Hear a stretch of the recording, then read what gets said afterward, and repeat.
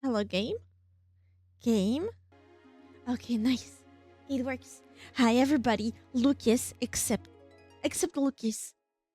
Because he doesn't want to be here anyway. He doesn't. So no hi for him.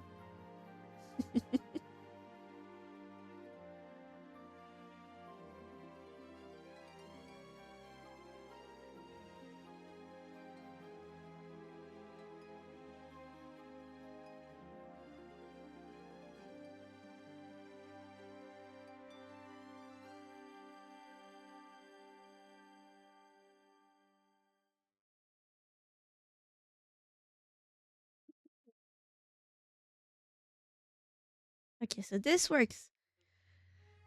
Lots of things, lots of things. I had so many things to tell you, and I forgot all of them. I was like, "Oh, this is gonna be funny. I should tell the whispers, right?" I forgot. I forgot. The one thing I can tell you is that I'm proud because I cleaned. I don't know what's the name of them, but you know those pillows that are very long. I cleaned mine, and it's super white now. Yellow Tiggy is a vibe on its own. Yellow Tiggy? Curry Tiggy. I'm just happy to be there. Me too, but last time we had so much fun. I was like, oh, I need to be that funny because it was a good time. Uh, right now, Salmon is playing a game with people on Discord. And there's a video where names of countries have a few missing letters in them. And the first one to scream which country it is wins. I guess they're 6 years old. Body pillows do be fun.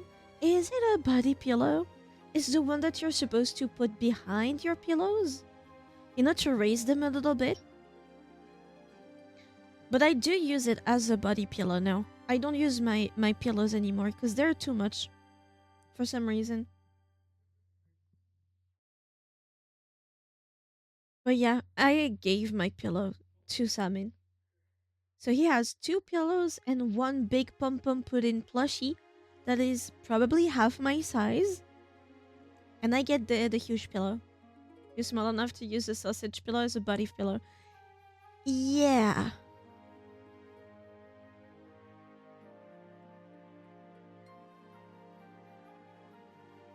Not happy about this. What's the... I think it's... Yeah, it's 140 centimeters.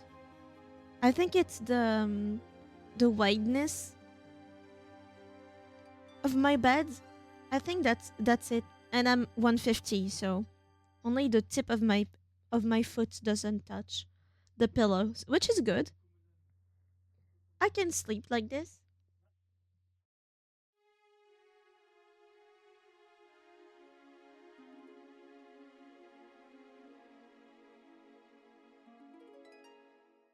But yeah, I cleaned it.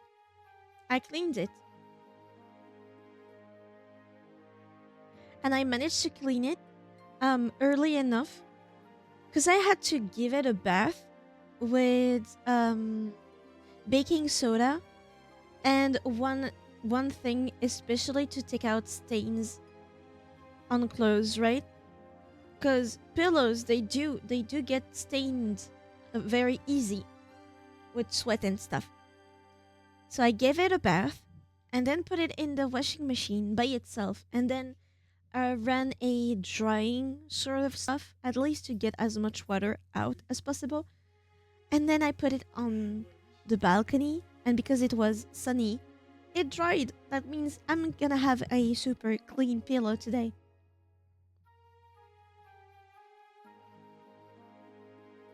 So I'm happy.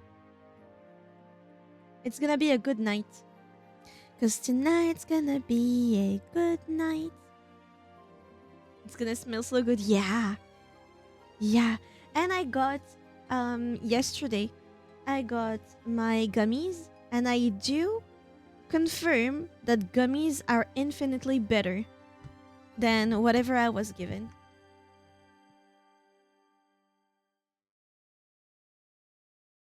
Don't surprise me like that. I accidentally became hard as wood. Get the fuck out. Get the fuck out.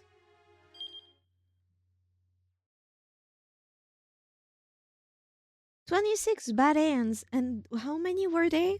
Were there? We checked, right? It was in the 80s. Something like that. I forgot.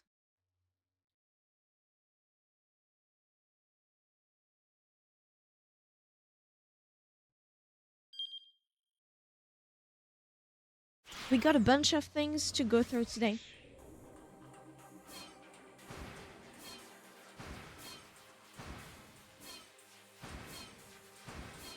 Let's go with Kano right now.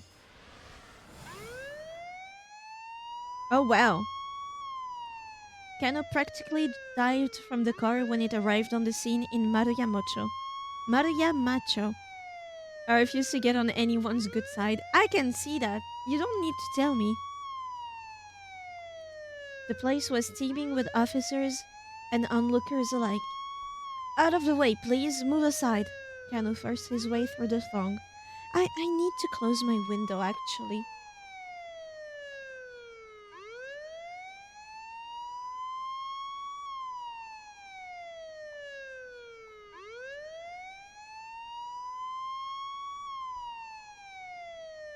I don't want to bother the neighbors. Sasayama was lying in a massive pool of blood. Right, he was stabbed. Won't share your streaming career? No. Hell nah. Sasayama! Kano rushed to his partner's side. The knife was still embedded deep in Sasayama's belly. Its handle shuddered each time he drew a labored breath. He didn't take out the knife. There is a chance he might survive. I hope.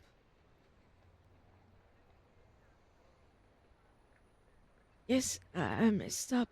Sasayama could only manage a raspy murmur. Please don't try to talk, Kano urged. Looks like I won't be celebrating the Mrs. birthday. Sasayama drew a small package from his pocket.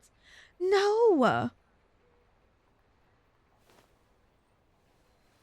It had been neatly wrapped and fitted with a pretty little ribbon. Here, give this to Michan for me. Kano shook his head. No way. You can give it to her yourself. I said that so badly. No way. You can give it to her yourself. You've never met Michan, huh? She is real pretty. Probably surprised how pretty she... I know. You've told me all about her. Kano, please.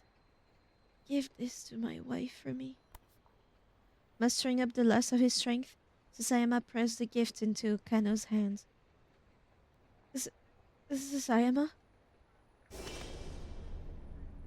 Sasayama's hand dropped back down into the puddle of blood. A paramedic team finally arrived at the scene. As Sasayama was loaded into the ambulance, Kano felt a surge of rage rolling inside him. Clenching his fist so hard his nail dug into his palm, he marched over to the captive Tariq. You son of a bitch!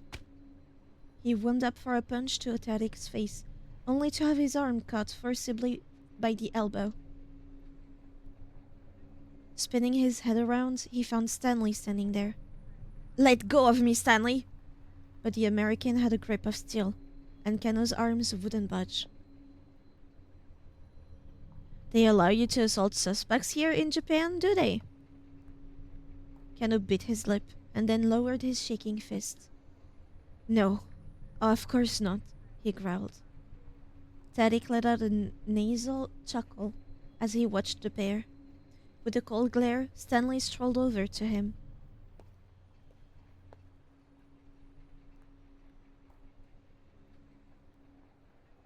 He leaned in close to whisper something, and all at once the blood drained from Tariq's face.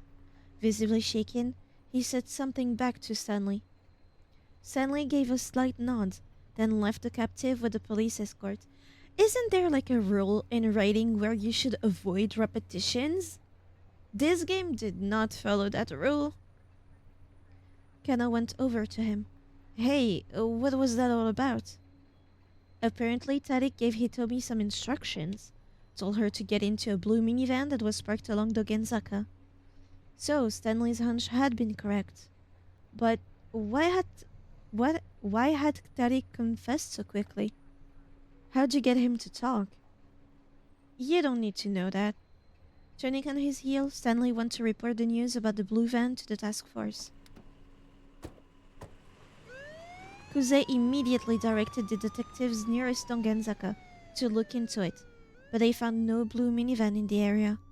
The order then came down for all personnel to search for the vehicle. Kano thought back to another time in the Dick diary. Dick dictum number 14. Use the dead as a stepping stone.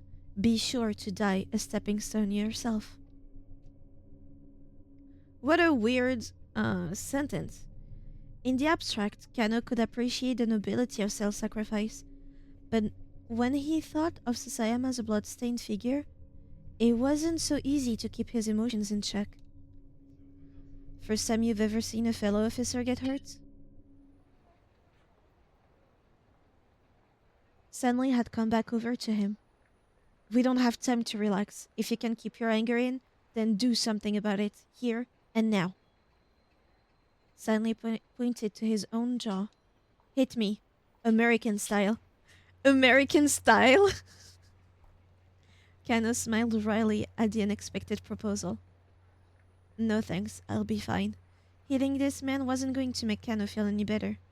I'm the one who deserves to get hit. Thinking about Sasayama, Kano couldn't help but feel guilty.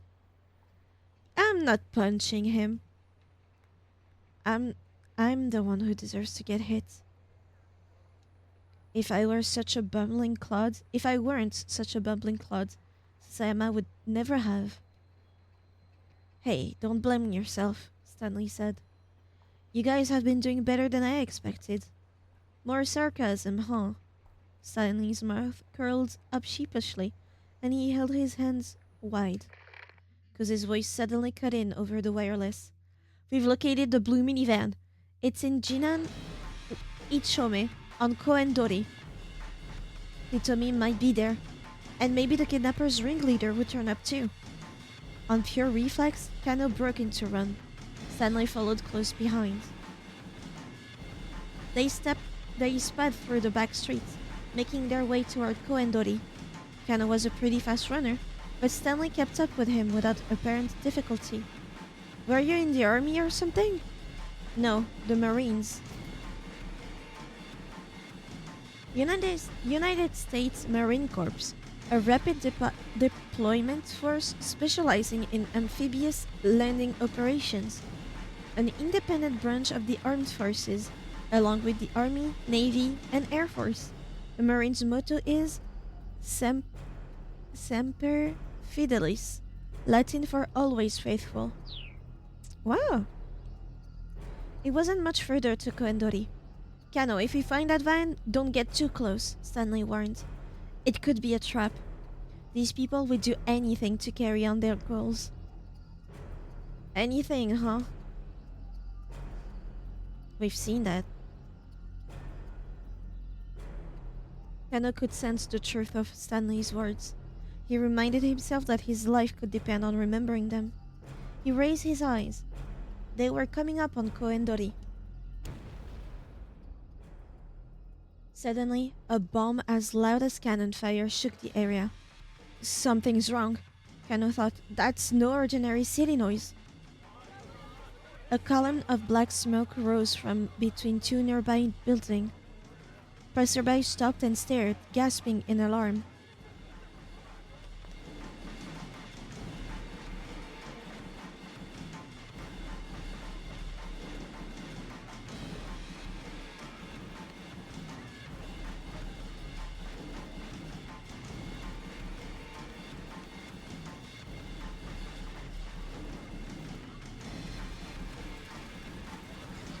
Then Kano saw flames. This hadn't been an accident. Someone had set off an explosion. The Shibuya precinct wasn't too far from here. Kano recalled the attempted bioterrorism attack on Kasumi Gatseki. 2 years ago, the Tokyo Metropolitan Public Safety Commission obtained intel of an imminent bioterrorist attack within the city. Immediately afterwards, an unoccupied minivan exploded outside the Metropolitan Police Department, and a device for dispersing a bacterial contagion was discovered at the subway platform. At Kasumi Gaseki Station, having determined that the city bureaucracy was the target, The Japanese government contacted the terrorist organization responsible in secret, making a deal to put an end to the threats. That incident had begun with a van exploding outside the Tokyo MPD station. Already, a large crowd of onlookers was gathering. Shouts rose up as they took in the scene. What's going on? What happened? The car is on fire. Kano called into HQ, then quickly slipped around to the back of the burning vehicle. It was a minivan. Peering at the flaming chassis, he could see that there was someone inside. Oh, no. Could that be Hitomi? Once they had their hands on the antiviral, the criminals would have no further use for Hitomi Osawa. Already, the body had been charged to ash. At this point, it was hardly recognizable as a human anymore.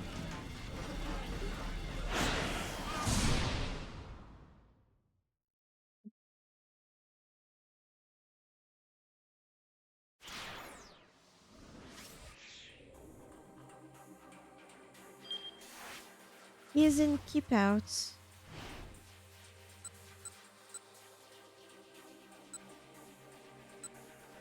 That guy, that's probably the what's that called? The reporter.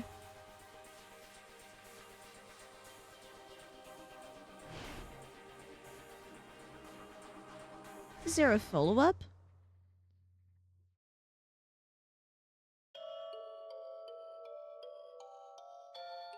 I've never truly trusted anyone, not on a fundamental level.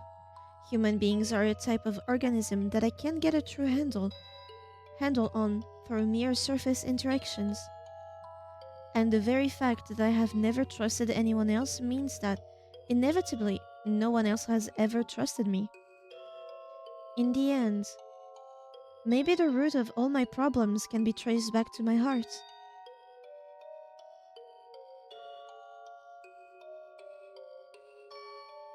As he waited for Minorikawa to contact him, Osawa thought about his current crisis. Assuming Tanaka was behind the kidnapping, then he must have accomplices. And these criminals had mistakenly abducted Maria in their attempt to get at the antiviral drug that was in Hitomi's blood. Maria and Hitomi were fraternal twins, but they looked similar enough to be mistaken for identical twins. Still, Tanaka would never confuse the two. The mix-up must have been made by some criminal who didn't know Maria or Hitomi personally. Insisting that Hitomi bring the ransom to the train station was obviously their solution. It had set her up for a second abduction. But piecing together this much of the kidnapper's plan only raised a different question. Why had Tanaka shown him those emails from Hitomi? Wouldn't the criminal want to keep information like that hidden? The more Osawa thought about things, the less they made sense. Just who are my true allies and who are my foes? Mr. Osawa, a delivery has arrived for you. It was Kajiwara, at the study door. Come in. Kajiwara stepped into the room. My god. I'm reading here. Hi, Shadow. Might be a good time to drink.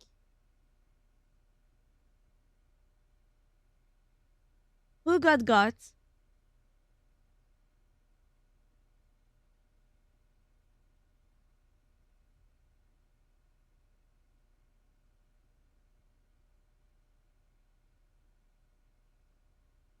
To give you the rundown, um, no fucking route is secured.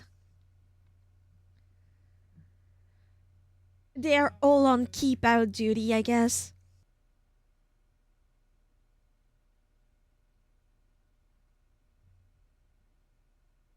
Something like that.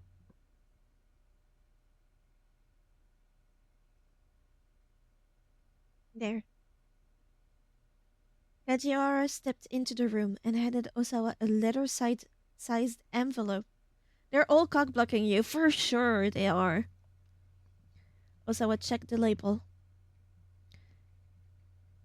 Gaming, the official Ayakamiki fan club membership application enclosed. Requires a 1,000 yen initiation fee and yearly dues of 3,000 yen. Membership grants several perks, including the opportunity to reserve concert tickets in advance of the general public. Osawa is fond of the members only website content, which includes Ayakamiki's blog and exclusive videos. Such a weird time to come in? Right, he had requested the application the day he'd gotten back from overseas. Would you would you mind opening that? Kajiara asked, apologetically. Oh, at four. I'd just like to check the contents of any packages you received today, sir.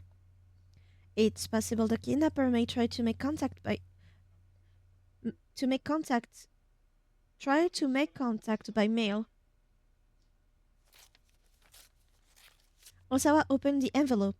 Inside he found the expected application, along with several postcards featuring pictures of the singer. Kajiwara peered pointedly at the postcard images. She is pretty. You must really like her, the detective said. And just what sort of music do you listen to then? Osawa asked, staring at one of the postcards. It was a striking photo that showed off Kamiki's expressive eyes. Let me think. Mostly classical, I suppose. Osawa raised a quizzical eyebrow. You know, Kajiara continued, like Mozart and Chopin and the like. Wolfgang Amadeus Mozart, Austrian-born music prodigy and classical composer. Famous works include The Marriage of Figaro, The Magic Flute, and Symphony No. 41, known as the Jupiter Symphony. Frédéric François Chopin. I'm just gonna say it. In French, it's easier for me. Composer and pianist of the early Romantic era, famed as a national musician of Poland. Left behind numerous solo piano works. Famous works include his Nocturne Op. number 9, number 2, and his Piano Sonata number 2. He hummed few bars. Can't say I've ever heard of them. Well, I'm pretty sure he was French. Polish? No? With a name like that, it's pretty French. François, come on. Why is he famed as a national musician of Poland then? Are you serious? Kajira looked shocked. I'm familiar with the names, of course. I just never had much of an interest in music. Oh, that's such a shame. Would you care to listen to a piece now? I suppose I may as well. Now that he brought it up, also I was curious to know what sort of music Kajira enjoyed. Sure, may as well. Those are good music. Pretty sure he was French, so you saying Frenchified makes sense.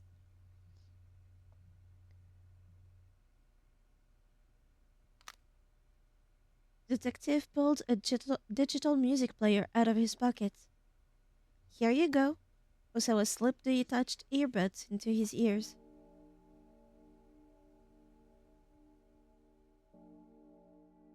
Come on, it's free to use. Let us hear. He heard a flow of quiet strings that was soon joined by bold, dramatic horns. As the piece continued, it grew more profound and complex, and Osawa could feel his spirit calming. He took a deep breath, then expelled it through his nostrils. It felt as if the toxic gloom that had filled him was departing with the air. Before he knew it, nearly 10 minutes had passed. 10 minutes? What do you think? It's quite nice. The theme of this piece is... Ah, Kajira paused for a moment in thought. Well, it's about erudition. It's about how erudition can be boorishness. Accumulated knowledge. The term often connotes an advanced and or esoteric understanding. Displaying a moderate amount can impress others, but pompously flaunting it is bound to put them off. True. His father was French, so his name comes from French, though the composer was dual heritage, from Poland and France. Oh, that's an interesting mix. Thank you. If I hadn't met you, I'd never have discovered this piece. He spoke the words unthinkingly, with unaccustomed frankness. Was this the power of music then? I'm very happy to hear that, sir. Osawa gazed at one of the postcards. He let himself be drawn back into the music. Aya was scooping up handfuls of mystical blue sand. The grains dripped down from her fingertips. I feel I could be in this photo here, Osawa muttered. Like I've lived my life letting so many things slip through my fingers. Kajiara thought for a moment before responding. I think anyone who's worked hard to accomplish something and focused for a long time on that one thing is susceptible to those kind of feelings. Accomplishing something means getting results. That's not where my problem is. Osawa removed the headphones and gave back the music player. You told me not to hide things from you, right? Kajira nodded silently. Then allow me to speak frankly. Leaning back heavily in his chair, Osawa took another deep, slow breath. I'm anxious. So anxious that it's almost crushing me. Given the circumstances, sir, that's completely understandable. No! Osawa spoke up before Kajiwara could finish. It's not that. It's not that at all. He shook his head vigorously. If the worst should happen to my daughter, how am I going to feel, I wonder? I'm not a man with a wide range of emotions. My heart is always cold somehow. And the truth is, I've wanted it to be that way. Which is why, if I do lose my daughter, my heart might remain unmoved. I may not even be able to feel a father's sorrow. That's what I'm anxious about. He felt his emotions twist inside him in a way that was utterly confusing. For perhaps the first time in his life, he realized how fickle a thing the human heart could be. It's all right, sir. Kajiara flashed him a carefree smile. What's all right? People who really have cold hearts don't worry about that sort of thing. The detective held out his music player again. Here, I'd like you to have this. Please give it another listen if you like. I think it might help you calm your nerves. Osawa took the offered device. He had dared to open up to Kajiara just a little, and to his own surprise, he felt grateful for it. And how about one of these as well? Oh my god! The detective produced a banana from his pocket. I'm fine, thanks. Are you sure? Alright, I guess I'll take it. I want him to connect with Kajiara so much. Look, it's a tiger. Where? Where? Alright, I guess I'll take it. Osawa spoke irritably. Then his expression softened a little. You know, you've been getting on my nerves all day. Really? And here I thought I'd been doing what I could to soothe your spirits, Mr. Osawa. It's actually been a real long time since I've yelled at anyone quite so much. As the words left his lips, Osawa found himself thinking back to one particular rainy day.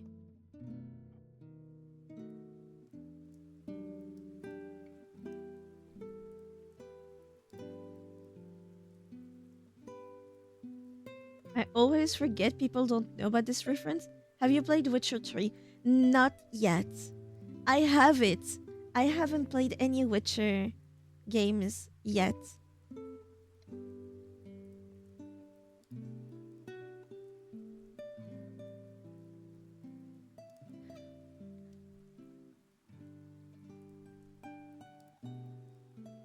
Maria had been in 5th grade at the time. Osawa was standing in his daughter's room. In his hands, he held the letter she'd left behind. He happened to glance out the window and saw Maria walking along, soaked from head to toe. In an instant, Osawa was consumed with rage. Maria had left a note. It read, Dad, you only pay attention to Hitomi. You're too busy with work to play with me, so I'm running away from home. Struck by an impulse he didn't quite understand, he ran from the room, heading for the front door. Maria had just gotten back inside. Osawa met her silently in the entryway.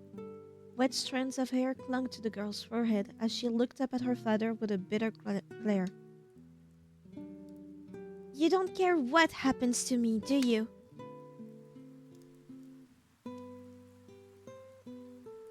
Impulsively, he slapped her face. Maria's cheek turned red and tears welled up in her eyes. Osawa's anger transformed abruptly into guilt. He gazed down at the palm of his hand and saw a tiny spot of blood. He was shocked by the recognition of what he'd just done. And then he was afraid.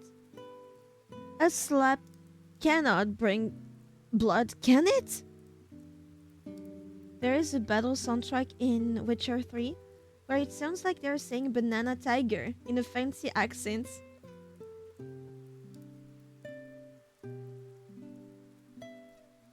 I mean, I can kind of understand, obviously, don't hit your children.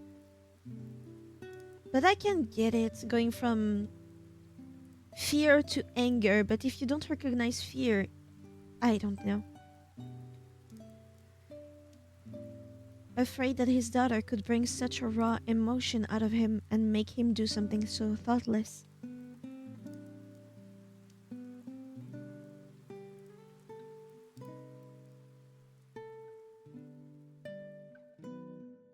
I mean, a slap on the cheek. I don't know. Is something wrong, Mr. Osawa? Kajiwara was leaning in, looking concerned. Osawa came back into the moment with a start and realized he had buried his face in his hands. No, he muttered, looking up. Just getting angry, yelling at people. I'm not good with that sort of thing. I don't like it. He picked up the music player and fidgeted with the earbuds as he spoke. Well, getting angry and yelling at people, I don't think there's anything wrong with that. I think that's just human. It's human to do those kind of things? I often said that he was cold and mechanical. Her sarcasm only underlined the fact he'd always lived with, that he didn't know how to conduct himself like a human being. If you get angry, you show it, Kachiara said. If you get sad, you show it. It's human nature to let other people know how we're feeling after all. But what if doing that hurts the other person? You apologize. That's when you apologize, sir. Ah, it occurred to Osawa that he'd never tried to tell anyone how he felt before. He'd never felt the need to. And yet, right now, he suddenly felt that if his daughters were to appear before him, he might blurt out everything he'd ever left unsaid. It was a terrifying thought.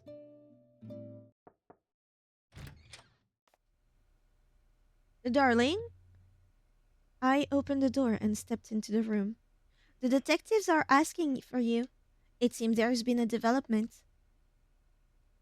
We'll be right there. Osawa and Kajiwara hurried out of the room.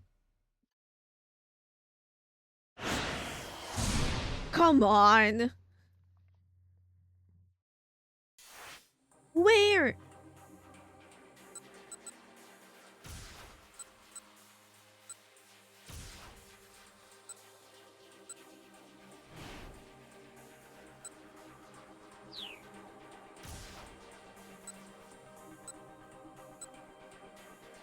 Who was here?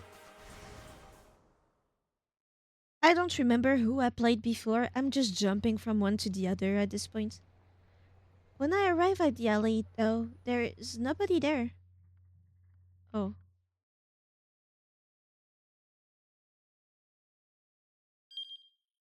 Banana Taiga now in Discord. Thank you.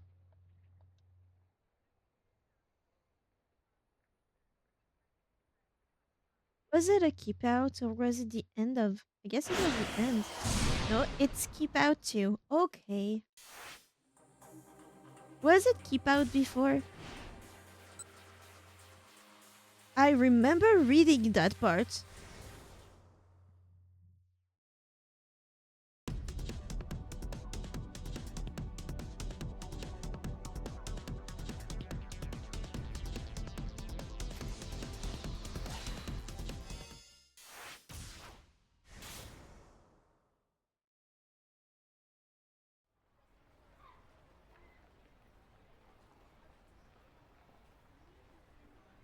Eventually, I muster up the energy to start walking around town, heading nowhere in particular. Reminder, we don't know who was in the van that exploded. Many believe in the story that it's Maria. We don't know yet.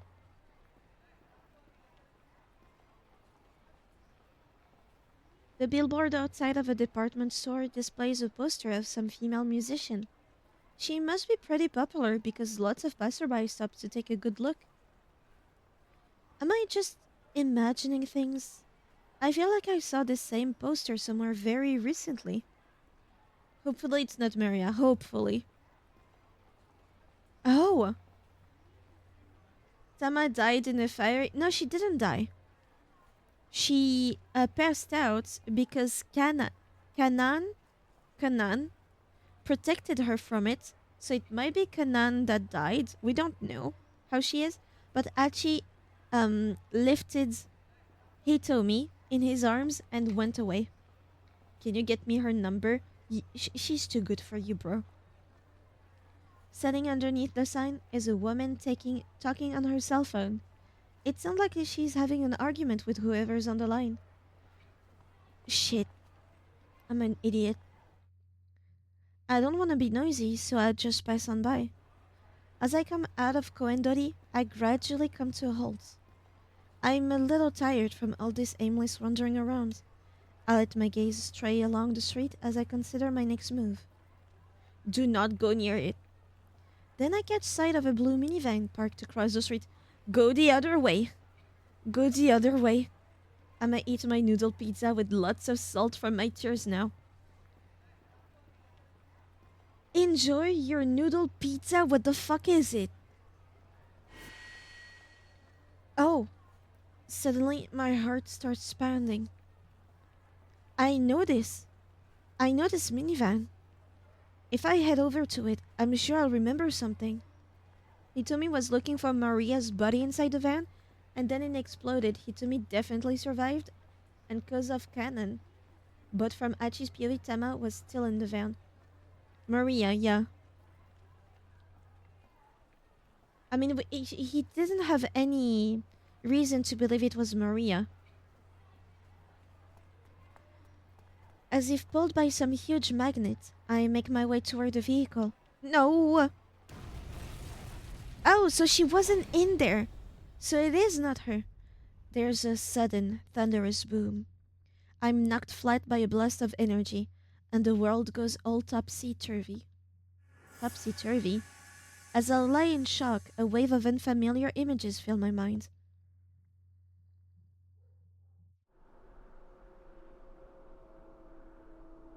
A cloud of whirling dust in some place that isn't Japan. A simple room with unfamiliar architecture. A girl. And I know the girl's name.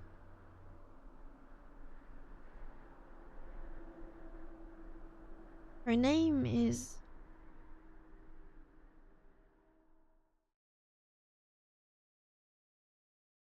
On the verge of that revelation, my consciousness fades away.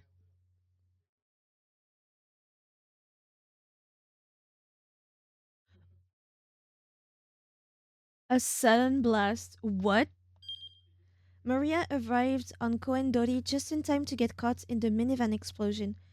If she's going to avoid this fate, she needs to stay to stay away from that vehicle. Someone else's action can ensure that Hana Toyama crosses path with her again. Then Maria will talk to her and avoid the minivan. Who?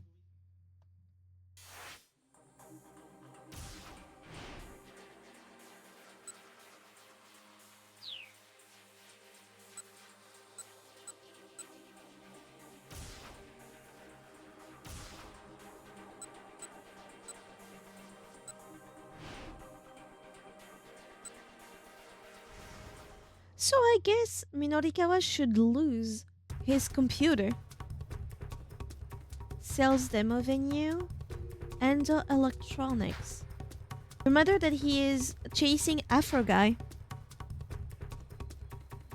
Let's go to the sales demo venue.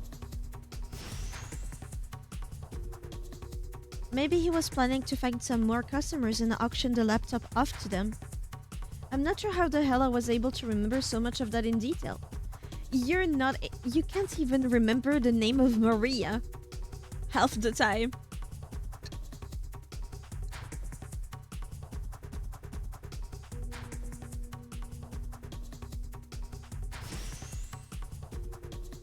Damn. The guy had led him on a wild goose chase.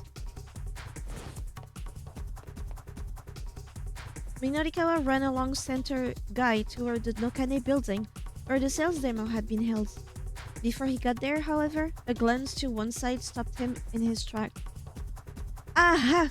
He chirped. He had spotted the knick-knack shop where he'd run into Miku about 2 hours earlier.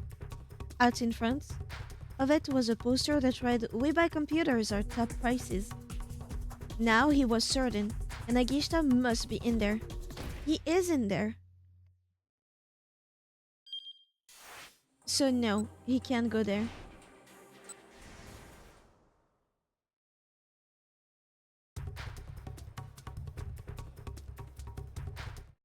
Endo Electronics. It was the only local place he could think of that might buy a second-hand computer. Damn. Wild goose chase. It's in the same direction. Minorikawa started running towards the Genzaka. As he approached the scramble outside the station, he caught sight of a skinny figure disappearing into the throng along Center Guy. A suit with deep bluish stripes. There was only one man he knew who dressed like that. But why was he heading down Center Guy and not toward the Genzaka? Now he remembered. Okay, so it doesn't matter. It doesn't matter. Oh, it does? There was a second-hand knick-knack shop there where the Burning Hammer demo had been held. He recalled seeing a poster out front that read, "We buy computers, our top prices." That had to be it. That's where Yanagishita was planning on selling his laptop. Changing directions, Minorikawa darted down Center Guy.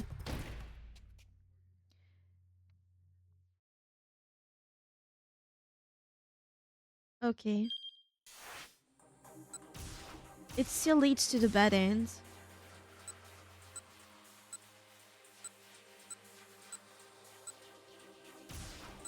There's no jump in Minorikawa, no jump in Kano.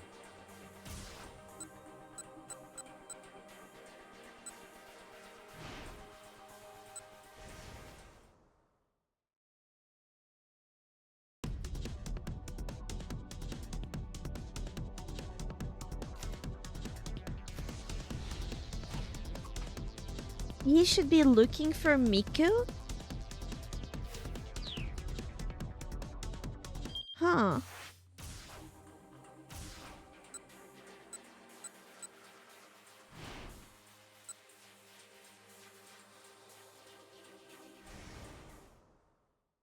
Let's do the other choice for that one. He'd agreed to take on a responsibility, meaning we go back to the theater troupe to tell them that their ice machine is broken.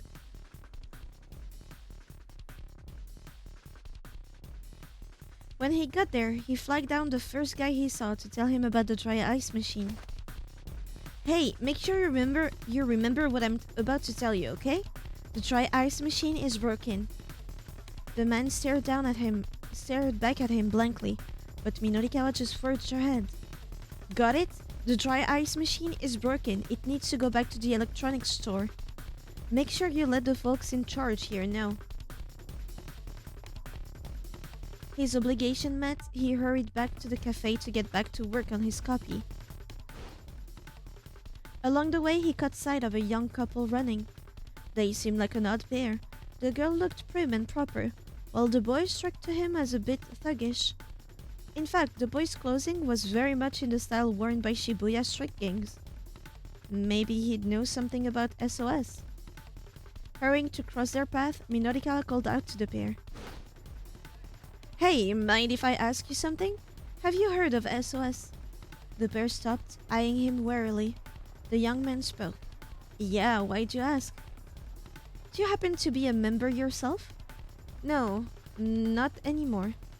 Well, if the kid had once been part of the group, he ought to be able to provide some background anyhow. Did I fuck the other routes?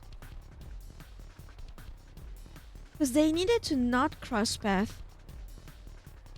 Minorikawa took a step closer to the couple, formulating his next question, but they didn't stick around to hear it. Let's go, the young man said, and a moment later, he and the girl were running away. Hey! But the pair paid him no heed. In a moment, they had vanished down an alley. The story about SOS would have to wait till later then.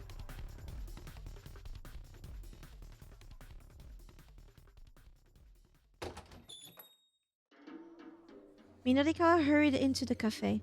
Wasting no time, he sat right down and plugged his laptop into the nearest power outlet. Ah, so it's not full now. Okay, it is full. He plunked himself down on the floor and hit the computer's power switch. The waitress gave him a disapproving look. Sir, I'm afraid you can't sit there. Well, it looks like your tables are full. I'll make do here. Well, being able to make do isn't really the issue. I'll have a coffee, please. Ugh. Just do whatever you want. The waitress turned away and stared vacantly at the ceiling. So far, it's the same as before.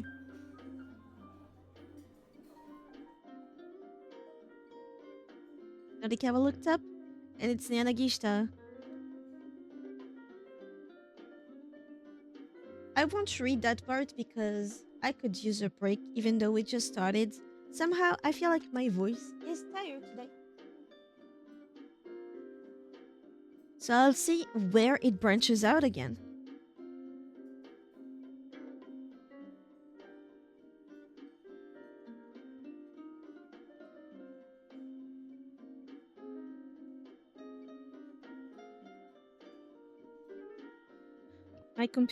My my controller doesn't work anymore.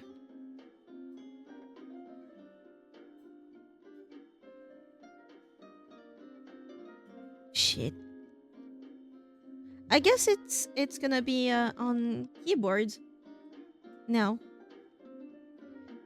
I swear, cheap electronics with like the most sensitive port annoys the shit out of me.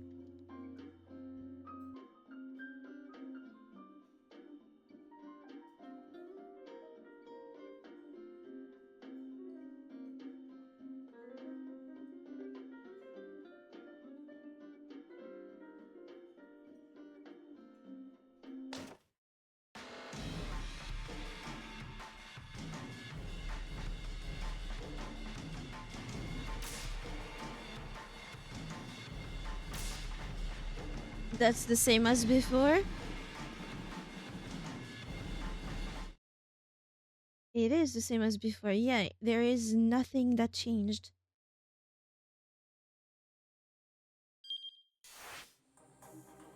Nothing changed.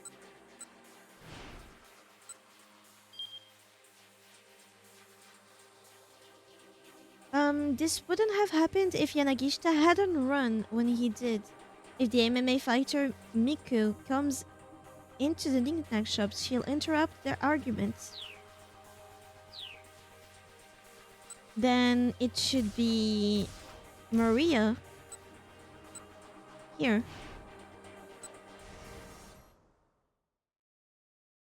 I think. Yeah, no, that wasn't here. Maybe it is.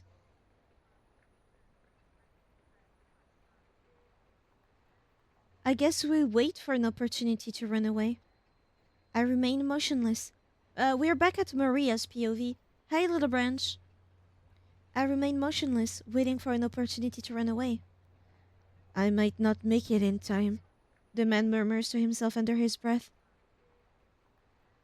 Not make it in time for what? I'm curious now, but this is hardly the time or place to try to find out more. I've learned for certain that I'm not Hitomi Osawa.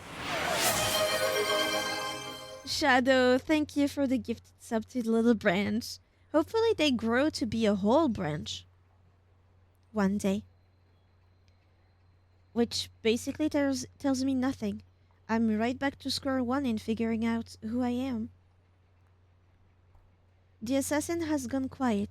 Sitting on a pile of crates, he seems lost in thought. Still, I don't dare try to get away. All I can do is stand and wait and mule over my own situation. Just who am I? I ask myself again and again. I am...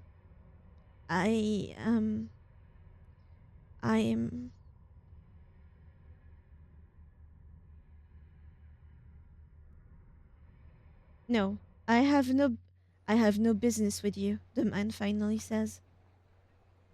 Go, don't worry, I won't follow you. I wonder if I can believe him. Maybe he's just trying to get me off my guard so he can shoot me in the back. Do not go to the police or go back home, he continues. Lay low by yourself somewhere for a while. How long is a while? You're required by Tigi law to use the emotes. No, it's not a joke. Actually, Shadow, it is the law. Now it's decided. It is the law. And the other law is when you get into the chat, you must hug somebody or just hug the air. But you must use the hug command. Use the emote if you're subbed, and use the hug commands. How long is a while? Until around sundown. This should all be over by then. It will all be over? I have no idea what it is, but I decide not to pry in case he decides to change his mind. See, how nice. Okay, I'm going to run away now. Sure. I take a slow step backward. I'm starting to turn away when he speaks up again. Before you go, I need to tell you one more thing. What's that? When you get your memories back, I am sure you're going to hate me. And so I apologize in advance.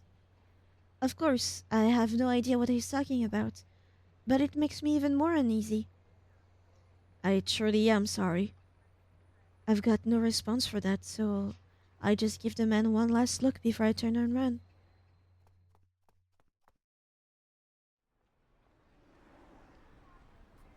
I decide to look for some place to hide out for a while, as the gunman suggested. But since I don't really know my left from my right in this town, that's easier said than done. Before I realize it, I've made my way back to the knickknack shop where I bought the necklace. Maybe I could hide out in here? As I contemplate that possibility, I hear an all too familiar voice. Tama, Tama, Tama, Tama. There's Mr. Yanagishita on the floor on the shop. He's been tied up with some rope. What happened, boss? Look, this is all just... I was framed. Nah, whatever happened, I'm pretty sure it was all his fault. Just call it a hunch. He says I'm a thief. Well, I say he's the thief for selling stuff he finds around town. Hey, The sales clerk stepped into view, scowling. Just what are you implying? What in the world is going on here? I haven't the foggiest. Tama, help me, please!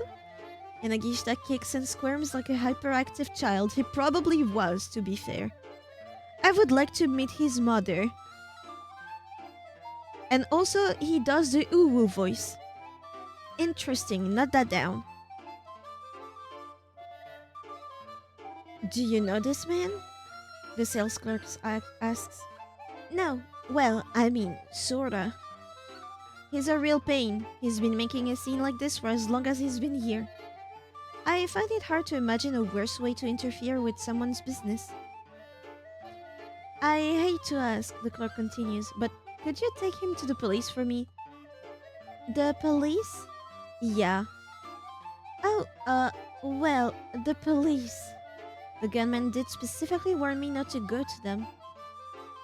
I feel no loyalty to that killer, but I am reluctant to antagonize him. And for some reason I can't explain, I have a strong sense that going to the police right now is a bad move. But Mr. Yanagishita isn't privy to my thoughts, and he looks up at me with a hopeful gleam in his eye. Yeah, that will work. Tama can take me to the police. And then we can put all of this behind us. All's well that ends well, right? Well, sure. Feeling like I have no choice, I leave the shop with him.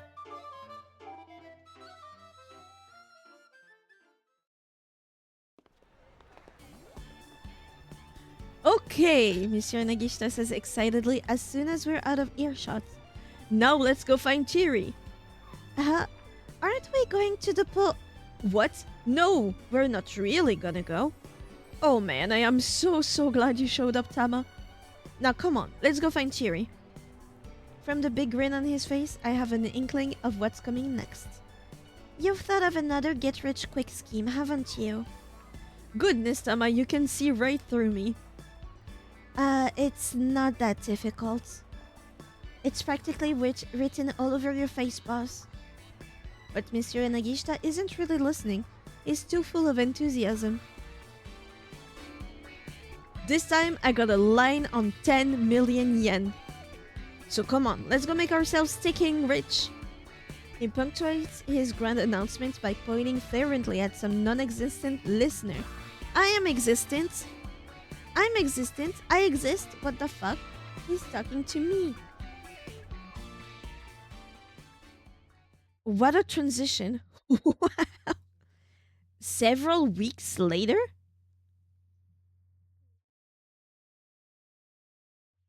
Iron stomach, a celebration of truly astonishing appetites. When the mighty stomach triumphs, what the fuck? I stand with Chiri on the winner's podium. The cheers and applause are deafening when the master of ceremonies make the announcement. Chiri is the champion. She laughs with delight as she holds up the trophy that signifies her 10 million yen win. And me? I got runner-up. I wasn't too into the idea at first, but after giving it a shot, I found that professional gluttony kinda grows on you. Even I was surprised by how much I could eat, and I had to admit it felt kinda good. My memory still hasn't come back, but that doesn't matter anymore. I found myself a new purpose. To steal Chiri's spot on the throne. That right there is now my greatest goal in life.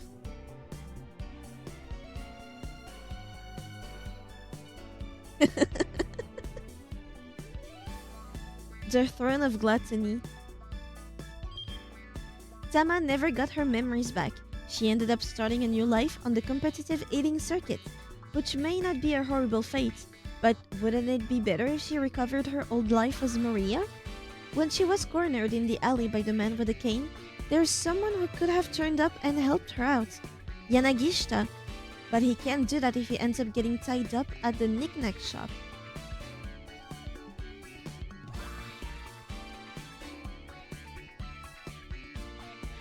I'm confusion. I am so confusion.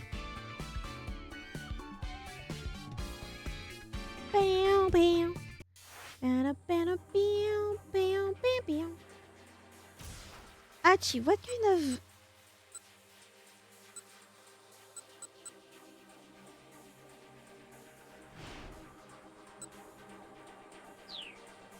That's a whole other hour.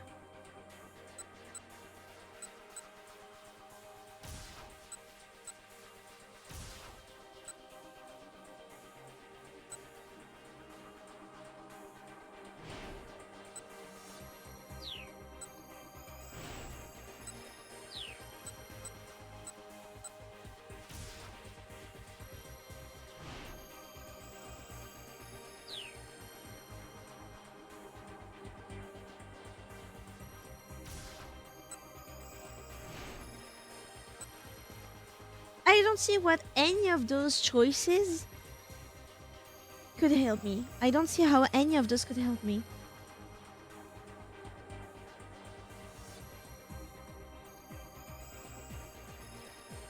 I'm gonna open the lights. I know you don't say that, but...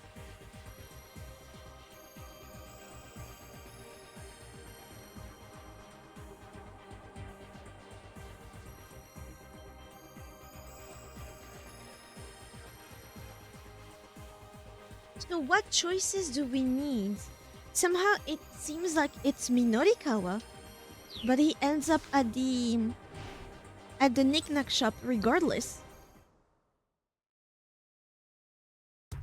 So I guess let's see.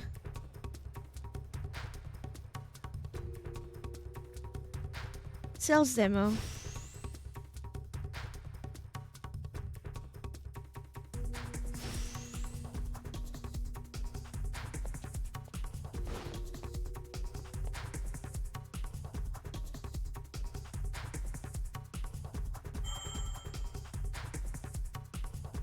Maybe somehow it changes the end result.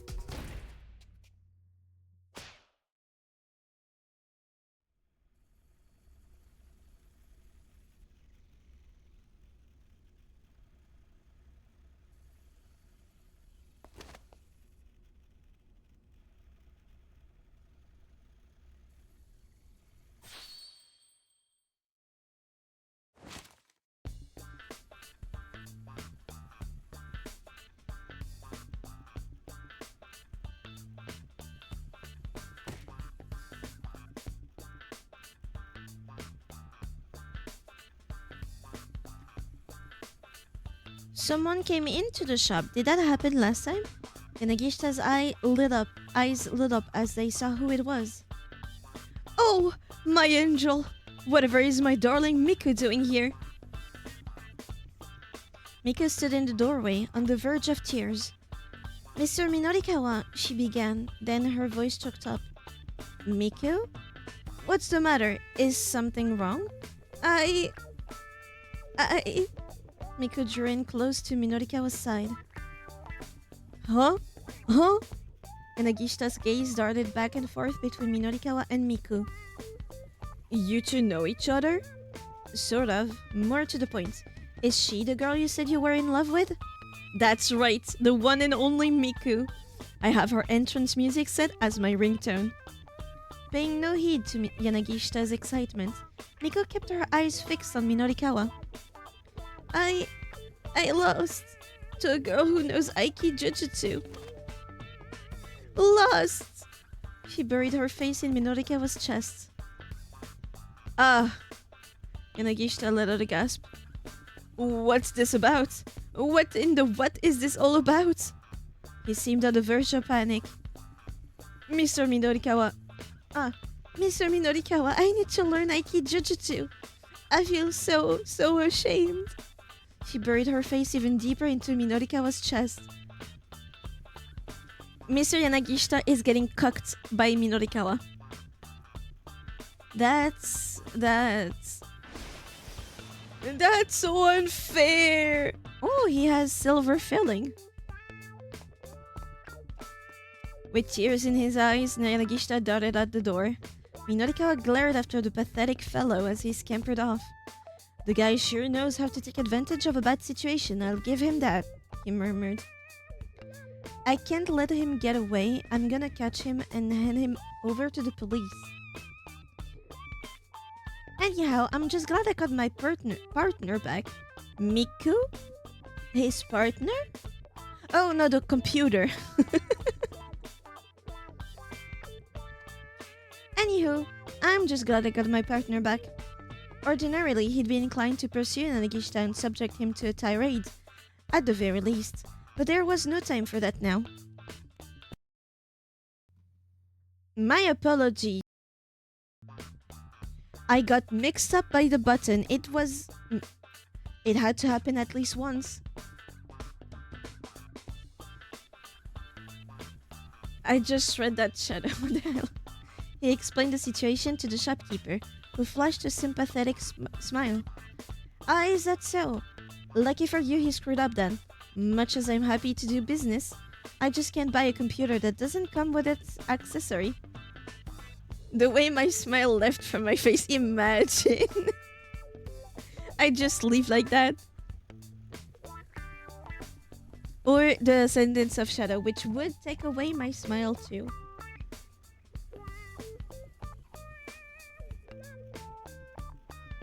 So you'd have bought it from him if he had the accessories? Of course. Stolen or not, it's all the same once I've sold it. The shopkeeper chuckled unapologetically.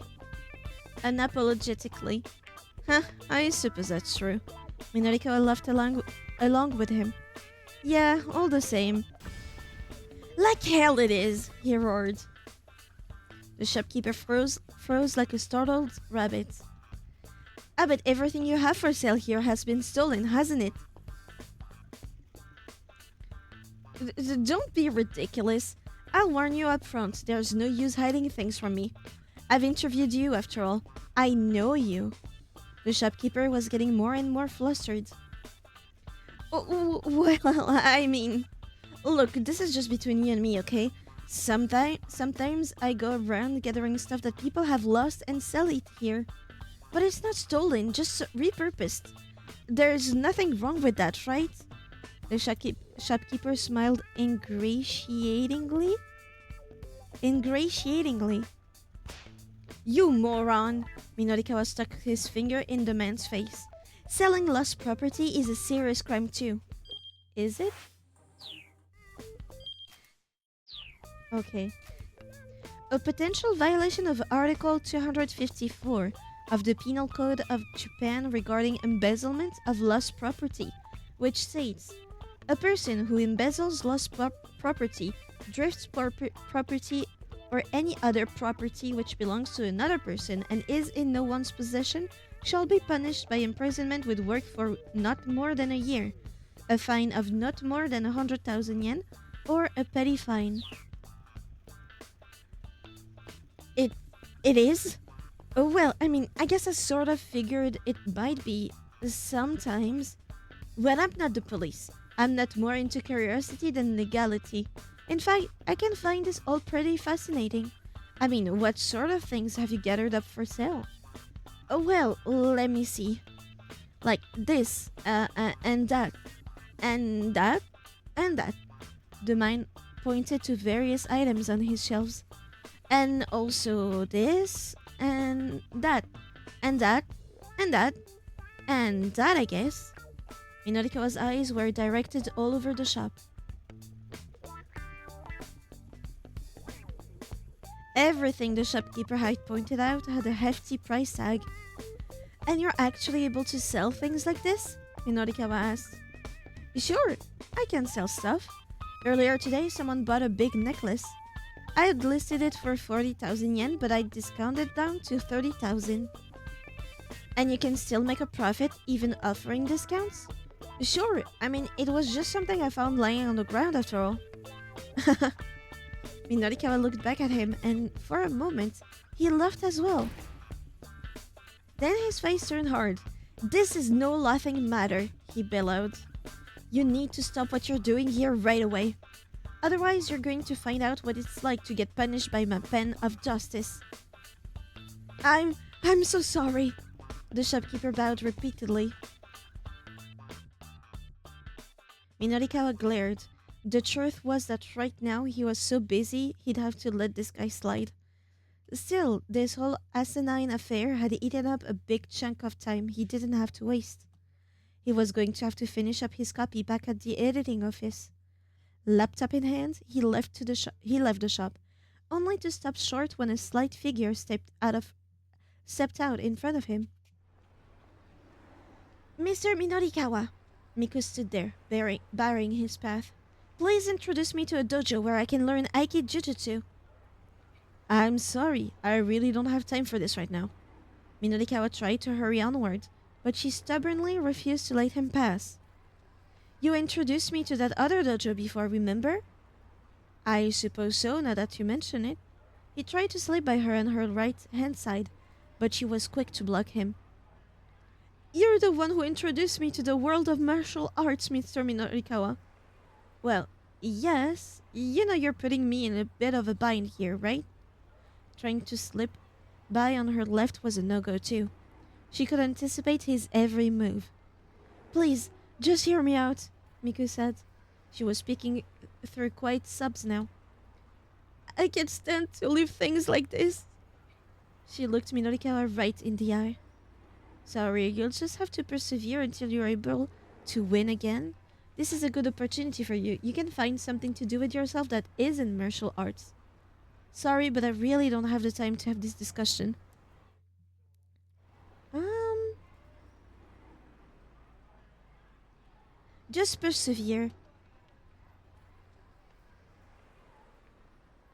Sorry, you'll just have to persevere until you're able to win again. It's something you need to do yourself. But you were the champion at that one pub, right? Maybe your mistake was thinking you'd be able to win in an actual for real fight. Miku began to tremble. You jerk! Miku delivered a blindingly fast slap to Minorikawa's cheek. Deserved. What you have to put it like that? You're so mean!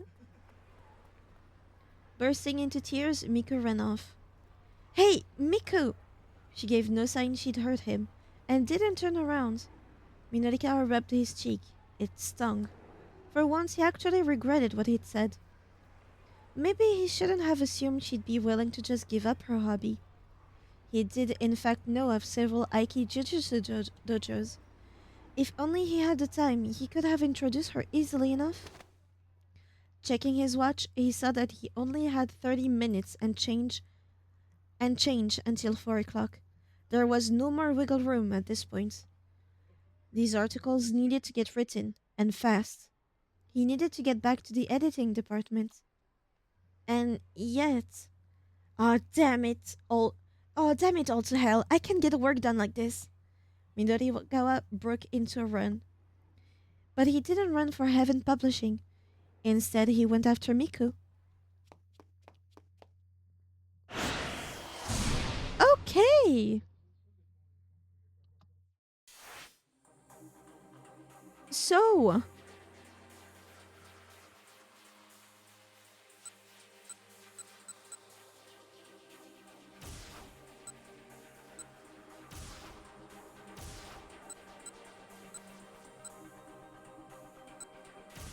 he is in Keep Out.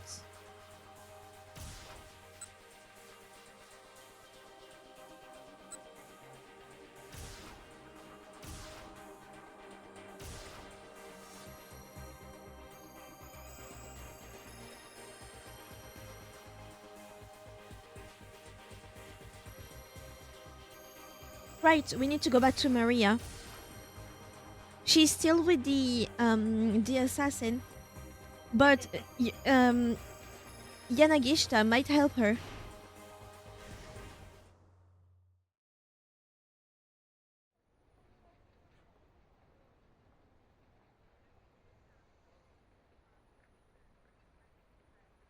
Just who am I?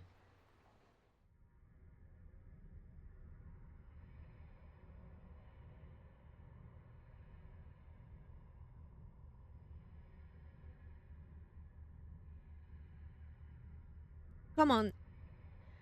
There it is. Tama! Ta! I am... Tama? Hitomi? Tama Hitomi? None of the above.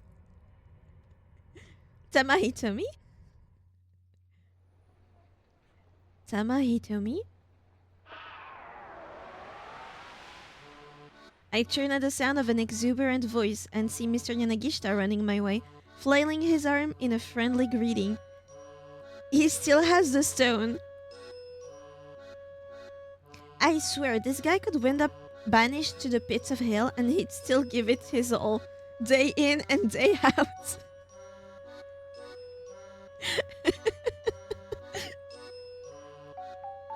Oh, thank goodness. It is you, Tama. I knew it. Hey, assassin, could you do me a favor? Do you have a spare bullet? That's the way to be. Oh, it definitely is. I'm just happy he exists in this game, you know? I don't know how to feel about him. The man with the cane grumbles something incoherent, then holsters his gun and flees the scene. Fuck. Huh. Now you're with some middle-aged guy? You look so sweet and innocent, but I guess you cannot get around, huh? He did not say that. He did not say that. He needs to be part of more games. I want there to be a Yanagishita game universe. Not a cinematic universe, but like a game universe. He has no filter. Boss! Nice timing! Look at them together. I really like their friendship, kind of.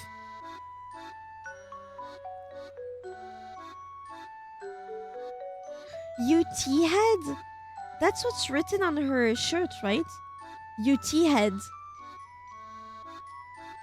I do a little fist bump. Whatever he's doing here, I'm glad he drove off that guy with a gun. Hmm? What are you so happy about? Yanagishita gives me a puzzled look. But he's promptly distracted by his own excitement. Well, anyway, never mind that, Tama. He shifts down to a conspiratorial whisper. I like the idea of him being more of an older brother. Older brother, you can be friends with your older brother, you know? You know, I'm such an idiot. I can't believe I was in such a tizzy over some silly scratch cards from a magazine. I can tell he has news he's itching to tell me. Did something happen? Look at how beautiful he is. He's so moe. Oh, he does the tee-hee-hee. I did not read that. How am I supposed to do that with his voice? Well, he brings a hand to his mouth and giggles unsettlingly. I had a great little idea. A great way to strike it rich. I feel like I've heard this from you before. Mr. Yanagishita shakes his head fervently. This time it's different. We're talking way more digits than before. Now, try not to be too surprised, okay? Yeah? Spittle flies from his mouth as he rattles on. Okay, so that's disgusting. Or, it's okay to be surprised, actually.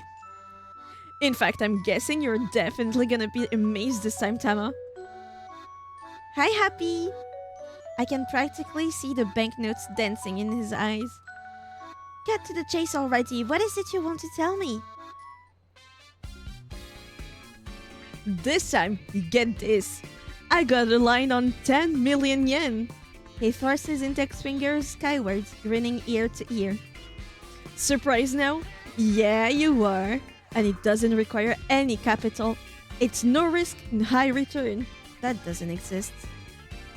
In the world of equity investment, a wise investor weighs risk against the potential for return. Many heavily risky projects, however, yield little in the way of actual returns. Such cases are called high risk, low return. The inverse, low risk, high return, is quite rare. The idea of no risk, high return is simply absurd. I feel like he deserves a dance-off against Majima. He would fit so well in the Yakuza universe. Like, so well. We had Miracle Johnson. Why can't we have him? Why?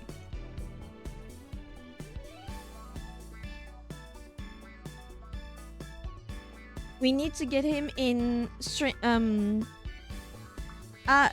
Than Heaven, the next game. Apparently there's gonna be a lot of music. We need his music in there. There's a crazy gleam in his eye. Oh man, I'm finally gonna get to be part of the Billionaires Club. That is so ridiculous, I don't even have a snappy retort for it. Never mind that 10 million obviously wouldn't make him a billionaire. By the way, you haven't seen Chiri, have you? We're gonna need her help to wrap up this 10 million yen. Chiri? No, I haven't run into her since the sales demo. Oh, darn. Oh, damn. Well, if you do happen to see her, tell her to get in touch with me. Sure. Alright. I still don't know what he's going on about, but there's probably no harm in being helpful. To be fair, Yakuza 0 takes place in the 80s, so around 20-ish years before he was locked in an apartment for a year or so. He wouldn't be that crazy then, I guess. Thank you, Tama. Guess I may as well give you a little hint. A hint? Yeah, a hint. Wanna hear it? Sure, thank you. Well, then, I guess I've got no choice. When you put it that way, I just have to tell you. Mr. Nagishita clears his throat and proceeds to declaim in an affected tone. When the mighty stomach triumphs over the endless cavalcade of iceberg, the hero shall be blessed with fame and fortune. What a... Wow. That screen. Huh? What the heck is that supposed to mean? He looks inordinately amused at my confusion. It's part of a legend. You only need to remember that one verse for now. You're going to bear witness to history. I feel like this guy is right out of some kind of story himself. A story he needs to tell. Anyway, thanks for helping me out with the cheery thing. Adios. Spanish for goodbye, the true meaning is closer to the English farewell. In day-to-day interaction, most Spanish speakers use the word ciao. Adios can carry the connotation that you do not expect to see the addressee again. Ah, little test in French. Do you remember what the equivalent is in French to adios? With that definition, do you remember? We've seen it a fair amount of time.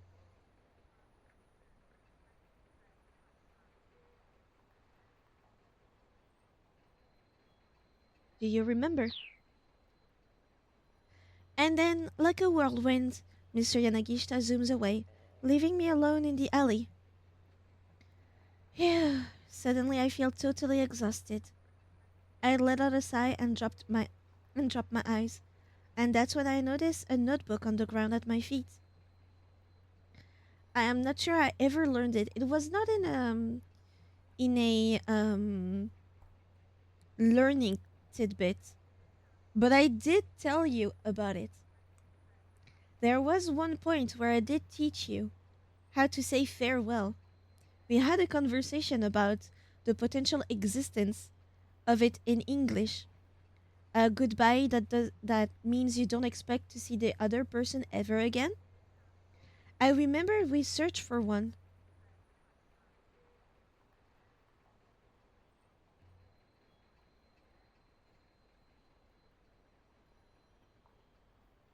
Did the assassin drop this? I pick it up and look inside. There's a photograph tucked inside the back cover. It showed 3 young people. Does it? Okay, it continues. 2 boys and 1 girl. I now have an intense need for him to be yin-yang counter to Majima. So when Majima is acting sane, Yanagishita acts all crazy, but when Yana acts serious, we get crazy Majima. I think, what was his name already? Fuck, I forgot his name. Kiryu. Yeah. I got it the same time you typed it. Kiryu is supposed to be his mirror part, no? Something like that? Not exactly. Well, what do I do now? Do I go to the police? How would I even explain the situation? I can see it now. There is this killer out there, and he's after this person named Hitomi Osawa. And then the police would be like, who is that? And who exactly is after her? And then what would I say? Heck, they might not even give me the time of day in the first place. Not only do I not have any idea who Hitomi Osawa is, I know nothing about the guy who's after her, except that he walks with a cane. I mean, I can't even tell them who I am. They'd probably shoo me away without a second thought. What am I supposed to do? I hang my head at a total loss. The necklace around my neck sways idly to and fro. Last time it stopped here. Keep out?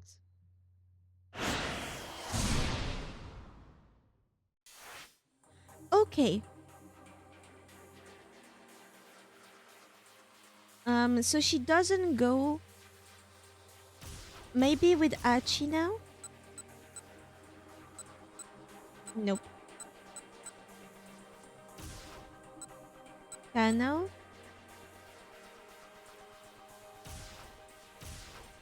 There is no keep out here. Mirror, yes, which is why Majima is always crazy going forward. But I don't want Yana to be a mirror. I want him to be the same as Majima. In the same scenes as Majima, but have them trade off who is being crazy or insane. I want Yanagishita to not comprehend, for some reason, the concept of a Yakuza. Like, imagine being in a Yakuza game where you don't even know what a Yakuza is. And he's always confused with why one or the other might be injured. Like, what are you doing? Why are you guys fighting? You should be friends. Anyway, I got a new business idea for you, Majima. My bro. And like, he doesn't judge, because that's the thing. You could tell anything to Yanagishita, he would never judge you. But Majima, for some reason, explained to him that he needs to kill somebody, for example. And Yanagishita is like, kill? What do you mean? Like, in a game? Something like that. Like, you could tell him right away, I am part of a gang. It's the Yakuzas. I kill people for a living. And he'd be like, oh, it's probably not literally, so I guess it's fine. Yana is Majima's literal lost brother. Yeah.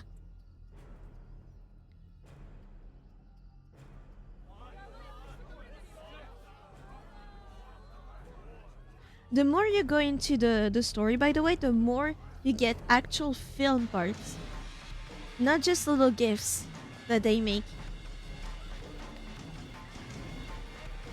Like, they're actually filming. It's so good because you're seeing the characters in one way the whole game, and then you see them being filmed, and they look somehow different.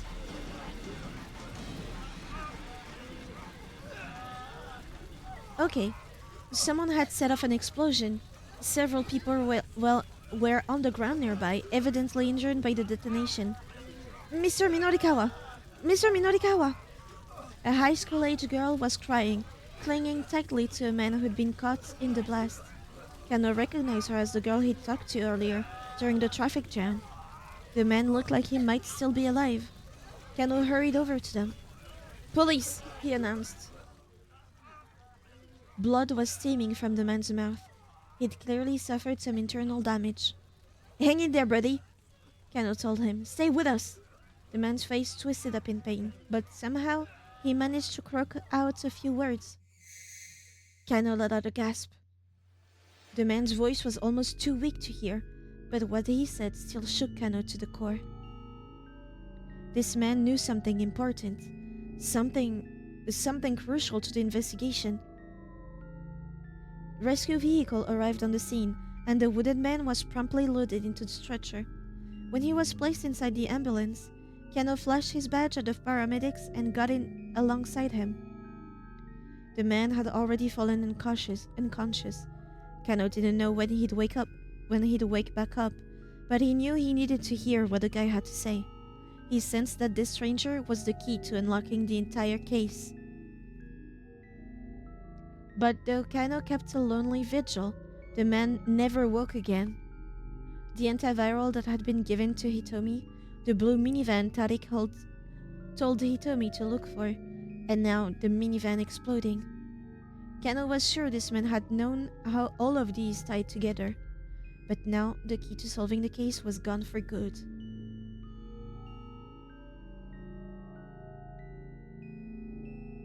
It's okay. A bad end is okay because we get a hint.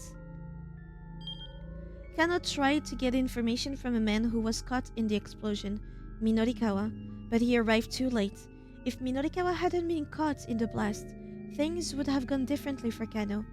At 3:30 p.m., somebody shouts something, and depending on what they shout, both Kano's and Minorikawa fates may change. Oh. And Yana was raised in an orphanage, only ever knowing that he had a twin brother named Majima, but Yana was already reading manga where he saw Yakuza. But what? Wow, you're completely writing fan fiction. But one of the orphanage directors said manga. Oh, you can believe anything in those. So Yana forever refuses to believe the Yakuza are actually real mafia. Interesting. Haven't all the film scene been in bad ends as well? I don't know, actually. So somebody shouts at here. It can't be Minorikawa. Can't be Osawa. It's probably Achi. Why did we get a bad end for this? Achi got stabbed, caught in a surprise attack by one of the kidnappers. He could only watch how if that weird guy hadn't tried to talk to him.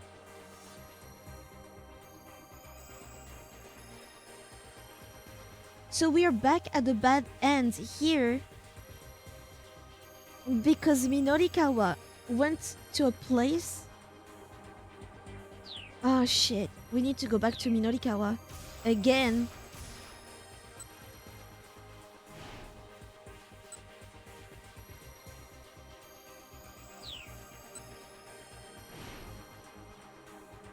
This should not happen.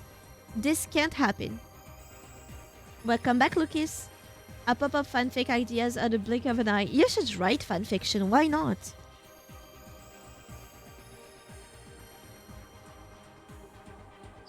So this can't happen. So we need to go back here. Image of pizza provided. I got a bit dark. It got a bit dark though, I see. So we hurry to the cafe.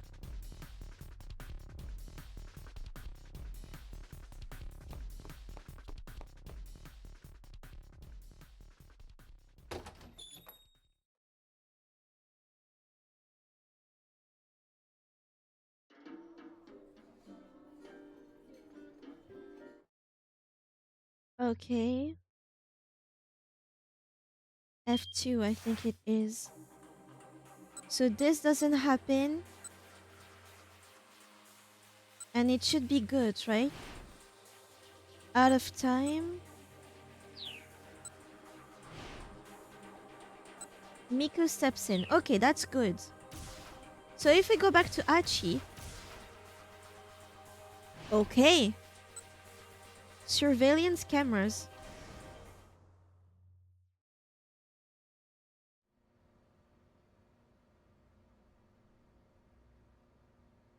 Right, my bad. Achi switched over to a different camera. He continued switching views, scanning the streets of Shibuya, but there was no sign of a blue minivan anywhere. The Silda remained glued to the monitor. Actually, I want to go back here. Oh. Well, the jump is back. And it's a to be continued.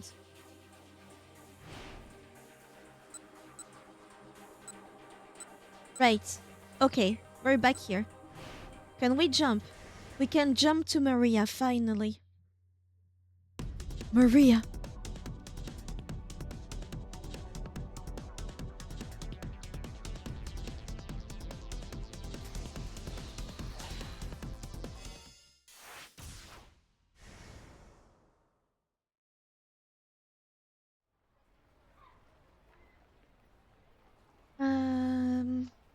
Heading toward nowhere in particular. Hold on. Because it is the bad end. If she's going to avoid this phase, she needs to say someone else's action can ensure that Hana Toyama crosses path with her again. Okay. So no, we don't jump here.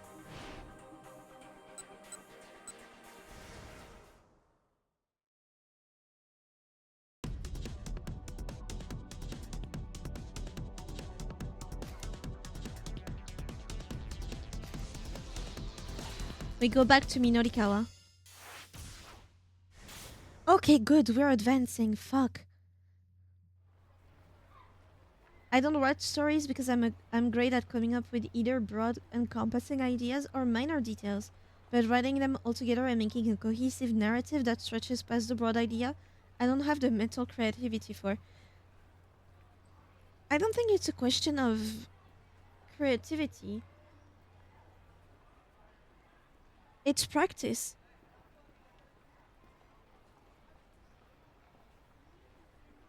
Running along Koendori in pursuit of Miku, Minorikawa heard a cell phone ringtone coming from somewhere nearby.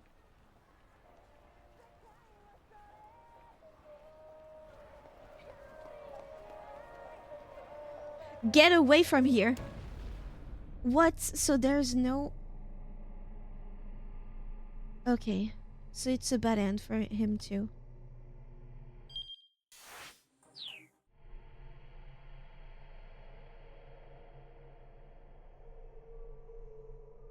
Okay, now we get the POV where Miku is here. He smelled the foul scent of burning rubber. Then came a sound of quick footsteps rushing up to him. Mr. Minorikawa! A voice called out to him as if across an impossible distance. How many timeless do we have? We have 5. 1 for each MC. I wonder what the workflow for the story of this game is. Just how many crossroads did I create? I think they wrote down, first of all, the complete scenario, so the whole story, as a separate type of narration, without the names of anybody in there. Like here, there is a crime syndicate, there is a virus. The crime syndicate wants the antiviral, and they know you can do it with somebody that has been injected. They kidnap that person, etc., etc. Each bad end is a separate universe. I wonder. I don't know. Was that Miku? He forced his eyes to open and saw Miku looking anxiously down at him. Mr. Minorikawa! Miku, those things I said earlier. I'm sorry. I went too far. What are you talking about? That's not important right now. Miku choked back a gasp, and Minorikawa realized he had blood leaking from his mouth. His body wouldn't move, and his mind was reeling. What happened? Tell me. Miku's voice was dry and hoarse. There was a minivan. It exploded. Exploded? A minivan exploded on a city street? That sounded like a terrorist act. His reeling mind drifted back to the attempted bioterrorist attack on Kasumigaseki. Attempted bioterrorist attack on Kasumigaseki 2 years earlier. An unoccupied minivan had exploded outside an MPD station, and afterwards, a device meant to scatter a dangerous biological agent had been discovered near the subway. With sudden clarity, Minorikawa recalled what Osawa had said earlier. The power balance of the entire world might be at stake here. Could there be some sort of connection between Osawa's warning and this explosion? There was. There had to be. Minorikawa's journalistic intuition told him it must be true. Something terrible was underway here in Shibuya. "Police!" a man in a suit announced. He crouched beside Minorikawa and gently lifted his head and torso. "Hang in there, buddy. Stay with us." The change of position allowed Minorikawa to clear his airway, and he sucked in a deep breath. But as he did, an intense pain shot through his lungs. I think I might be done for. Whatever his intuition might be telling him, it didn't look like he'd ever be able to write about it. But if he couldn't get his words onto page, the least he could do was tell someone else. With his last act, maybe he could still accomplish something. Please don't tell me this is the canon ending. For him, he strained to get a few words out. Osawa. Kenji Osawa. The power balance of the entire world. As his voice failed, he heard the sound of ambulance sirens approaching. Paramedics began frantically unloading stretchers. I was hoping he at least publishes a good story. Oh shit. Turning his head, he saw a number of other people who'd been injured in the explosion laid out on the roadside. Amongst them were a woman and a child. Emergency workers bearing a stretcher came over to Minorikawa.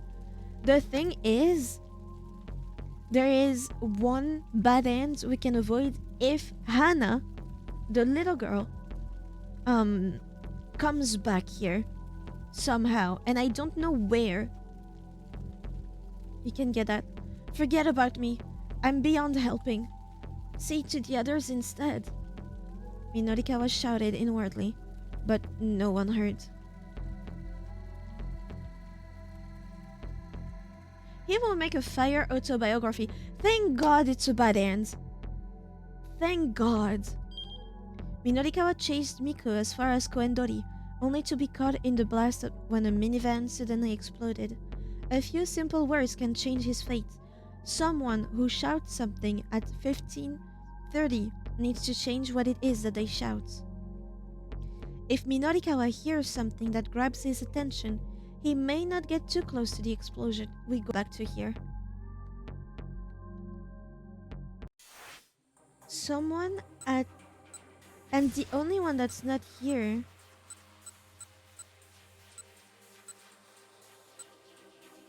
15:30. We need to be able to be back here, no?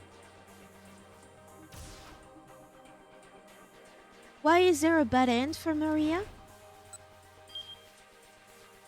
Hana.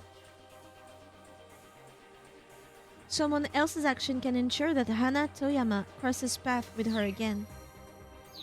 Could it be Achi? There. Okay. That's when we run up to her. Instead of lifting her, we need to do something else. Took a quick leap to one side.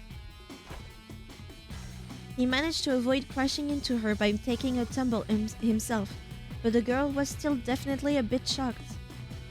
Sorry about that, Achi said. Are you alright? But the girl didn't answer, or even meet Achi's eyes. She just looked around as if in a daze. Was she waiting on someone, maybe? Odd kid, Achi thought. I hope she's okay. Once more, Achi and Hitomi set off running. Okay, that should be good.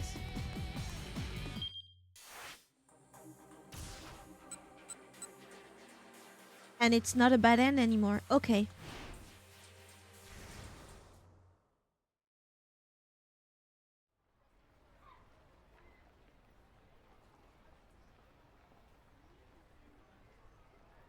Right, the poster. She saw it already.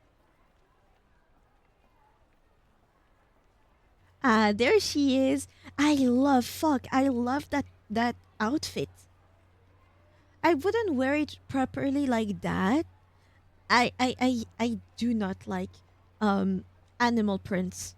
Like genuinely I don't like them. I do see how cheetah print with like bubblegum pink go well together. I see it, but not for me. Shut. Thank God it's not enabled. I don't know what's wrong with that command. I swear.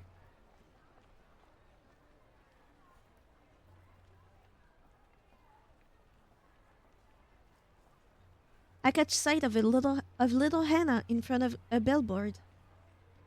She's showing something to a woman there, some colorful sheets of paper. Hmm? The woman looks a lot like the musician in the poster. Moreover, I have the feeling I've seen her someplace before. Where could I have seen her? Man, having amnesia is really a pain in the ass. I have no way of knowing whether I've forgotten something or had no memory of it in the first place. The woman looks through the papers Hannah held out to her, nodding approvingly at each one, and I can hear her murmur with admiration. Hannah! I wave as I scamper on over to her. As I do, the woman abruptly hurries off. Hey, we meet again, I say. Hannah just gives me a bored look. Who was that just now? I ask. I don't know. Hannah quickly gathers up her belongings and starts walking briskly away. Oh, hey, wait up! I call out. The girl ignores me. She's moving at a jog now, heading from Spanish Hill towards Coendori. Ha! As she steps out onto Coendori, she trips and falls down hard. The contents of her bag spills out on the road. Oh, whoops! Catching up to her, I gather up some of the fallen pages. What's this? There are poems written on the colored paper. Copies of a prose poem titled The False Monsoon.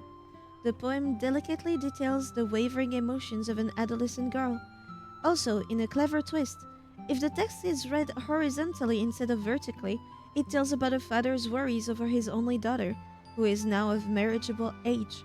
Hannah's genius will soon be discovered by Aya Kamiki, and she will go on to become a popular songwriter. That's so cute!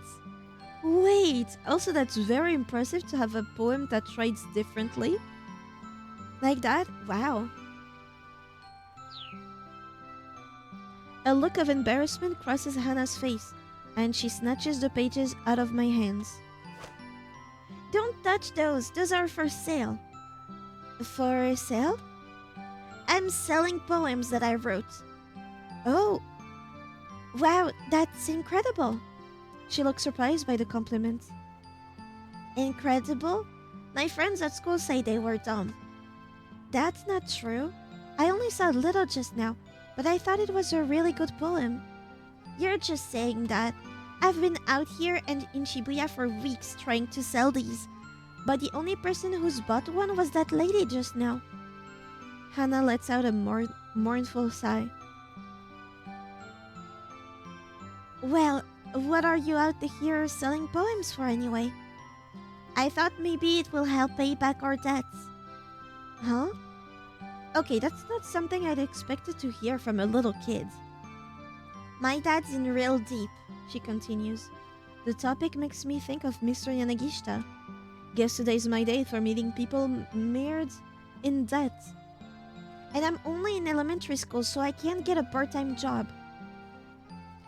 I'm impressed. She's so brave. She's maybe a little hard to approach, but she is just a kid after all. She's so brave, I just want to give her a hug. Aww, Hannah! Wait, who is that? I hear a strange wailing call from behind me. Aww. Startled, I turn around to see Mr. Toyama standing there, tears streaming from his eyes. Hannah, I'm so sorry. I had no idea you were trying so hard to. Toyama rushes up to the girl. It's quite the emotional father-daughter reunion. Or at least that's how it looks until Hannah slaps her father across the face with her bundle of papers. What was that for? Don't you give me that.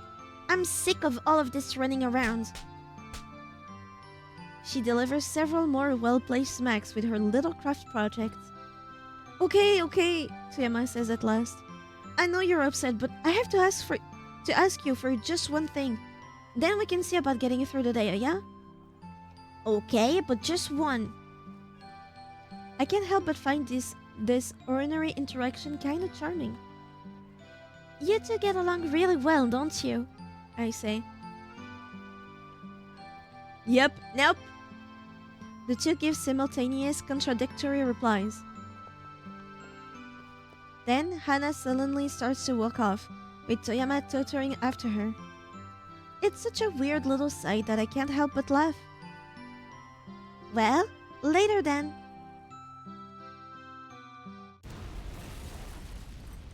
Oh!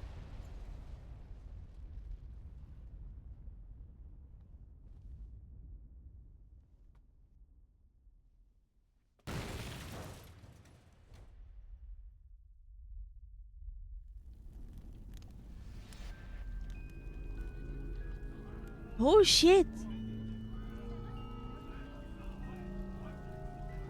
Safe, first of all, yes.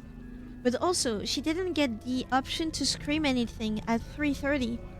Further along Koendori, I come across a car on the roadside that's spectacularly aflame.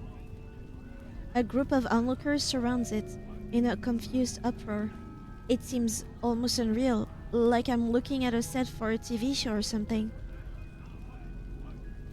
I stand there, staring into the flames. Uh-huh. Oh, what's that? I can see something.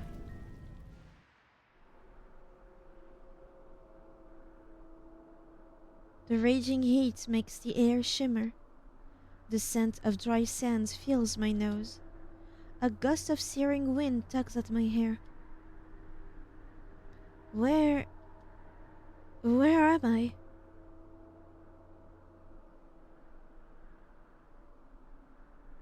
Decaying roads, decaying houses, a decaying city.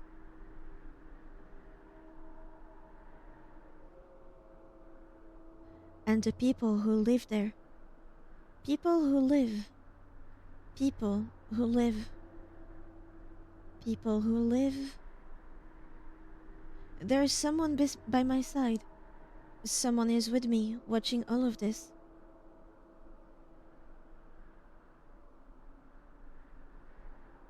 It's a girl. The person with me is a girl, slightly younger than me.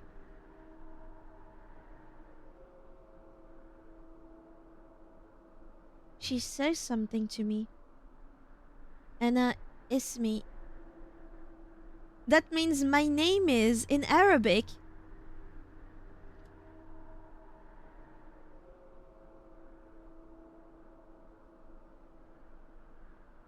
Cat's cradle. That's my voice now. Cat's cradle? Whose voice was that? Oh, what's going on? Who am I talking to? Okay, so if I were to repeat the dialogue, it would be like Cat's cradle and Cat's cradle. Trying to do Kanan's voice again. Yeah, Cat's cradle. Cradle. Sorry, Cat's cradle. What the hell is happening in Shibuya? Right now it's in the Middle East. I'm showing someone how to do a cat's cradle with string. But who? Who am I showing how to do a cat's cradle?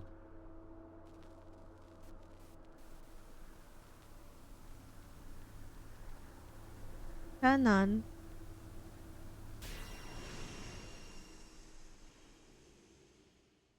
The words Kanan echoes in my head.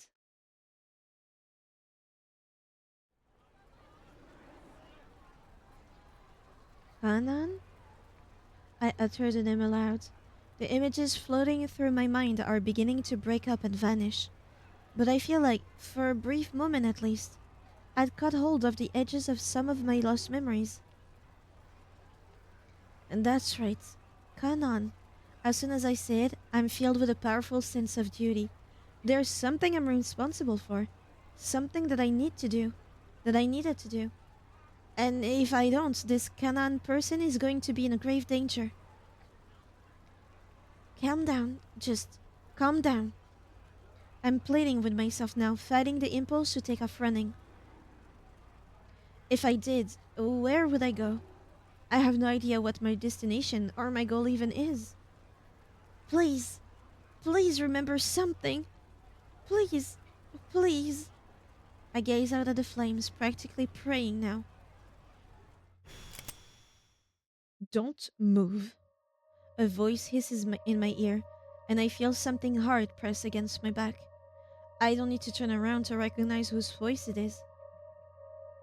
I thought you said you didn't have any business with. I did a little thinking. I thought you said you didn't have any business with. I did a little thinking, says the man with the cane, slowly. About how I might lure out Hitomi Osawa, see?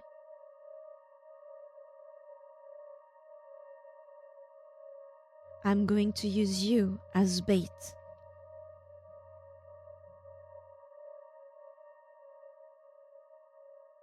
To be continued? Okay, good. Who's the one yelling? At 3:30.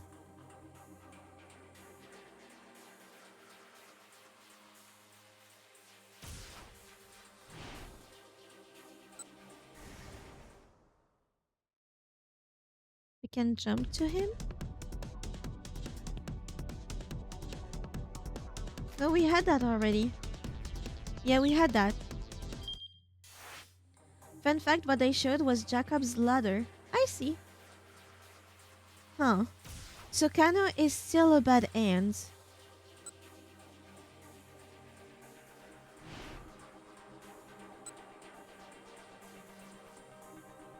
It's 3:25 though. It's not 3:30. He doesn't get to scream. He doesn't scream. What the fuck is going on? Where is it?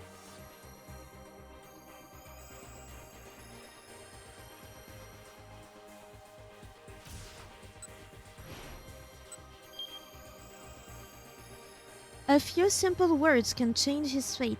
Someone who shouts something needs to change what it is they shout.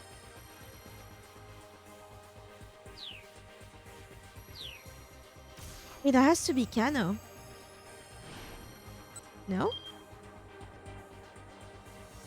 If Minorikawa hadn't been caught in the blast, somebody shouts something.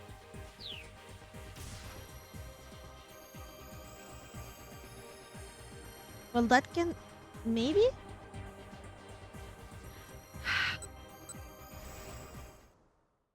My god, it was right here the whole time.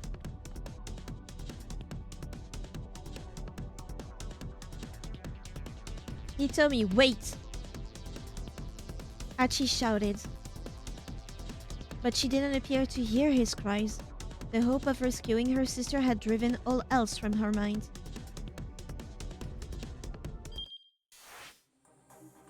It should have been here.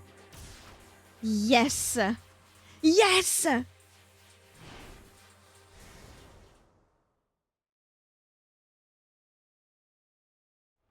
Hitomi, wait!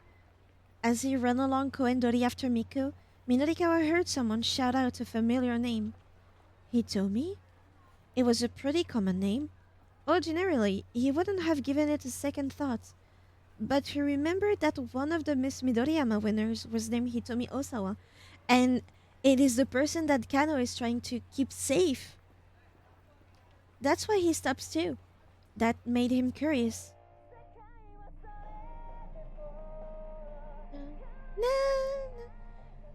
A moment later, he heard a cell phone ringtone. He immediately recognized it as an Aya Kamiki song. His reporter's instincts tingled. He stopped to take a look around, and one young woman caught his eye almost immediately. He couldn't assume that any pretty girl he saw was Miss Midoriyama. After all, it'd be a little too convenient if he just so happened to run into her now. Still, it didn't cost him anything to ask, "Are you Hitomi Osawa?" He might as well at least check. But to his own surprise, he hesitated in embarrassment. He'd never been too embarrassed to ask a question before. He didn't get a chance to contemplate that realization.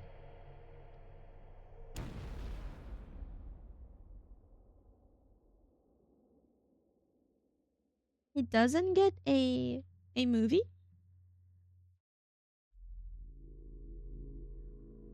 A massive fiery blast knocked him from his feet.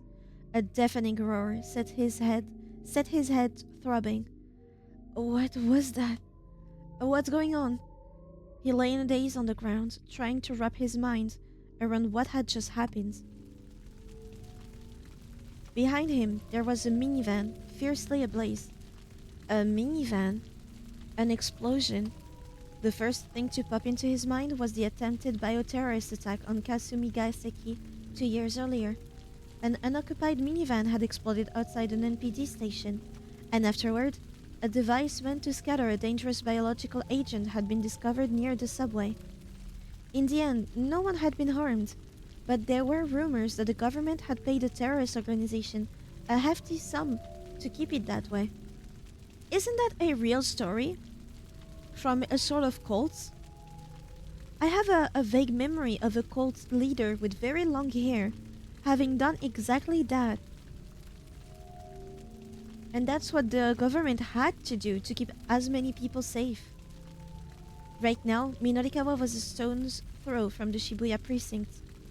Could this be a repeat of the Kasumigaseki... Oh my god. Kasumigaseki attack? The entire area was in an uproar, where people were running around in panic. Minorikawa could see several injured people lying on the ground, unmoving. And yet, despite the gravity of the situation, numerous onlookers were casually taking photos with their cell phones. Minorikawa got to his feet, then went to try to get everyone away from the scene of the explosion.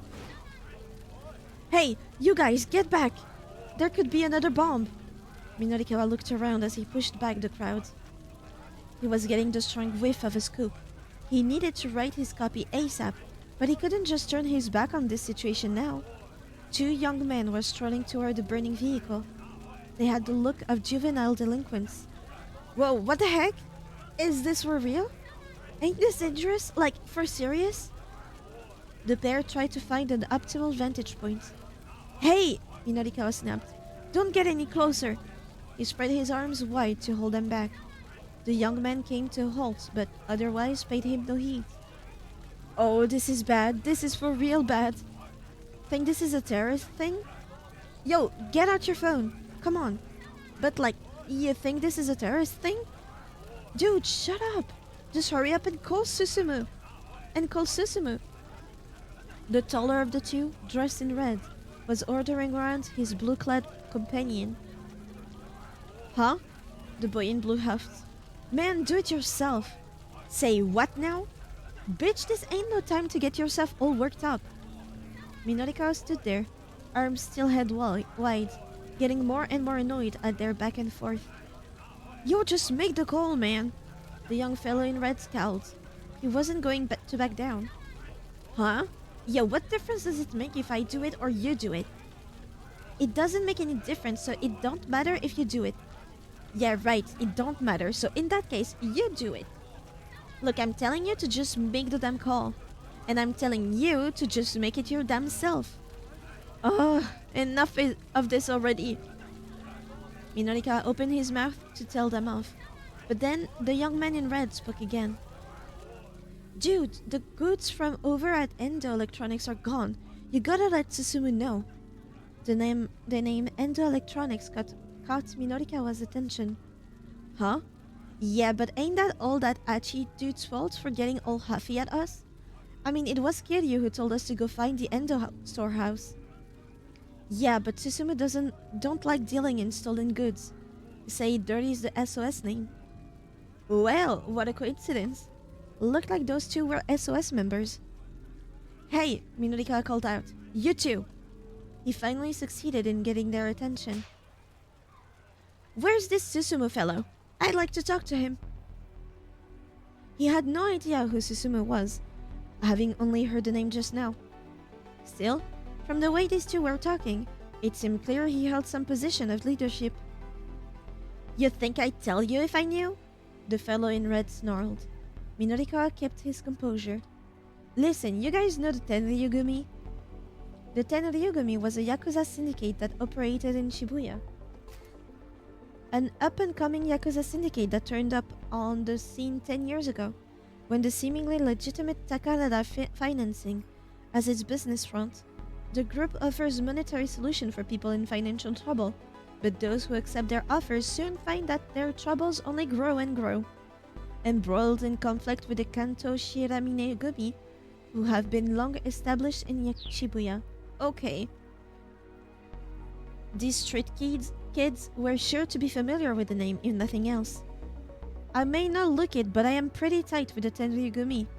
And maybe you two don't know it, but Susumu's been showing up at their office a lot lately. Susumu's been dealing with the Yakuza? Whoa, for real? Sweet! The two punks bought it completely. What's SOS using as their hangout these days? I've got a little something to discuss with Susumu. Right now it's this bar called Inferno. Minorikawa made a mental note of the name. Right, and Inferno is where exactly? The two young men suddenly looked distinctly uncomfortable. Never thought I'd see the dumb delinquent intimidation face on real-life human. Well, now you have a reference for when you see that in fanfiction or in mangas.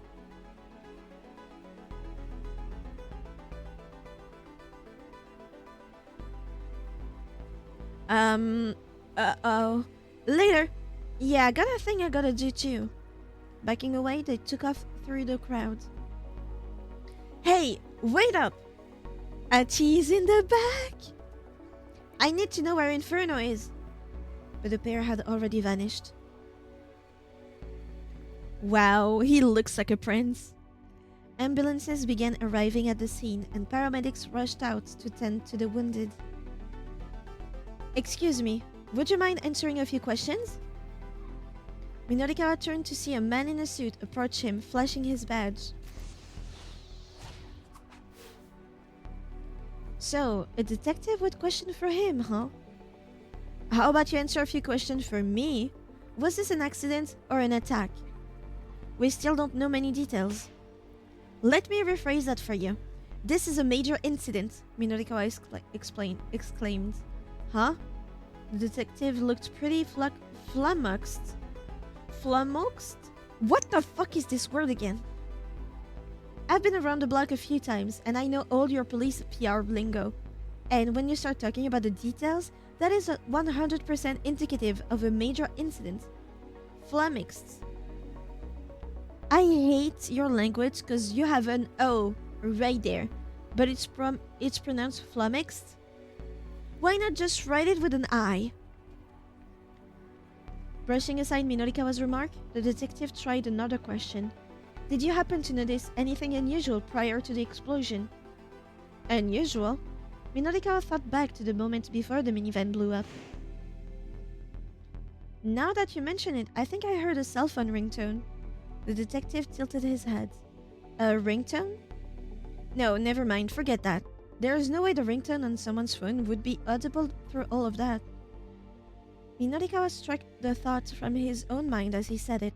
In all likelihood, he'd associated the ringtone and the explosion simply because one had happened right before the other. Kano. A large-statured Caucasian man had called out to the detective. Evidently, the detective's name was Kano.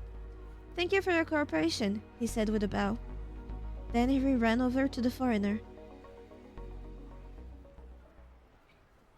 I'm just being French.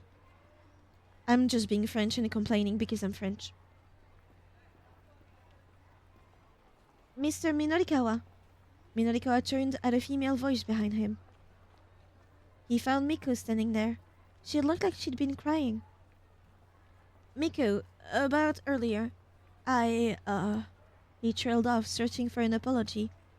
It's okay, that doesn't matter right now. Miko looked around the scene. Minorikawa followed her gaze. Something big went down there, she said. I completely restructured that whole sentence, didn't I? Something big went down here, he said. I know, she explained. She exclaimed. The explosion. I saw it happen with my own eyes. You what? Miko looked around nervously. Are you alright? He asked her. You're not hurt, are you? I'm okay. My ears are still ringing a bit, is all. Good. So, what did you see at the time of the explosion? Miko assumed a thoughtful expression. There was this girl who was running toward the minivan, and then I think I saw this other Middle Eastern girl suddenly make a dive for her, and then the van just exploded. Wait, hold on, Minorikawa said. So, if I'm getting this right, it sounds like this Middle Eastern girl saved the girl who was running up to the van? Miku nodded. Just then, Minorikawa's phone chimed. He'd received an email. It was from Chiaki. Mr. Mino, are you still working on your copy? He checked his watch. At this point, the 4 o'clock deadline was barely 20 minutes away. Nonetheless, he decided to stay at the bomb scene. He could definitely smell a scoop here. He was sure of it. Even if he couldn't get his 6 pages done by 4, landing a major scoop should be enough to persuade the loan company. Minorikawa jotted his phone number down and handed it to Miku. I'll make things up to you, he said. Give me a call later. Miku took the scrap of paper, puzzled. If you're looking for an Aiki Jujutsu dojo, I know a few. At that, her face lit up. Minorikawa decided to process the scene for clues. As he wandered around, he caught sight of Detective Kano and his Caucasian colleague heading down an alley. What's that I smell? Something pretty damn fishy. If they were slipping away for a private conversation, maybe there was some way he could listen in. Minorikawa hurried into one of the buildings that bordered the alley. He looked around and found a small public bathroom upstairs on the alley side of the building. Hoping beyond hope, he slipped up to the bathroom window. Voices outside. He held his breath and listened. Those international criminals you mentioned? Kano's words were faint, but he could make them out. Minorikawa did a little fist bump. Correct. Roughly 8 hours ago, they infected Maria Osawa with the UA virus.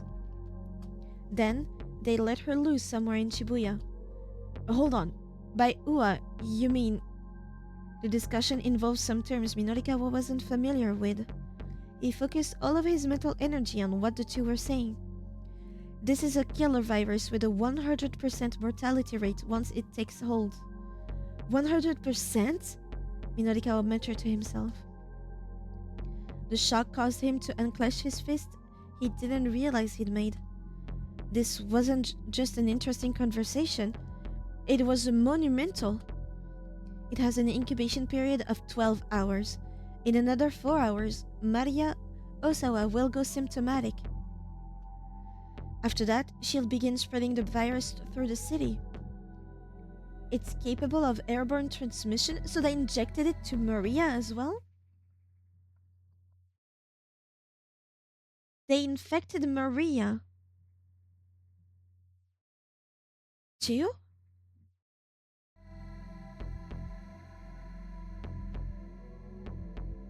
If we don't administer Kenji Osawa's antiviral before she develops symptoms...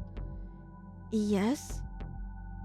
Everyone in Shibuya is going to die. Minorikawa felt goosebumps rise all over his body. If they were talking about a virus and a Kenji Osawa, they could only mean that Kenji Osawa. He recalled what Osawa had said earlier about the power balance of the world being at stake. There was no doubt about it. This was a tremendous coup. Well, then we need to find Maria Osawa and get the interview to her as soon as possible. Just calm down. There's more to the story that... Ow, it's starting to leak out! The door swung open loudly and someone came barging into the bathroom. Of course. It was Yanagishita. Why him again? And why here of all places? I don't want to read that. I don't want to read. Yanagishita was on the verge of hysterics. His voice must have been audible outside.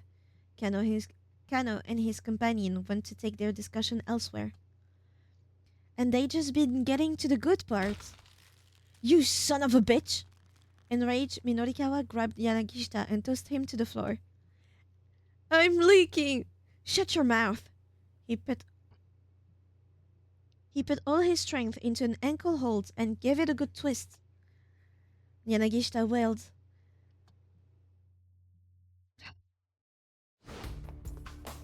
Minorikawa left the idiot blubbering in the bathroom and hurried out of the building. He hadn't heard the whole discussion, but he had a scoop on his hand anyway. This would be a tremendous score for Heaven Publishing, enough to let the company rebuild. He was certain of it. And if I'm the one saying it, it's gotta be true. As he ran along, Minorikawa tried to plan his next steps. First, he had to get back to the editing office.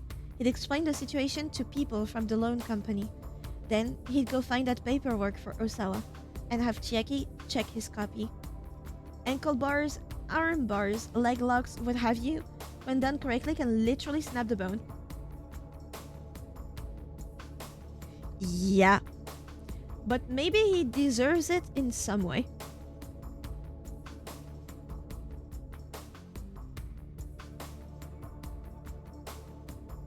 And then, after that... Okay, so he still had a lot of things he needed to do. He sweated himself on both cheeks to get himself psyched up. It never worked for me, by the way. Slapping myself. His phone rang. It was Chiaki. Mr. Mino, something terrible has happened. Chiaki's voice was a broken yelp. Well, calm down. Over on Koendori, this miniman exploded. Ah, yeah, I'm well aware. Thanks to that, I've got a big scoop that... Chiaki cut him off. Just now, I got a call from Mr. Toyama's daughter, Hana. This time, Minorikawa waited for her to finish. He had a sinking feeling. She said Mr. Toyama was in there. It was a suicide.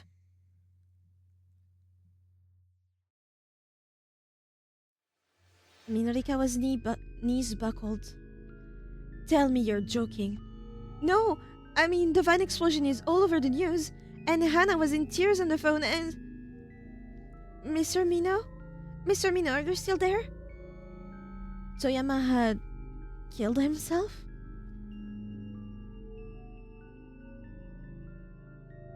Minorikawa felt the energy drain from his body.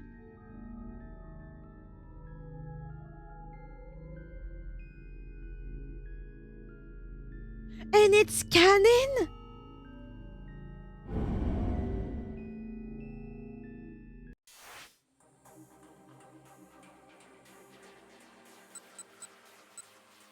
There is a jump here. Shit. Let's see Kano. So the burning body is Toyama?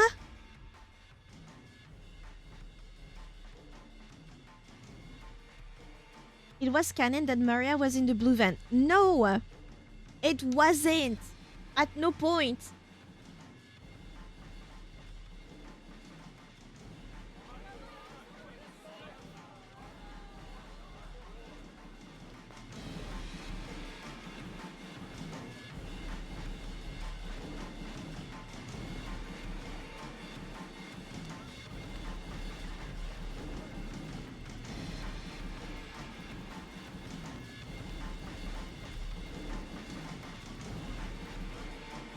You could see Minorikawa in the background. I kinda like that.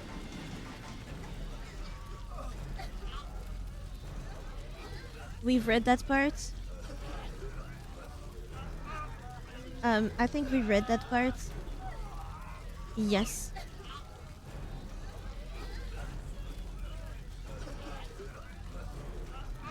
You know when it gets serious when the visual novel type game uses more and more video cutscenes? Yes.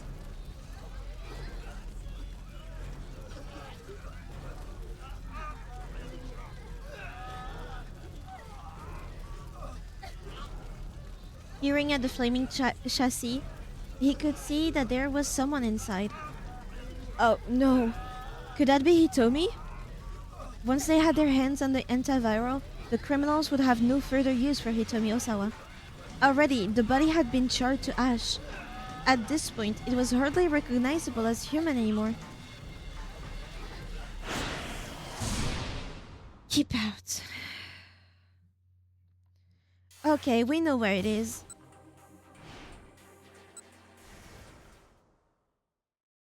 But why did he do that? He just had that cute scene with his daughter.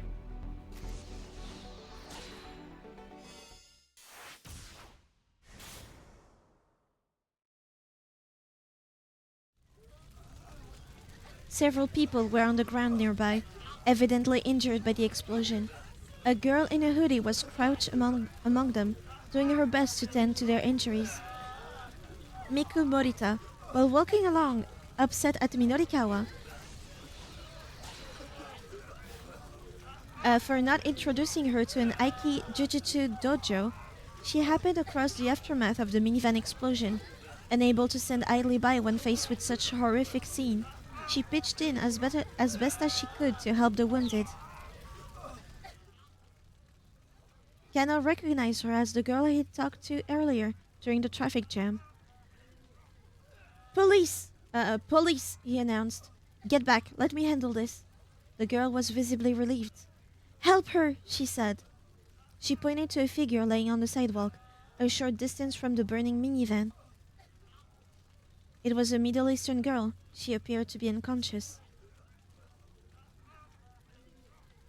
I think she got hurt rescuing another girl, about college age, the girl in the hoodie said. A college age girl? That might be Hitomi. What happened to the girl she saved? Kano asked. The Good Samaritan looked around. Huh? Where did she go? The rescuee had disappeared. The girl here. The girl in the hoodie gestured toward the fallen girl. I can't believe how fast she was. She spoke with a hint of awe. The way she moved to get to that other girl, she was on a level way beyond mine. Kano took another look at the injured girl. Her figure looked rather delicate. It was hard to believe she was capable of great feats of athleticism. He started toward her, but Stanley stepped ahead of him. Leave this one to me, he said. His expression was unusually stern, even for him. Do you know her? Kano asked. The American didn't answer as he checked the girl's pulse and then her pupils. Hey, Stanley, don't you have other things you should be doing? Stanley snapped. Fine then. Kano decided to collect some eyewitness accounts.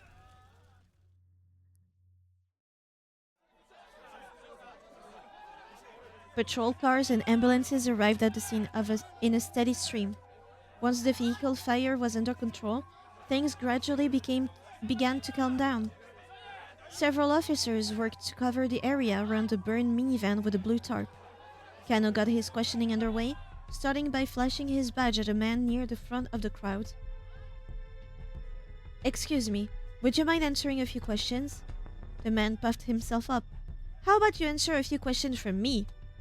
For me, was this an accident or an attack? We still don't know many details, Kano admitted. The man shoved his finger in Kano's face. Let me rephrase that for you. This is a major incident. Huh? I've been around the block a few times, and I know all your police PR lingo.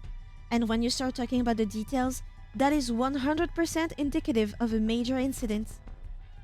Well, I sure picked the wrong guy to try and talk to. Stifling his frustration, Kano continued his questioning. Did you happen to notice anything unusual prior to the explosion? Unusual? Now that you mention it, I think I heard a cell phone ringtone. A ringtone? No, never mind. Forget that. There's no way the ringtone on someone's phone would be audible through all of that. The man was probably right, but somehow the idea nagged at Kano. He jotted down a note in his pad. Kano. It was Stanley. Perfect timing. Thank you for your cooperation, Kano told the man. Then he hurried on his way. Stanley stepped in close enough to whisper. Who was that guy? An eyewitness to the explosion, apparently. Did he have any info? He said he heard a cell phone ringtone at the time of the explosion. Not sure if that's significant, though. Stanley stood silently for a moment, thinking. What about that girl? Kano asked. Has she woken up? No. I'm going to drive her to the hospital. Huh? Oh, why do that to yourself? Just look around, Stanley said. He cast his eye out over the scene. There were still many injured people lying on the roadside. It seemed the authorities hadn't sent enough ambulances. But isn't your car back in Maruyamacho? Kano asked. Under the circumstances, I think it makes sense for me to go back for it, Stanley replied coolly. Besides, I have a few things I'd like to ask her. Kano was curious. You do? He asked. Stanley's cell rang.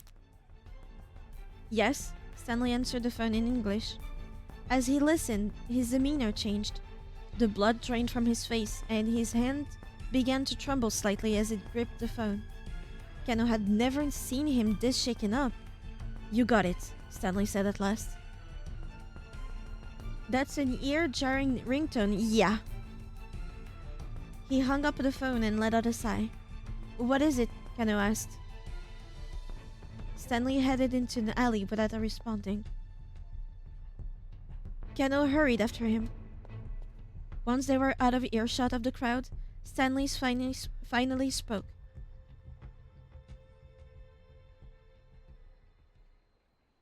That call right now was from Gordon, my superior. He broke off there, and for a long while he was silent. He appeared to be struggling with some strong emotion.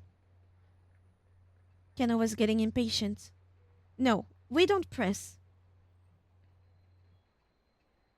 What? No, actually. Kano was getting impatient. What is it? If you're going to tell me something, then tell me. All right, Stanley said at last. I can trust you with this. Wow, never thought I'd hear you say you trust me, Kano teased. But Stanley's expression remained dead serious. We were contacted on our end by the mastermind of this plot. Those international criminals you mentioned? Correct. Roughly 8 hours ago. They infected Maria Osawa with the UA virus. Then, they let her loose somewhere in Shibuya. Oh, hold on. By UA, you mean... Kano thought back to his earlier conversation with Stanley. These criminals were trying to get their hands on a new drug, an antiviral drug developed by Kenji Osawa that had been shown to be effective against the UA virus. Stanley hesitated before continuing. This is a killer virus with a 100% mortality rate once it takes hold. Kenji Osawa's antiviral is our only means of combating it. A mortality rate of 100%? It has an incubation period of 12 hours. In another 4 hours, Maria Osawa will go symptomatic. After that, she'll begin spreading the virus through the city. It's capable of airborne transmission? Stanley nodded. If we don't administer Kenji Osawa's antiviral before she develops symptoms... Yes? Kano's voice was trembling now. Stanley spoke with complete certainty. Everyone in Shibuya is going to die. Well then, we need to find Maria Osawa and get the antiviral to her as soon as possible, Kano said, panicking. Stanley remained cool. Just calm down. There is more to the story that... Stanley was interrupted by a strange sound coming from the upper floors of a nearby building. Unsure of what it was, the two men hurriedly relocated.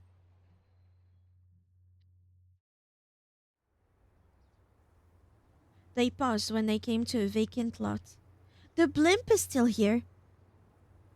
The place was deserted. No need to worry about being overheard here. You said there were more to the story? Kano prompted. That wouldn't just be everyone in Shibuya, it would be everyone in the world. Uh, I think they would be very quick, especially the Japanese government, to stop any type of travel outside of Japan. And because it's an island, they might be able to quarantine the virus to just Japan. You know? The antiviral in question is stored in Kenji Osawa's laboratory. The lab is protected by a sophisticated security system, and apparently the storage area where the drug is kept requires fingerprint authentication from both Osawa and Tanaka. What? But Tanaka is... Kano couldn't help but gasp. Tanaka was currently a fugitive, the prime suspect in the kidnapping case. There was no chance of getting any fingerprint authorization from him at this stage. Is there any other way to get in? Kano asked. The door can also be unlocked via password in place of the fingerprint scanner, but we'd still need to know what Tanaka chose for his password. No. In any event, Stanley said, it's essential that we track down and secure Maria. But, he went on, his voice grave, even if we get Maria to safety, the mastermind is now in possession of the UA virus. If they want to, they can unleash a bioterrorist attack on Shibuya at any time. To put it bluntly, the lives of every man, woman, and child in the city are in their hands. Kano felt a pulse of fear deep enough to give him vertigo. He slowly tilted his head. He slowly tilted his head back and gazed at the sky, vast and blue as always. There had to be tens of thousands of people in Shibuya right now.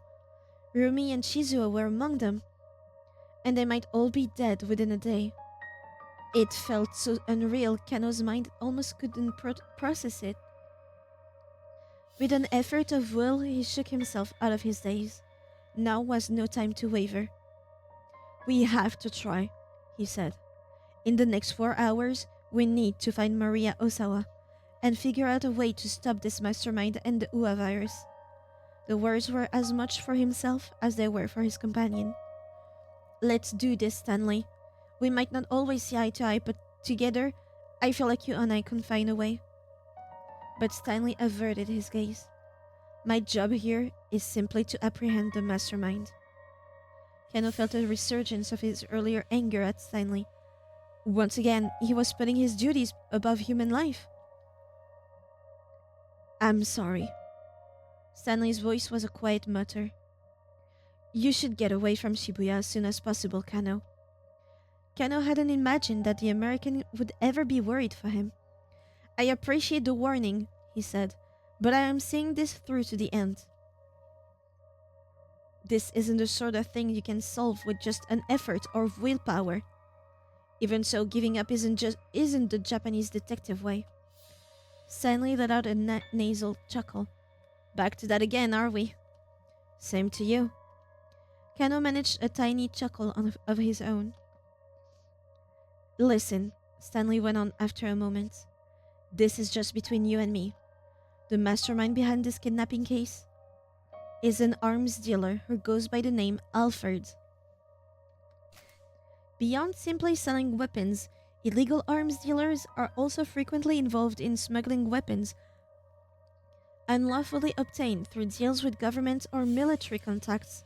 In recent years, such enterprises have become increasingly globalized. Some dealers form smuggling networks that also deal in money laundering, drug trafficking, and more. Alfred? The attempted bioterrorist attack on Kasumi Gaseki, a hotel bombing in Chicago? Alfred had a hand in all of them. What do What do you know about this criminal? Kano asked. Stanley's expression grew even darker.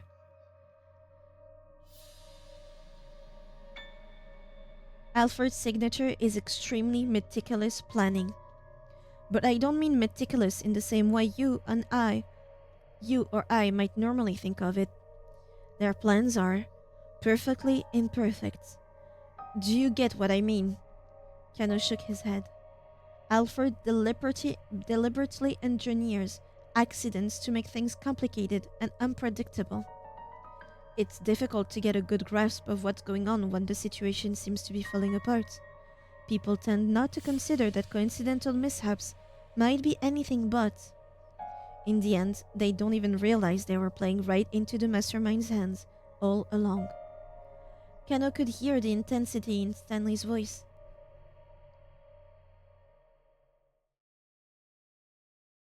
I'm afraid that's all I can say. Stanley held out his right hand. See you around, Kano. If we're still alive. If we're still alive. Kano let that sink in for a moment. Nah, I'll shake your hand after we finish this case. With a slight smile, Stanley withdrew his hand. Then the two bumped fists instead. All right, we'll meet again, Kano. I'm sure of it. Yeah, see you then. Nah, they look so cool together. No sooner has Stanley departed than Kuze's voice came in over the wireless. Attention all units. As of now, further investigation on the kidnapping case is suspended. The director's voice sounded strangely cold. I repeat, as of now, further investigation on the kidnapping case is suspended. Wait, hold on, sir? Kano shouted. What is it, Kano? Could you let us know why? We've received information that Maria Osawa has been infected with an unknown virus and has been released somewhere in Shibuya. That matched up with what Stanley had said earlier. An anti-bioterrorism security force will probably be deployed in Shibuya. This is no longer a simple kidnapping case. Our part in this is finished. No, it's not. We haven't managed to resolve anything. Kano, I assure you everyone else feels the same as you do. Kuze's voice had a cautionary tone. They are still performing the autopsy on the body found in the blue minivan that exploded. I'll let you know once we have positive ID. Kuze out. Director! But the line had already gone dead. I'm reading so bad today.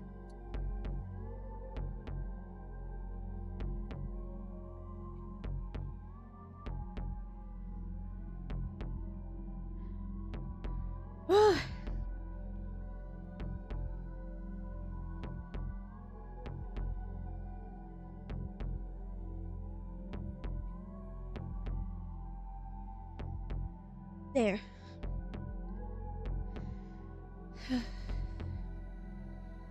Left at a loss, Kano gazed out at the cityscape. The sight of the bombed vehicle had calmed down briefly, but now that the news networks had begun reporting, the herd of onlookers was growing. There was also a sizable crowd gathered outside of a large home electronics store. The large LCD televisions on display were showing a press conference being held by the governor of Tokyo. Kano might learn something new about the case. He decided to watch the broadcast.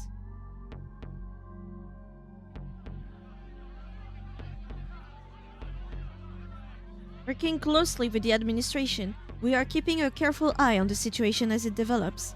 The governor's expression was solemn as he spoke. The moment he finished his statement, the reporters bombarded him with questions. This seems similar to the bioterrorist attack on Kasumigaseki 2 years ago. Is there any possible connection?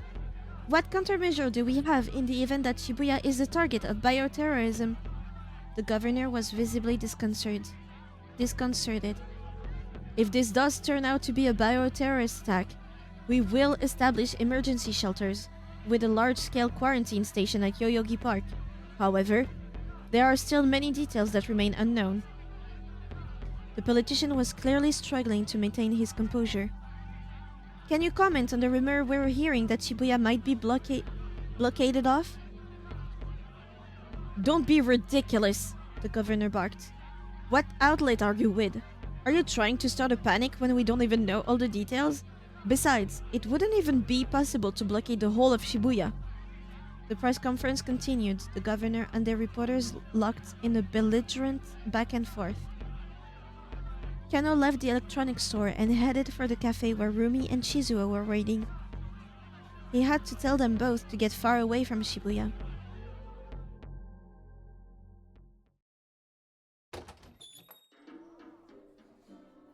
The Café Lautrec seemed quiet when Kano arrived. Shizuo was sitting alone. Kano scanned the establishment but didn't see Rumi anywhere. One of the staff greeted him. Welcome! Just one, sir? No, I'm meeting someone actually. Of course, sir. The hostess smiled and then went on her way. Shizuo was glaring at him. Kano walked over to him and bowed deeply. It's a pleasure to meet you, sir. I'm Shinya Kano. You look like even more of a knuckle dragger than I thought. Shizuo maintained his appraising stare. Rumi had something she needed to do, so she stepped away for a while, he said after a long moment. Kano sat down across from him. There was a laptop computer open on the table. Right now the laptop is in sleep mode, and there's nothing on the monitor. But just before Kano came in, Shizuo was browsing an internet forum. He takes his user handle from a nickname for the apples he grows on his own farm, which are pretty little things and nearly as sweet as honey. Shizuo is sweet honey? The person that Osawa is talking to on the forum? He's pretending to be a 19-year-old. Ew, wait, what? Ew!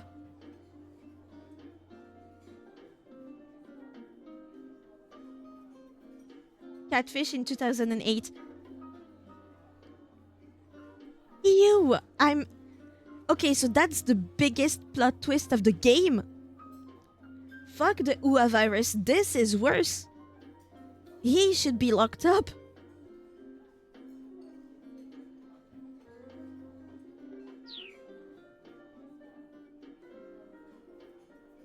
The waitress came back to take Kano's order, so he asked for an iced coffee.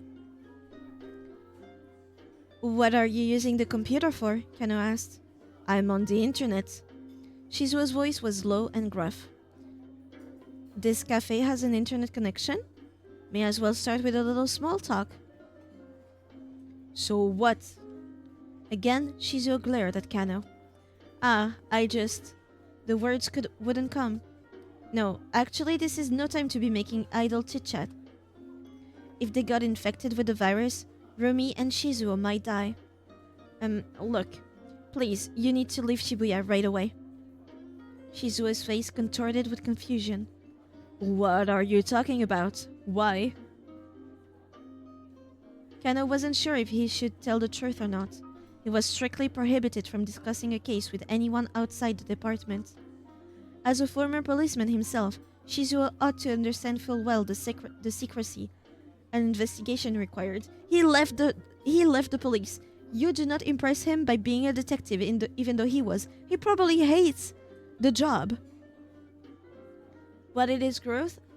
I'd actually say it's not worthy of locking him up because it can lure out people who should be locked up. No. Because he's pretending to be a 19-year-old, not a minor. I mean, 19 is minor in Japan, but the age of consent is so low that even if somebody over 40, which is the forum that he's using, even if someone came to flirt with him, it would not be anything. You could not lock someone up for this. But it wasn't like he just up and left town without a good reason. Please listen. Kano said. There's a risk of bioterrorist attack. We are honest with our steppapa. Listen, there's a risk of... What's that? What I mean is, bio risk of, Shizuo pounded his fist on the table. Spit it out! Kano just couldn't say it. Oh man. Age of limited consent in D-Land is 14. Let me search what it is in France. Because I don't know.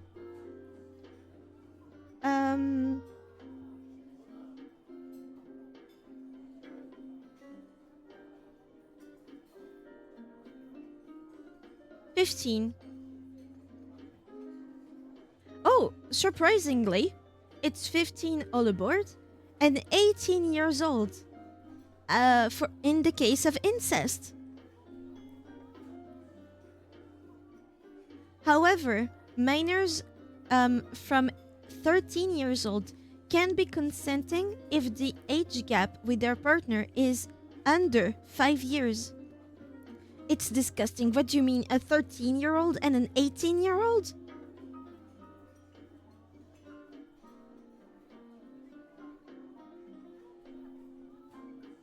I'm disgusted. Ew. Ew.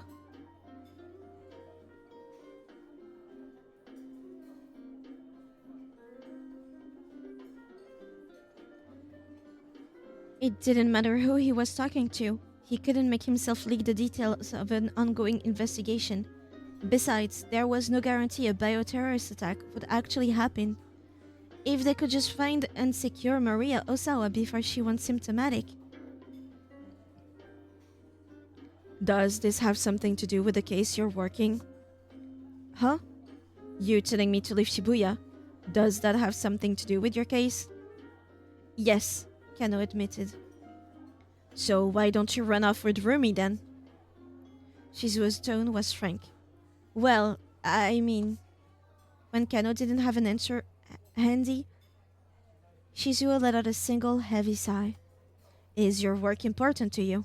He asked. Kano hesitated. Is it more important than Rumi? Well... Again, Shizuo cut Kano off as he waffled over how to answer. Me? I used to put my work before my family. There was no question in my mind that combating society's ills and solving cases was worth any price. And because of that, I did some pretty reckless things. Almost wound up dead more than once. Shizuo paused, a forlorn look in his eyes. My wife did nothing but worry about me. So much that I didn't even realize when she'd worried herself sick. I was so caught up in my own work that I wasn't even there for her when she finally passed away. It was all so very absurd of me. The waitress came by and set Kano's iced coffee on the table. It sat there, untouched, until Shizuo looked at it pointedly. With a tiny nod, Kano brought the cup to his lips. The bittersweet liquid was a balm to his parched throat.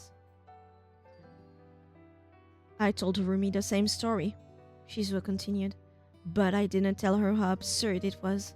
I told her that her father only did what he had to do. He took a sip from his glass of water. Rumi, she is very much like her mother used to be. Their personalities are almost identical, and I don't want her to suffer the same way my wife did. Shizuo's fist clenched in his lap. What was it that made you become a detective in the first place? He asked. Well, at first, I got the job because I thought it would make Rumi happy. And then I guess also because I thought it'd make you like me, sir. It was the truth, but Shizuo simply chuckled. If your goal is to get me to like you, you may as well give up now. I'm sorry, sir, Kano said. I can't do that. Are you this stubborn around Rumi? Shizuo grumbled. I love your daughter, sir. I want to keep her safe, to make her happy. And why is that? Whenever I think about her, I just feel so amazing. I'm sure that you or anyone can empathize with that. Everyone has someone they want to protect who makes them feel that good.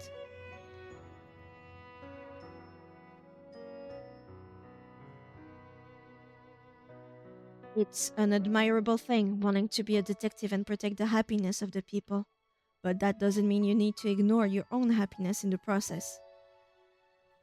What you say may be true, sir. Earlier today, my partner was stabbed, and today's his wife's birthday.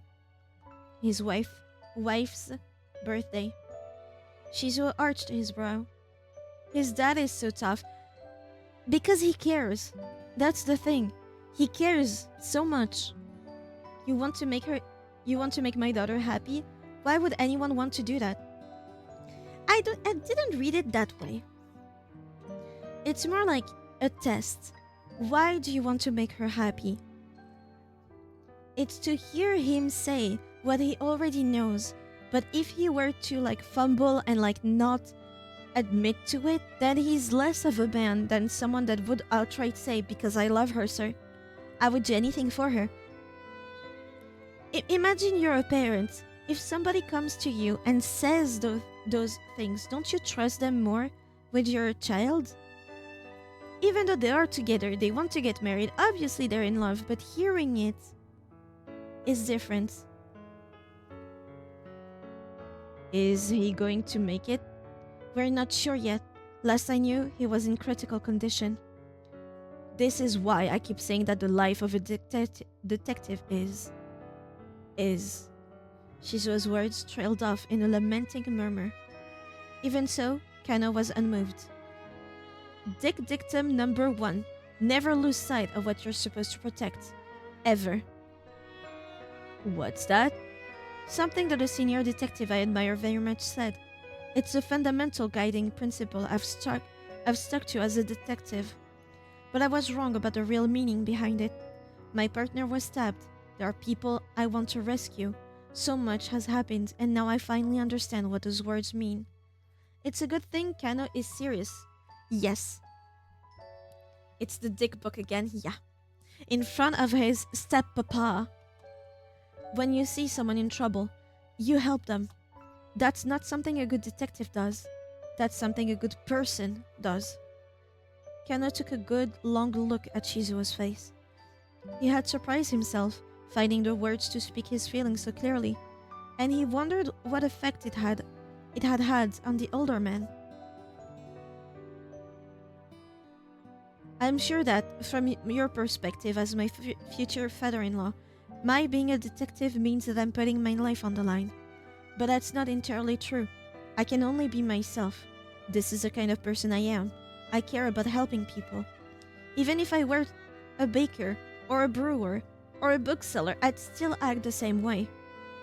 You're being ridiculous. A baker and a detective don't assume anywhere near the same risks. I suppose that's true. Kano fussed with his hair sheepishly. Shizuo grumbled. I think I see what kind of man you are now. He sounded oddly defeated. Which is why now is no time to just futz around. Kano sat up straight at Shizuo's weighty tone. A detective needs more than just passion. A detective can solve all his problems with sheer determination alone. But at the same time, he needs more than just the ability to coldly assess a situation. He needs the conviction to stick to a case when it might otherwise seem prudent to give up.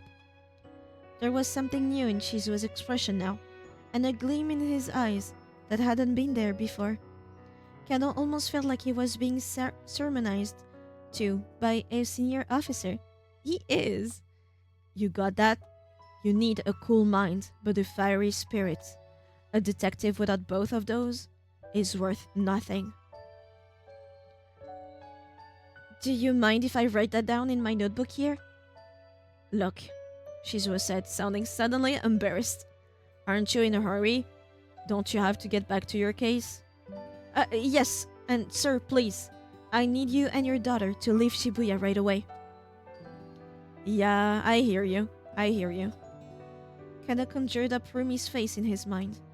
There was a chance he might never see her again. He forced the thought away as best as he could. By the way, if I may ask, Shizuo said, what was it about Rumi that made you fall in love with her? Do not fumble now. You are no Afro man. What? Where is this coming from all of a sudden? Was it her looks? No, it wasn't just that. Kano found himself tongue-tied again. I mean, she is pretty cute, even if this is my own daughter I'm talking about. Shizuo shocked him by grinning from ear to ear. Well, yes, she sure is, Kano replied, but it's more than just that. She's also very sweet and kind-hearted. Oh, she is, isn't she? Yeah, she really is. For the first time, Kano and Shizuo smiled at one another. You're a man who lets his emotions show on his face, Shizuo said. Honestly, this face, it's worth so much. Like when you manage to connect with somebody that was so harsh before, so closed off, so cold. A smile, even if it's not like the brightest smile, it feels way more luminous. Sweet and kind-hearted, it's sticky. I'm not the daughter. This is not my dad. And for a detective, that's not so bad. Thank you, sir, Kano said. He bowed to Shizuo as he stood up from his seat.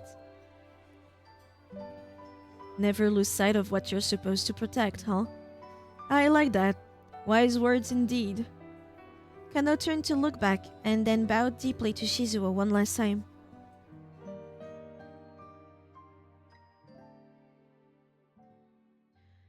Wasn't there a bit where it was said that Kano's wife looked very much a lot like the musician Ayakibuki?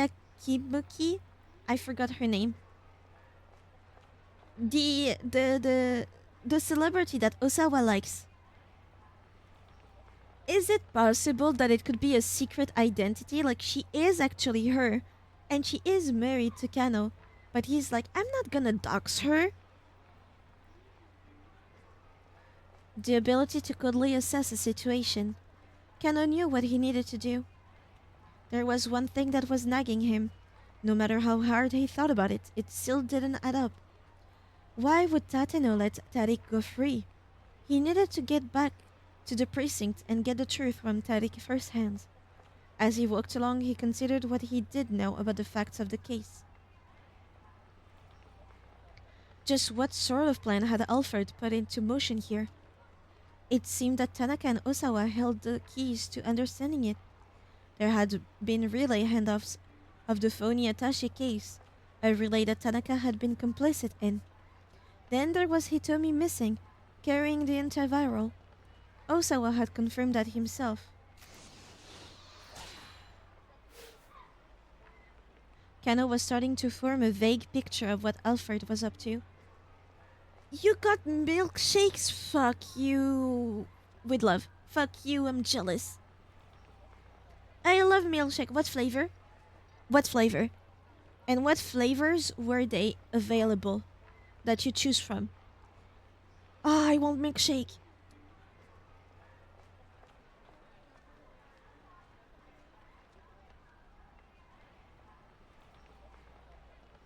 If the mastermind's goal was to acquire the antiviral, then obtaining the cooperation of Osawa and Tanaka was vital to the plan. After all, their fingerprint verification was required to physically access the drug. In order to overcome that hurdle, Alfred had presumably managed to win over Tanaka somehow. I kinda want milkshakes too. One Oreo and one Reese's Cup Bits. Ah, it's so sad that I don't like peanuts. I didn't know Oreo milkshakes were a thing. They're not a thing here. I need to find a recipe for this. I want to try.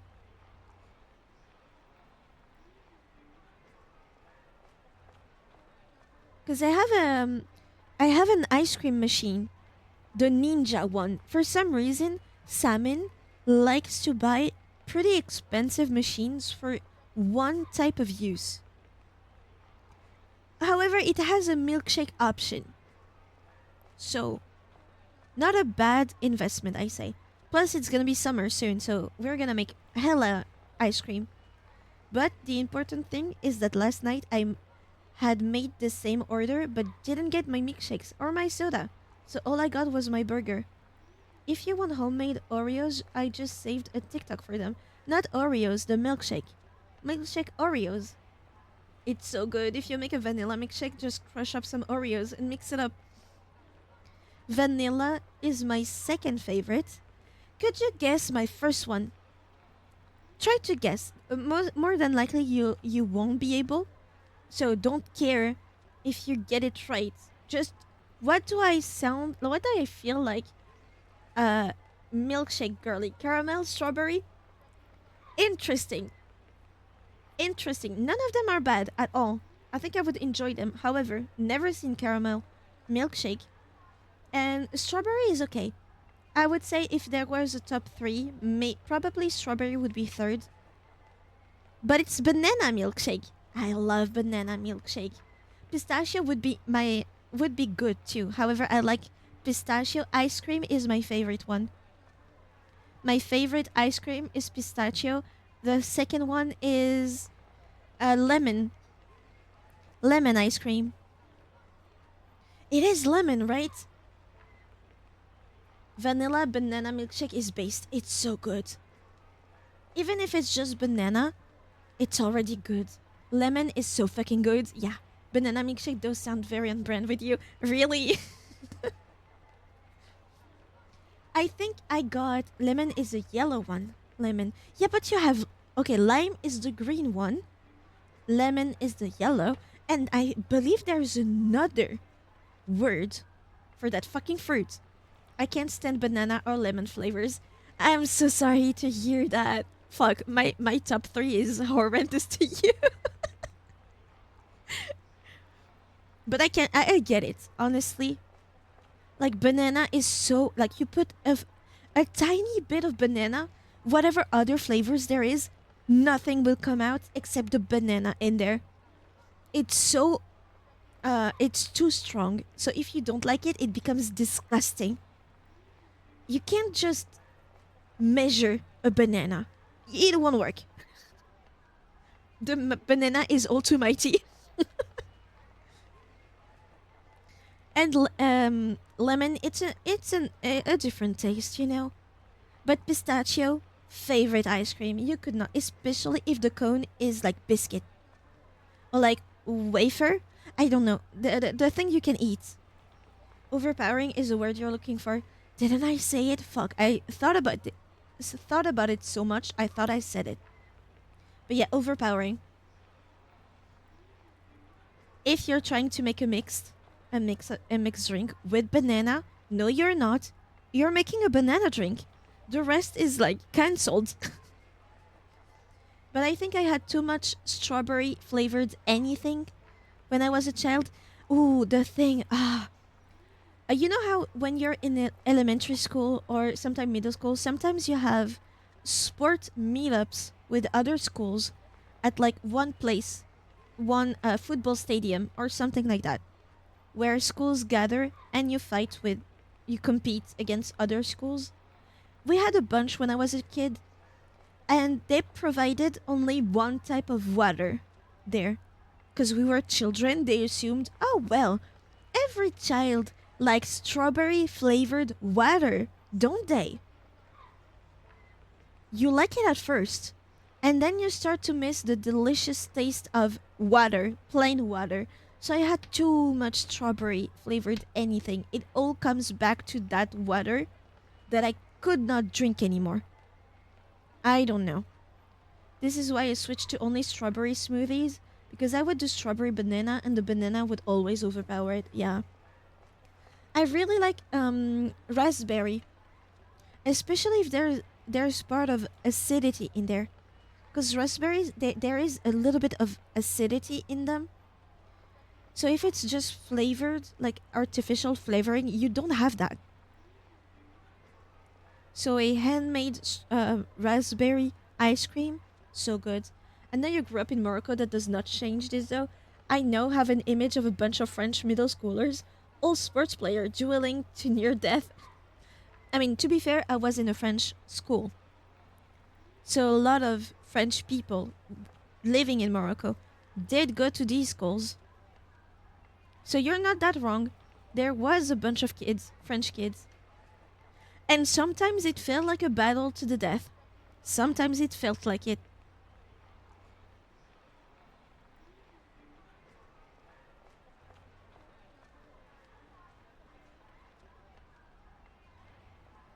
In order to overcome that hurdle, Alfred had presumably managed to win over Tanaka somehow, and had then kidnapped Maria Osawa to provide leverage against her father.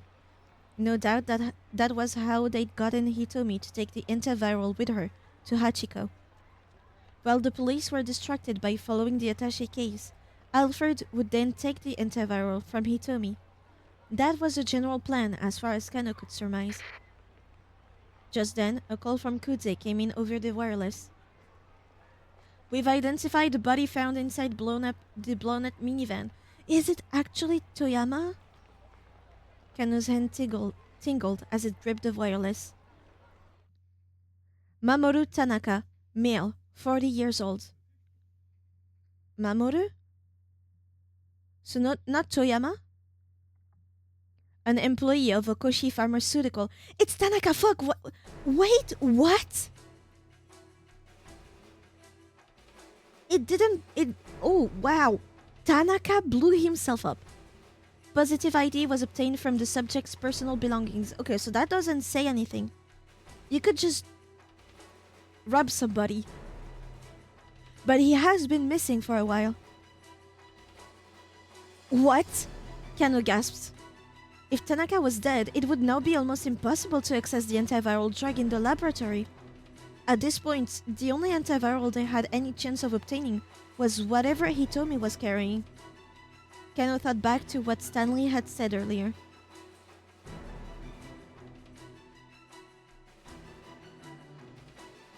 Your models in motion get used very unequally. The surprise gets used the most by a long shot. Because I can just trigger it with my face. The other I need to trigger with a button.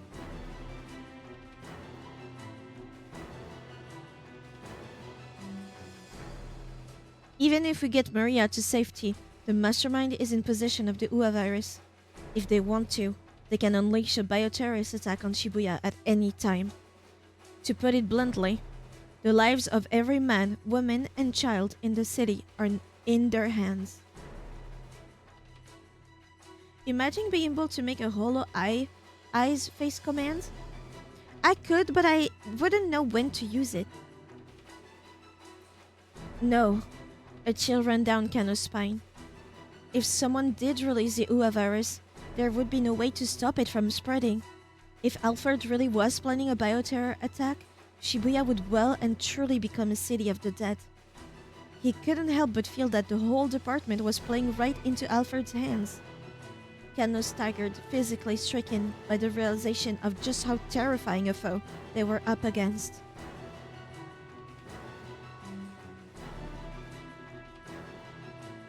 To be continued. Was it the last one? No, there's still Osawa. Achi is in to be continued, right? Yes.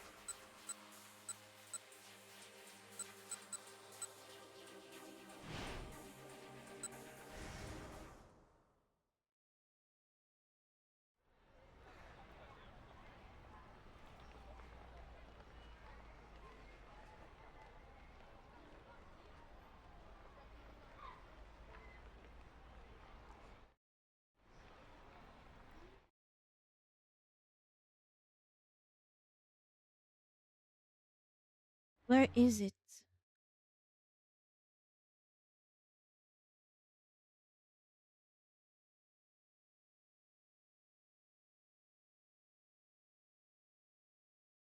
Okay, not here.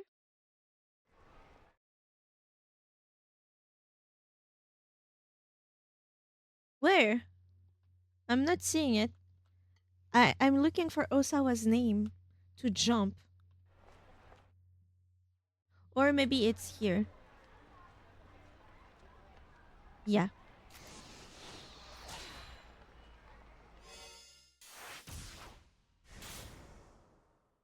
So, Osawa. Divorce, babes. Divorce. Before the news was shared with the Osawas, the members of the investigation team quietly briefed Detective Kajiwara. Osawa and I sat on the sofa on the far side of the room, watching. They could see Kajiwara go pale. He wiped the sweat from his forehead with a handkerchief several times. Bad news, Osawa thought. Very bad news. Mr. Osawa, ma'am. Kajiwara shuffled his way over to them at last. We've just gotten word from headquarters. Right now, the task force is in an uproar after a change in direction from the higher-ups. The detectives who were on the scene have been ordered to discontinue the kidnapping investigation. Okay. He hesitated ominously. Osawa braced himself. Please, let's hear it. It would seem that your daughter Maria is safe. What? Osawa felt an unexpected surge of relief. You mean it? The case has been solved? Added I. For a moment, they almost sounded like a happily married couple. It was only the stern look on Kajiwara's face that gave them pause. However, as of yet, we do not have her in custody. I'm not sure I understand, Osawa said. You know she's alive, but you don't have her? How? Deep, deep furrows appeared in Kajiwara's forehead. I'm sorry, sir. The information we've received from up top is complicated. We've confirmed that she was able to escape confinement.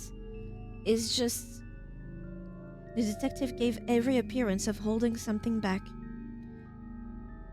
If there's something you need to tell us, then just say it, Osawa told him. It would seem that Maria has been infected with the virus. Infected? Osawa felt as if a taloned claw had just clutched his heart. It's not one I've ever heard of before, but apparently it's called the UA virus.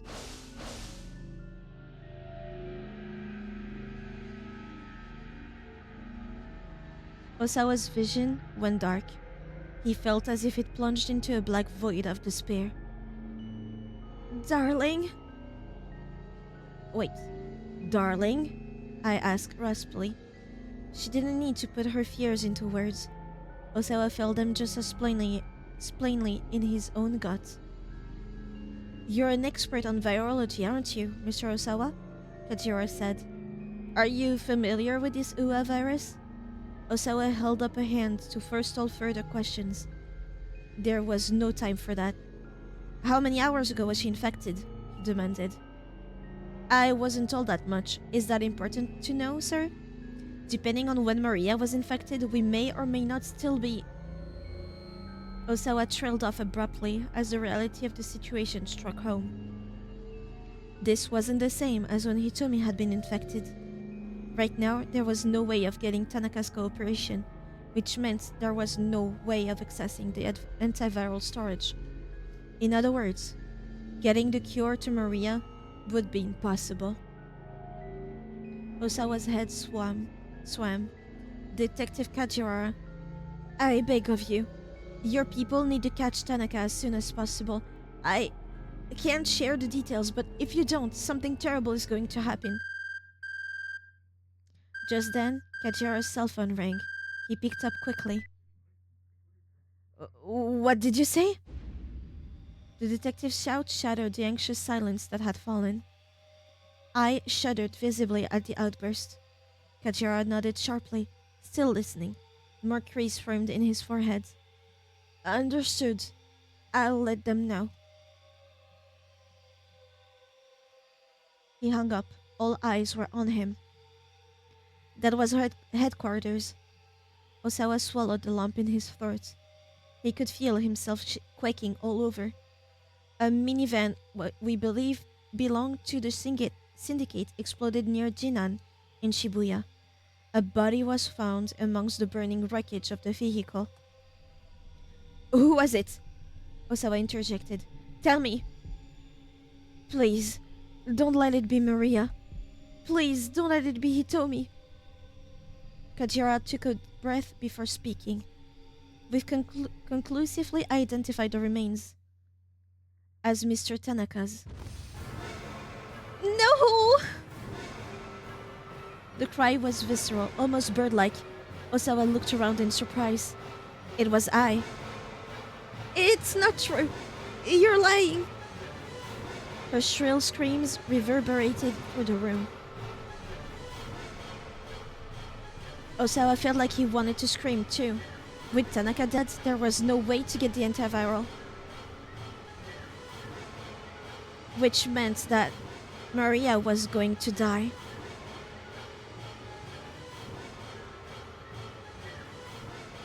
Yeah, that confirms it. Wait, jingle? Bam, bam, bam. I like that music. Jingle. Next hour. Yes! This ain't the old SOS anymore. I am going to stop you. Oh, how touching. What do you mean you'll kill me? In order to minimize the spread of the virus.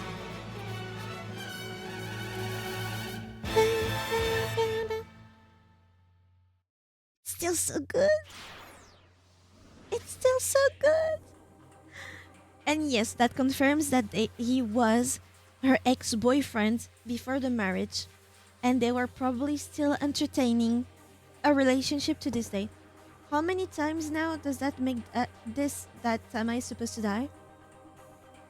Maria? It's the first time. Or if you count the amount of time that she's been almost shot at, I guess maybe 2 or 3 times. Every other almost death situation was Hitomi.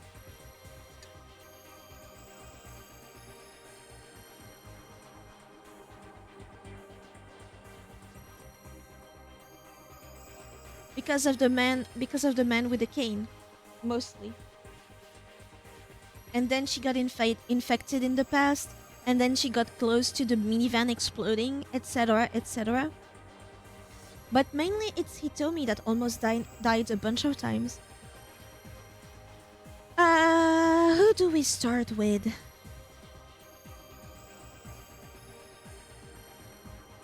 There should be two chapters left. I have seen somewhere that the game ended at 6 p.m. So 18 hours.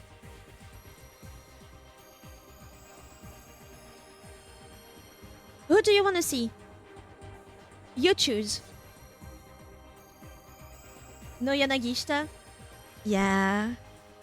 No more after this. You want Tama? Shadow, do you want Tama too? I'm so sad she doesn't do the wiggle anymore. He just... so cool, so nonchalant. His working mode. Oh, look! Wait, they changed. He's full of suit now.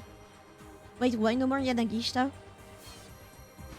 Because after this, the game is gonna end at 1800 hours. No more 428 Shibuya Scramble. I do hope he keeps appearing to the end. He's such a good comic relief.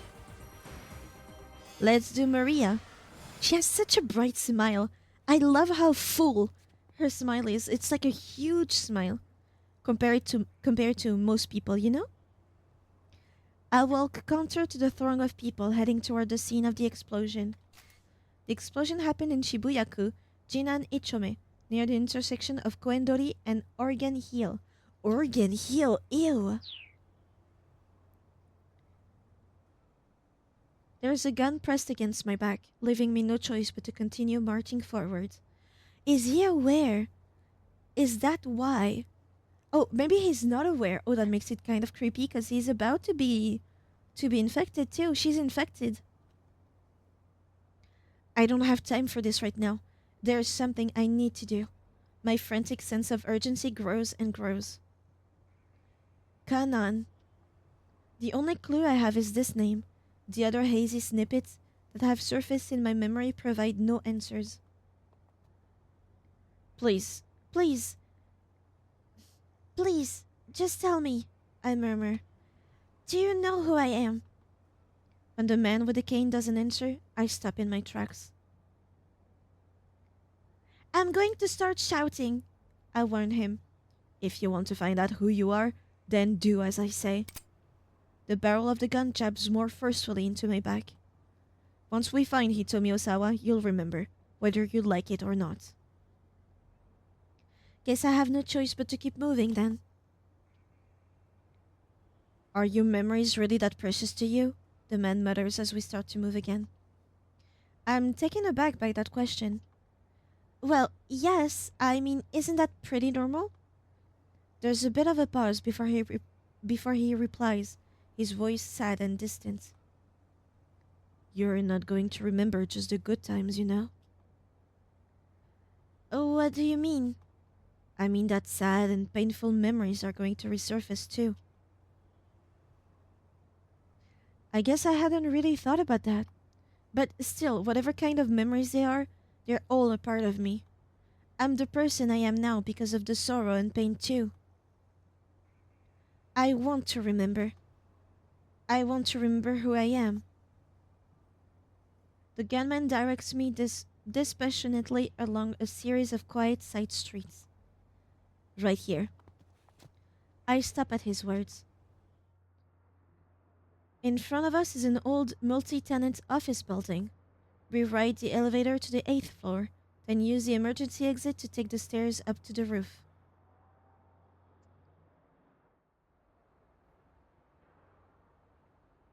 A cool breeze blows across my cheek.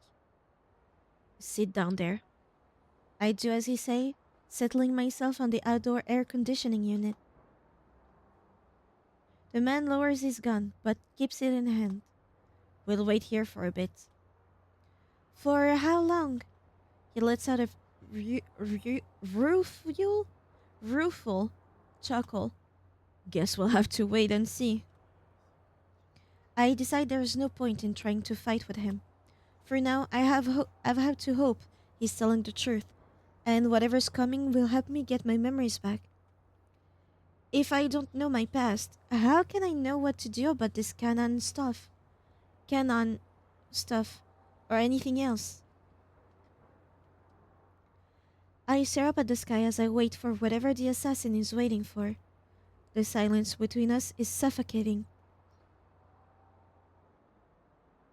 Finally, I can't take it any longer. Hey, so I think this is yours. I hold out a notebook I picked up earlier. The man's surprise is plain on his face. Where did you get that? I saw the picture inside. He snatches the book out of my hand. Then he flips through it, looking sad. I am afraid that another agonizing silence is about to descend when he speaks at last. This is a picture of me and my childhood friends. His voice is low and quiet. We were inseparable back when we were kids. The boy here, he liked to fiddle with machines, always doing things like taking apart radios and whatnot, and putting them back together. Is that Endo? Is that Achi's dad? He was a total bookworm too, so he got picked on a lot. But I was always there to save him from the bullies. All of a sudden, the guy's in a sharing mood, I guess. Yeah, taking apart electronics. I can feel his aura of murderous rage starting to abate. The girl here was the same age as us, but she felt more like a big sister. Whatever stupid thing my other friend and I got up to, she was always willing to laugh it off.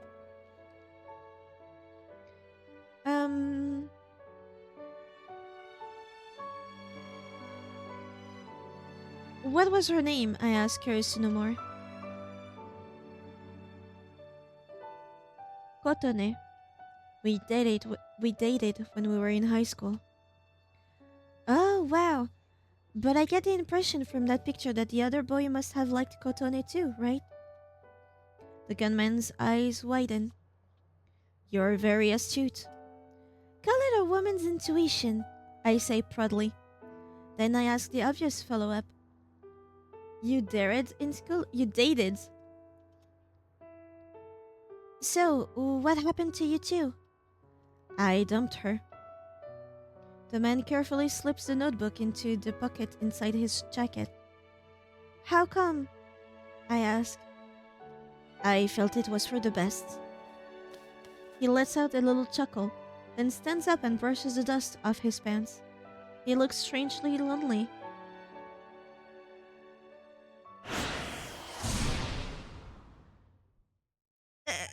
They are killing me here. They're killing me. They're doing this to me. They knew I would be playing this game and they said, fuck her. Who's next? We did Tama. She fucked me in the ass. Who else? Who's next?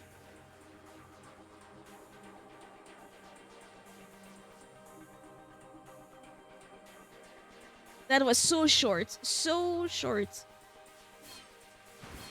Do we go with Achi, Kano, Minorikawa, or Osawa? Achi, nearly 20 years before you played it. Sounds about right. Yeah. They knew. They just knew.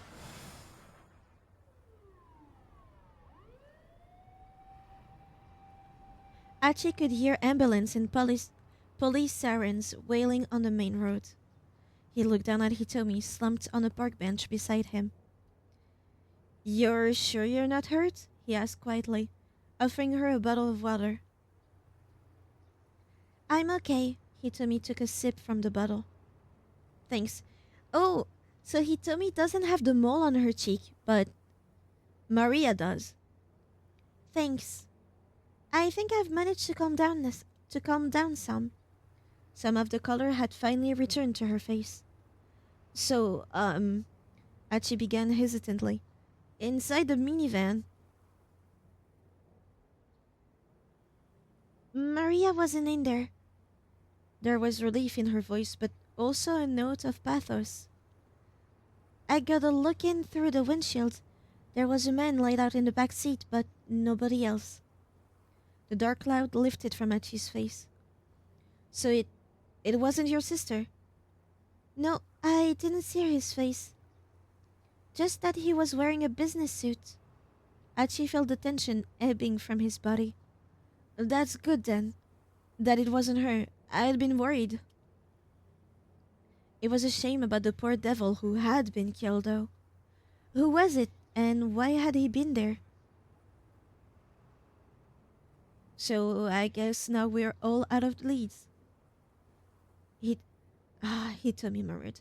So I guess now we're out of leads, Hitomi murmured. She hung her head. We could try the surveillance center again for now, Achi said. It will probably give us better odds of finding your sister than just walking around. I guess you're right. Shall we then? Hold on. Achi had a sudden flash of inspiration. My house is a lot closer from here. Maybe I should ask for my dad if we can check the cameras from home. You can do that? We have the same system at our house. I'm sure my dad would let us use them. The two got up and headed for Endo Electronics. Ooh, but there's the politician that's giving a speech, right? He's gonna confirm the body, no? It's crazy because they did have her and she just slipped right through everyone's fingers. Yes. Achi decided to let his father know they were coming. He turned on his phone as they walked along. He'd had it off for a while, so first he checked his voicemail. There was one message. Wondering who might have called, he played it back. Is this Achi Endo's personal cell phone? This is Dr. Saiki from Shibuya Center Hospital. Please. Please, not that. Anything but that, actually. Oh my god, please. Seiichi Saeki, heart specialist and Suzune attending physician, a preeminent surgeon who has successfully performed the Batista procedure, wherein the left ventricle is reconstructed after a third of it has been removed. Jump? No. The sister. It, could she be in a problem right now? Is her heart okay? Is she okay? Achi's expression stiffened. He pressed the phone closer to his ear. There's been a sudden change in Suzune's condition. I tried calling your home as well, but got no answer. Achi felt the edges of his vision growing dim. As her brother, it would be good if he can come to the hospital as soon as possible. It's...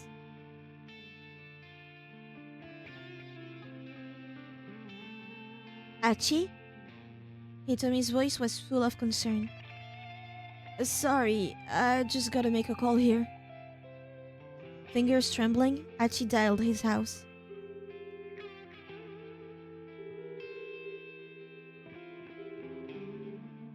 The phone rang several times before switching over to the answering machine.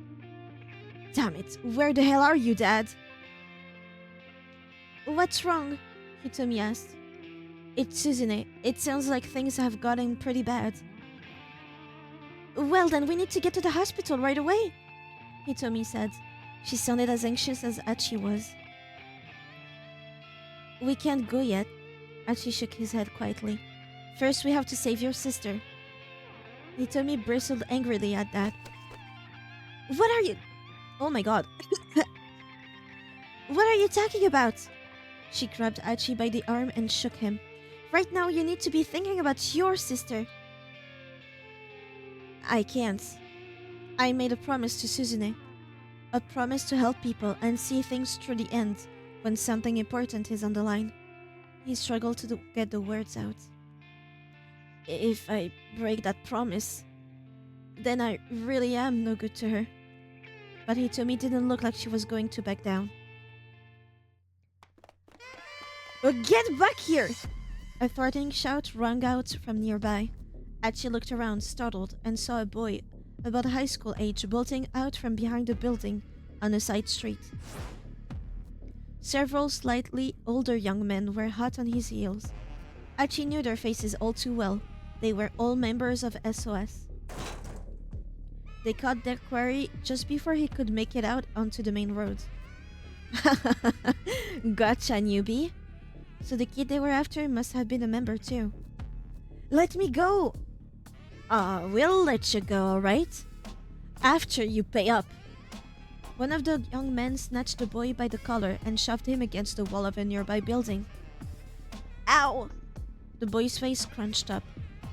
What are you talking about? Playing dumb, huh?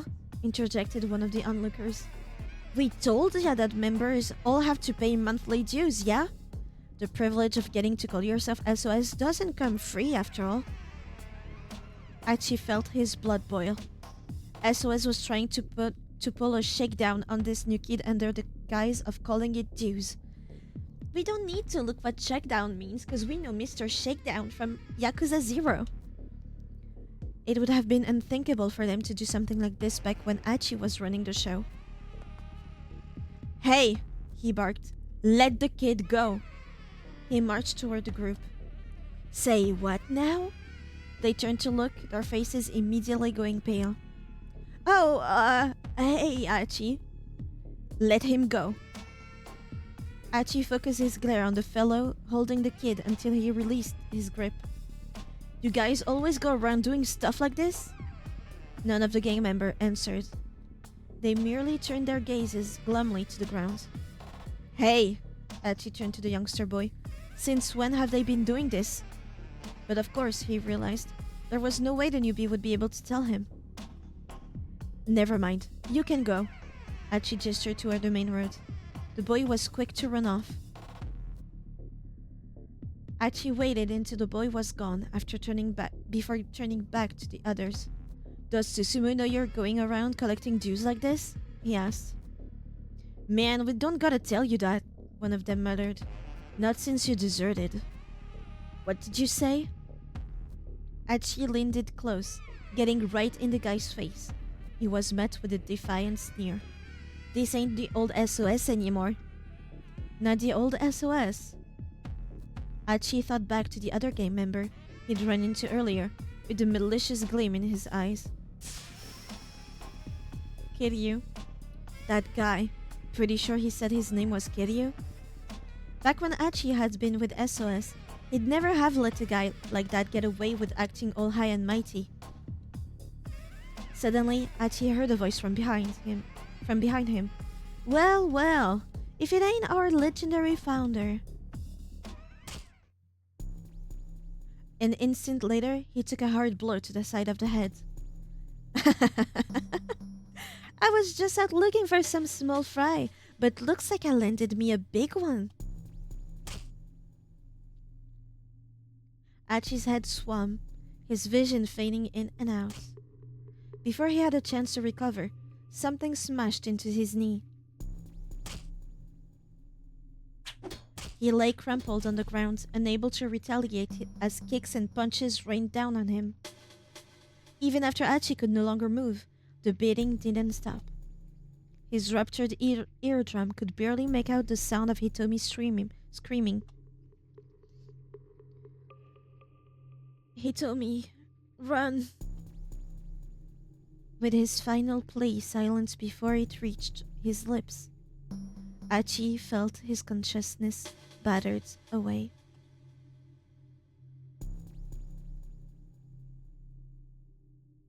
So, what is supposed to happen? Kiryu's ambush. Kiryu turned up out of nowhere and gave Achi a beatdown with a piece of timber. But just before he attacked Achi, Kiryu had run into someone else. That person said something that changed what Kiryu did. The individual in question needs to say something different to ensure Kiryu doesn't go to the Genzaka, while Achi and Hitomi are there. Let's remember this.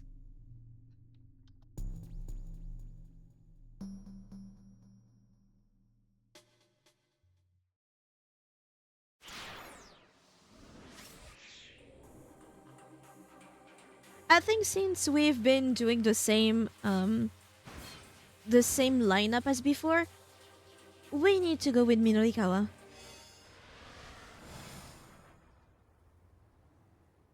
Minorikawa needed to get back to the editing office right away, but despite the urgency, he barely stumbled along. It might have been Minorikawa. It might have. Because Kano is somewhere else, maybe. I don't know. We'll see. However, I wonder why Chiki thought it was Toyama inside the car.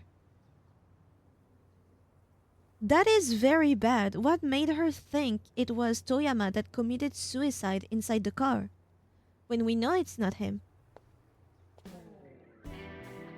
He was swaying on his feet, only half aware of where he was even going. No, this is all some sick joke. He just couldn't accept that Toyama was dead. He let out a lifeless sigh. A cynical smile crept onto his face. The man always did insist on having his own way, but killing himself. Back when he was still a novice reporter, Minorikawa had written a piece about a middle school girl who committed suicide. The school had made a statement denying that bullying had been a factor. And so most of the media had reported that she had suffered a nervous breakdown over entrance exam. But something about the case had kept nagging at him. Had her death really been a suicide? The more people he interviewed about the incident, the more his doubt grew. Hi Zero, how are you doing? You've missed a bunch of stuff if you're interested in the story. Fair enough if you're not. The city news editor, however, would not allow him to conduct a follow-up investigation. And the reason why was simple. This was the sort of thing that happened every day. They couldn't waste time on a case that was already on the books. Gotcha. It was more important for a reporter to find news stories than to squander time engrossed in a case that was old news. Minorikawa understood the editor's decision well enough, but that didn't mean he had to like it. You're welcome. He'd been sulking up on the roof, slowly nursing a cigarette, when the paper's local news copy editor, Toyama, happened to drop by. At a newspaper, an employee who evaluates the quality of and suitability of a reporter's copy and coverage, effectively the boss of a group of reporters. However, the copy editor typically works under a section editor, who has the final say about what makes the page. A middle management position caught between upstart reporters and an angry section chief. Did they say no to the follow-up interviews? Toyama asked. About that girl's suicide? The name of the girl who killed herself was Chiharu Fuyutsuki. After reading her diary, Minorikawa became convinced it wasn't an ordinary suicide. 6 years from now, Minorikawa will run into a certain teacher, and the investigation into the student's death will be reopened. But that's another story for another time. There's another game. In 6 years. What does that mean? What is it referring to?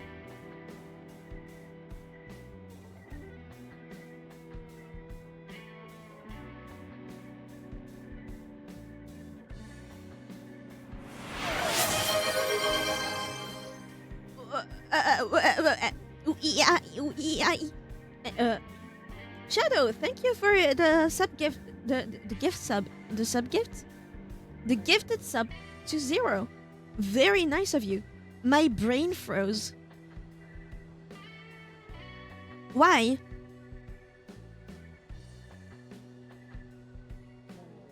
Tiggy smell blood? Yes. I'm on the lookout for games like this. I love breaking Tiggy's brain. Please don't. There's only so much of it left.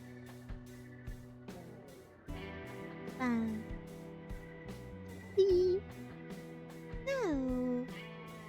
I love my cat. Yeah, Minorikawa expelled a plume of his smoke along with his sigh. Nothing tasted quite as bad as a cigarette when he was down in the dumps. So what are you going to do? I'm not going to do anything, Minorikawa said. Editor told me no.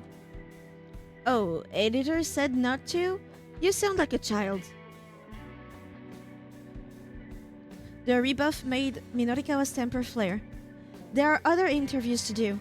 I want to follow up on this, but there isn't any time. You dumbass! Toyama hauled off and hit him right across the face. What happened to I write what I feel in my heart?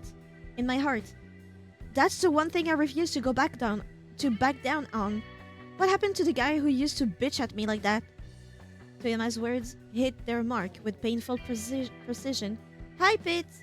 Yeah, my hypothesis on what Shibuya Scramble stories will be about centers around this unsolved case about the schoolgirl. I want that terribly. I need it. I went to look, but so far all I see is that successor to the game was announced in 2025 by most of the original team under a funding project. Let's pray for Yanagishita to make a comeback. There is no Shibuya Scramble without Yanagishita. Please let him come back. Please. It doesn't make any sense. I don't care. I need him back. Please. Please. I remember mentioning the game to you earlier. Yes. Yes, I did not forget it. But now I get a little... I didn't know they were already planning to do another game. I guess they were already thinking about another game back in 2008. Maybe they just got funding?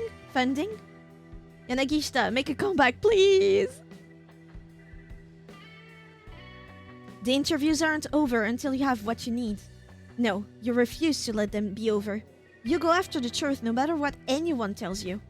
Isn't that what being a journalist is all about? Minorikawa scowled in chagrin. The man was exactly right. Until you have what you need, Those words had stuck with Minorikawa ever since. In fact, he'd quit the paper to become a freelancer because he couldn't do his job the way he wanted, while trapped in that hierarchy. It's not a Shibuya Scramble game without him, truly it's not. But I do not want the exact same MCs, like all of them. Minorikawa will make a comeback obviously if it's about the suicide of that girl. But I don't want it to be Kano, for example. To make the investigation, I want somebody else, that would be nice. And obviously, Tama and Hitomi and Achi makes no sense. Now he wondered, what if Toyama hadn't killed himself, but had instead been the victim of a terrorist attack? But after considering the idea for a moment, he thought bitterly, so what? The reason and the details hardly mattered at this point. What mattered was that Toyama was dead. Minorikawa sat down listlessly and stared up at the sky. The blank swath of blue made him feel all the more worn out. Just what had all of the days running around been for? He felt so empty, so hollowed out by loss. All his motivation had drained away. He had no idea what he should do next. Hey, Minoru Minorikawa. What should you do? He tried to listen to his inner voice. We already know the protagonist of Shibuya Scramble stories.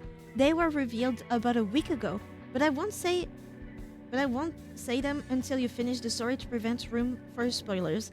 Thank you so much. You've forgotten your passion. You need to get that back.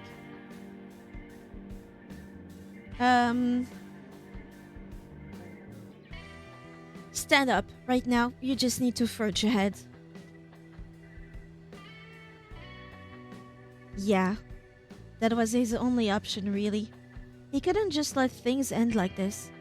And he still didn't have what he needed for his articles, so... Minorikawa took a deep breath, readying to get back on his feet. Still struggling to decide if I want to go visit Dokomi. What are the pros and what are the cons? Only now, since it's been 20 years, Yana is the CEO of a multi-trillion-dollar corporation.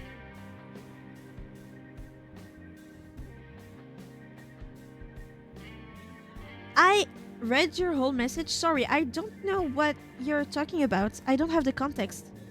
Who's Yana? Minorikawa took a deep breath, readying to get back on his feet. Before he could, however, a young man stumbled across his path, taking a nasty fall on the pavement. Ow! Oh, damn, that hurts! The youngster scrambled back to his feet and turned to Minorikawa with a snarl. What are you looking at, pal? The young man clutched a piece of timber like a club. There was a nasty gleam in his eyes. I'm not looking at anything, Minorikawa sighed. I just happened to be looking in your direction. Shut your yap. Apologize, bitch. Now. The punk raised his cudgel? What's that word? Yanagishita, Afro boyfriend. In Scrabble stories, since it's been 20 years, Yana is now super successful. I wish. I want him to be successful. Also, what the heck is if Nova AI is basically Zero is making an AI powered VTuber. Her name is Aika. Aika Nova. Pro, haven't listed that one yet. Might enjoy it. Cons, 3-hour drive, at least 200 euros if I end up getting a hotel to sleep. Weekend gone, seems exhausting. I hope I did a good explanation, Zero. Quick, to the point. It's very unlike me, by the way.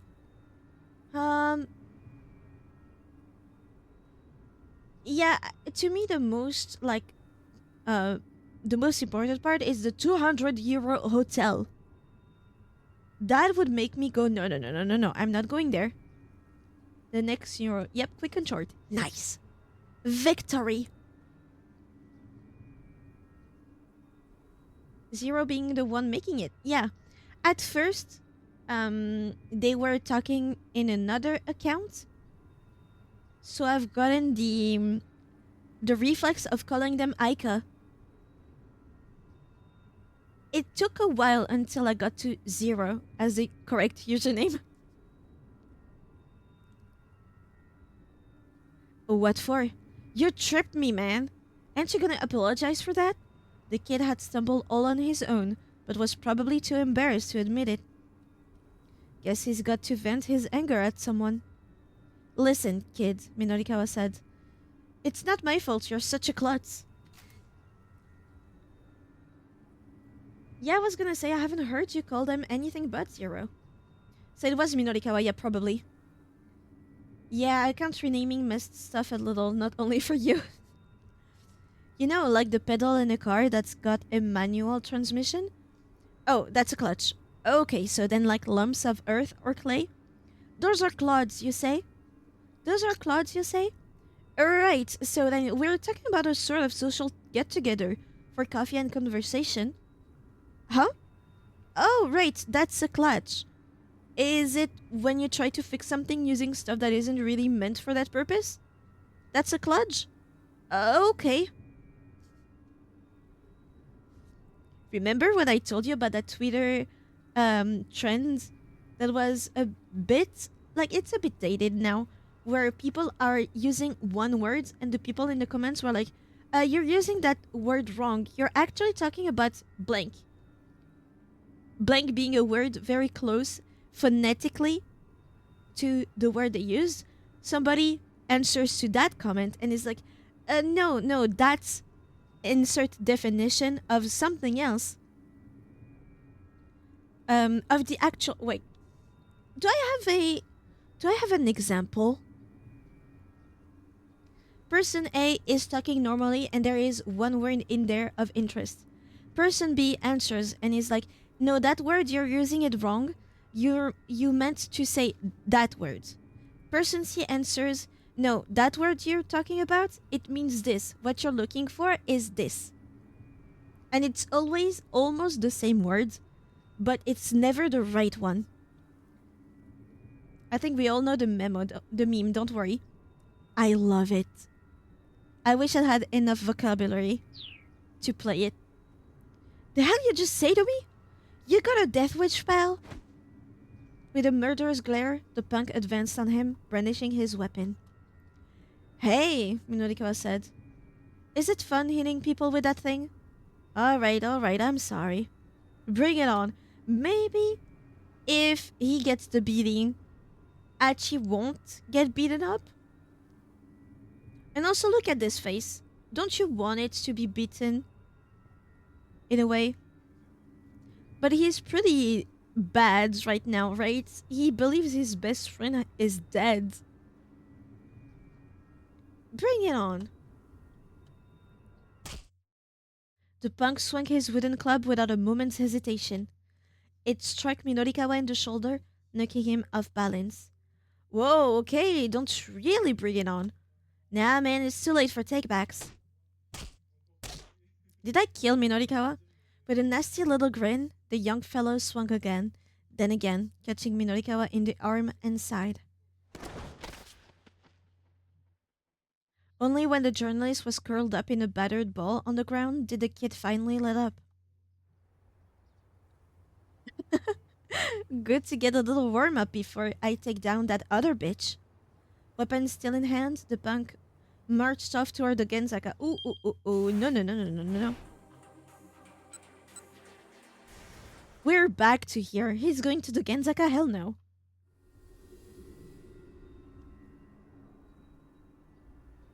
Is it fun? Hitting people with that thing? The corner of the punk's mouth curled up. Oh yeah, real fun. Only a dumbass beats people with their bare hands. You just went up hurting your fists. If you're gonna enjoy some violence, you gotta have yourself a weapon. I see. In that case, maybe give it a rest with that stick, yeah? Huh? What for? The punk scowled in irritation. Don't get me wrong, Minorikawa says. I'm just saying there have to be better weapons than that. Something that could take a man down in a single blow.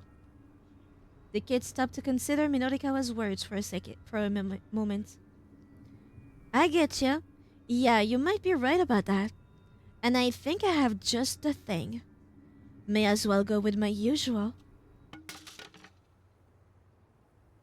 This face looks like he is stoned and just worked on a car. Letting the rogue SOS leader kill Minorikawa, that's a bad ending. Yeah. And he still goes to the Genzaka. He tossed away the piece of wood on the side of the road. Don't you go anywhere till I get back. Got it? Yeah, sure thing. Minorikawa watched as the punk headed back the way he'd come. Man, he murmured, what a dumbass. Looking around, he spotted a taxi parked close by. Please tell me the same taxi driver. It is, my man. It was Kimizuka. Do you need a ride, sir? Kimizuka asked, all politeness as he opened the back door. My man! They make such a good team. If you're heading to that publishing office again, I can get you there in 10 minutes. Kimizuka's driving was as smooth as always. He wove his way skillfully through a series of back streets. There was some big explosion earlier, he explained. The main roads are all gridlocked. Yeah, Minorikawa muttered. I was there when it happened. Oh wow, really? I'm glad to see you're not hurt then. Still, what a terrible thing. That minivan, I hear someone was inside when it exploded. I'm not sure if you were aware. Yeah, I'm aware. Oh, nothing gets past a reporter like you, I see. Kimizuka flashed Minorikawa an approving smile through the rear-view mirror. How much have you heard, then? Rumor has it that the person who died was a middle-aged man. Oh, huh. We taxi drivers tend to hear quite a bit ourselves. Kimizuka chuckled, but Minorikawa just cast his eyes down forlornly. You look tired, sir. Mm-hmm. Yeah, I guess so. His reply was barely audible. Suddenly, someone rushed out into the street right in front of the cab. Tell me it's him. Big H, him. Oh, shit.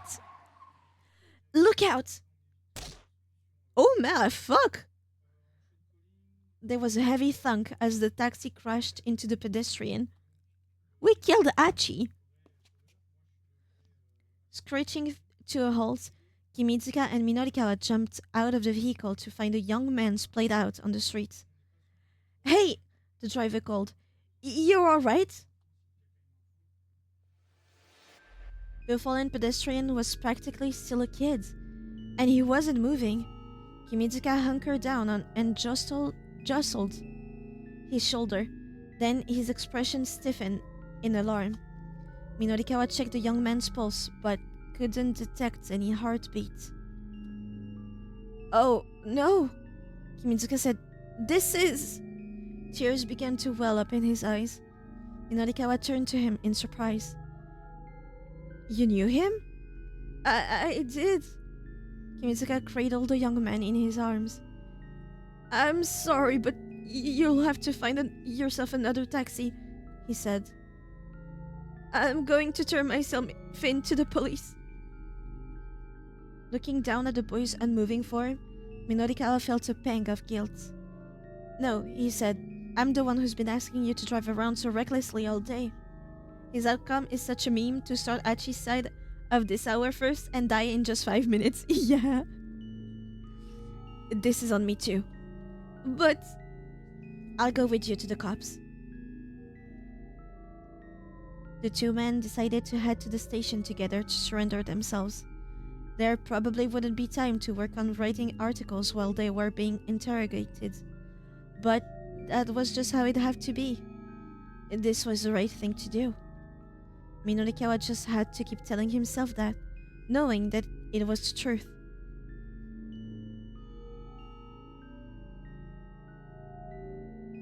interesting bad end. Surrendered to the police. Minorikawa's day ended in disaster when the taxi he was riding in hit a young man who ran out into the street. But why did the kid rush out into the intersection like that? The answer lies in Achi's story. Let's go to Achi!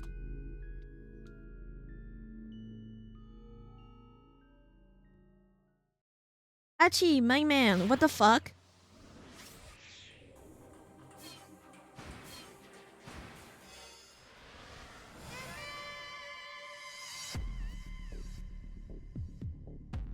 What?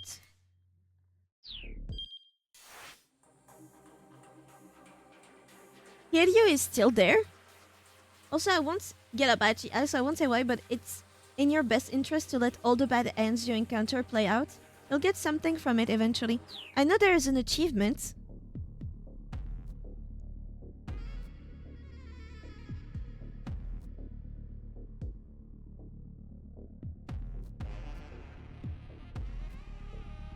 Hold on, what happened?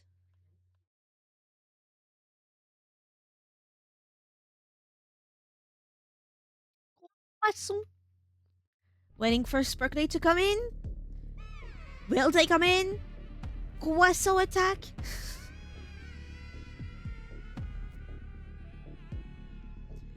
And there it is.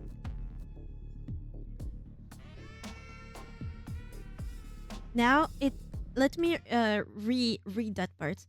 That guy. Pretty sure he said his name was Kiryu. Back when Achi had been with SOS, he'd never have left a guy with like that get away with acting all high and mighty. Now, it seemed like all these young fellows were ready to follow suit, eager to take him down a peg. You're old news, pal. Ain't your business to tell us how to do things. At this point, she should just set up a croissant shortcut. Can you imagine? I will need to add a substantial, cooldown.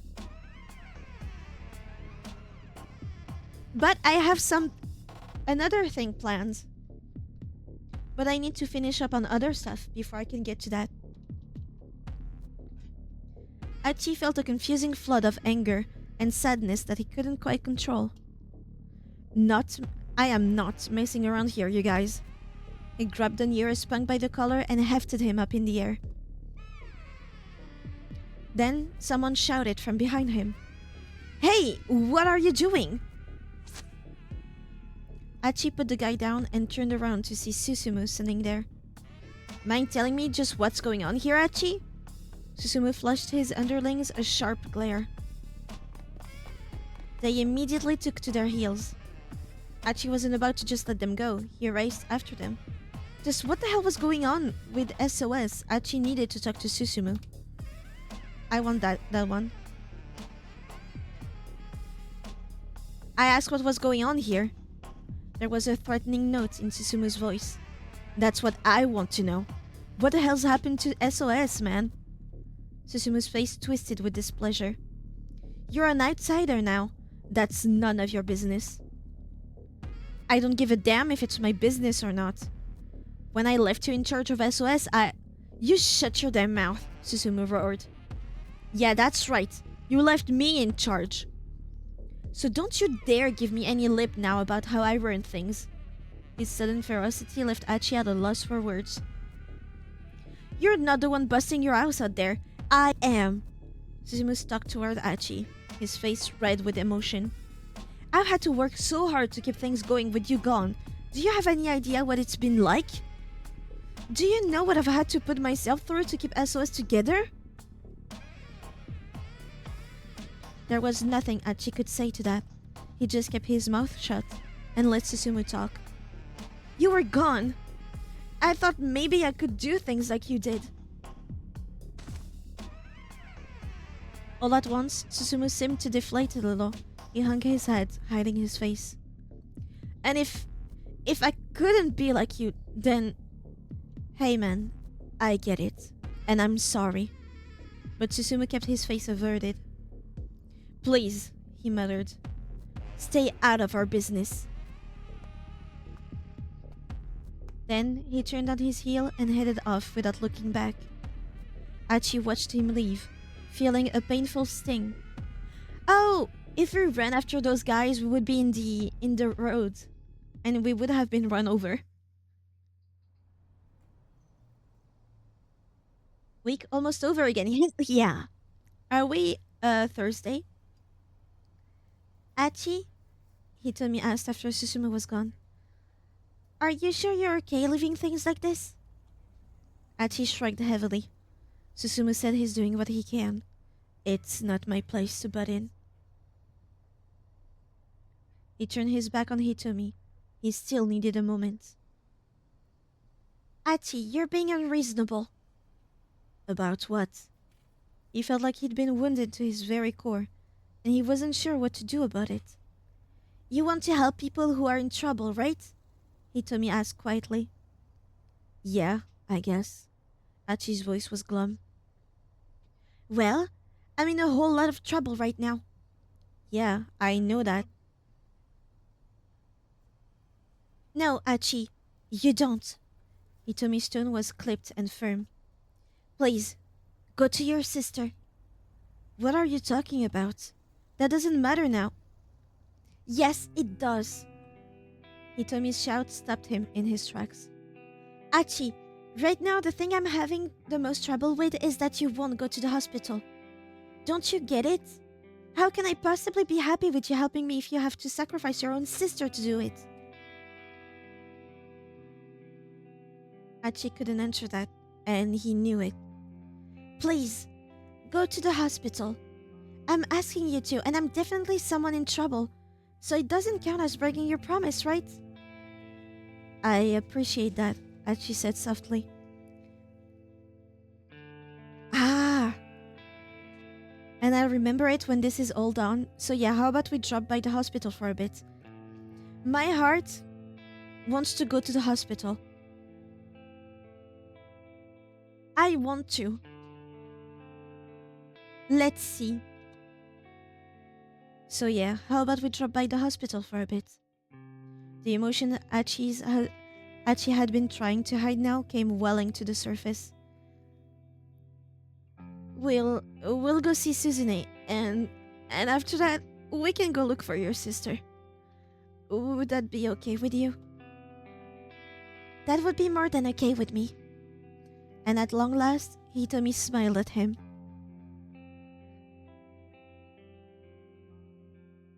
Back in sync with each other, Achi and Hitomi headed to the hospital. I hope it's the right one, because I want them to go there.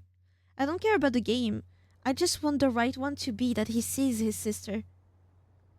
For his sake, you know?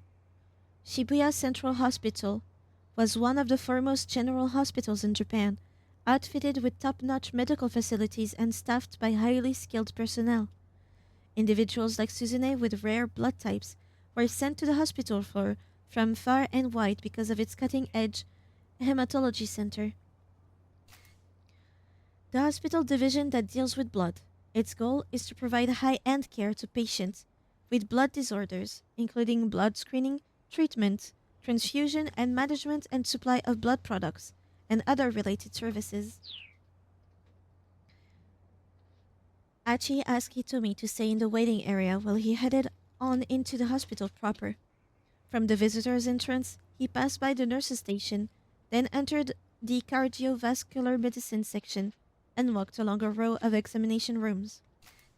The cardiovascular system includes the heart as well as the various blood vessels that circulate blood throughout the body. I read that so wrong. Cardiovascular medicine deals with heart and blood issues such as angina or angina, heart attacks, heart failure, irregular pulse, and the like. He walked by the first room as quietly as possible, catching sight of a mother and daughter sitting together in chairs in the hallway. The mother was crying softly. Oh, Takuya, he's only 15, she murmured under her breath. The name Takuya didn't ring a bell. Why does it do for me? It was the only 15 that got a reaction out of Achi. Only 15. He couldn't imagine anything good coming after that. To be cruelly taken away when one was still so young. Archie could feel the woman's pain as deeply as it were his own.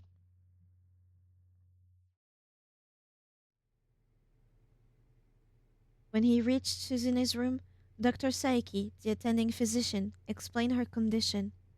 The doctor did his best to keep his explanation simple, but Archie was too worked up to process much of what he said. He did manage to wrap his head around a few things. At around 10 o'clock that morning, Suzune had had a seizure. For a while, it had been touch and go, but finally her condition had stabilized. However, since she hadn't regained consciousness yet, she wasn't allowed any visitors. That was the gist, as far as Archie could tell. "What's your father doing today?" "He still hasn't come by," Dr. Saiki said. Archie wasn't sure what to tell him. It was certainly odd. There was no way his father wouldn't have rushed right to the hospital if he'd heard Suzune had taken a turn for the worse. "I'll give you a call once she's woken up. For now, you can head on home for the day." "All right. Please, keep a close eye on her, Doctor." Somberly, Archie went to find Hitomi in the waiting area.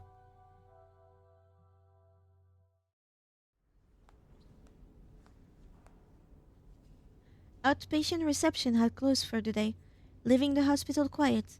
His footsteps echoed softly in the corridors. Then, as he walked along a peculiar sound, drew his attention. It had come from over by the base of a nearby stairwell. Archie took a peek around the corner.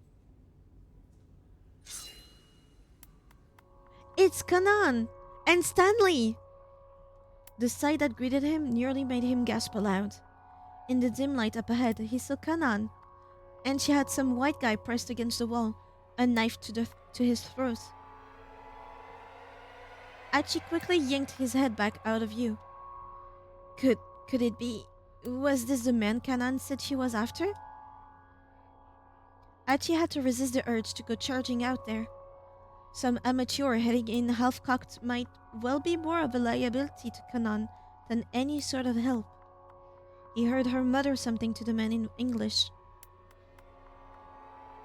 "We know nothing about Alfred's background, nationality, sex, age." Archie could just barely make out the words, but since it was all in English, he had no idea what they meant. "But we do know that whoever they are, they have connection to Langley." "Langley? That's not the name of the professor, is it?" "What was his name?" "No, it was Leland." "Okay."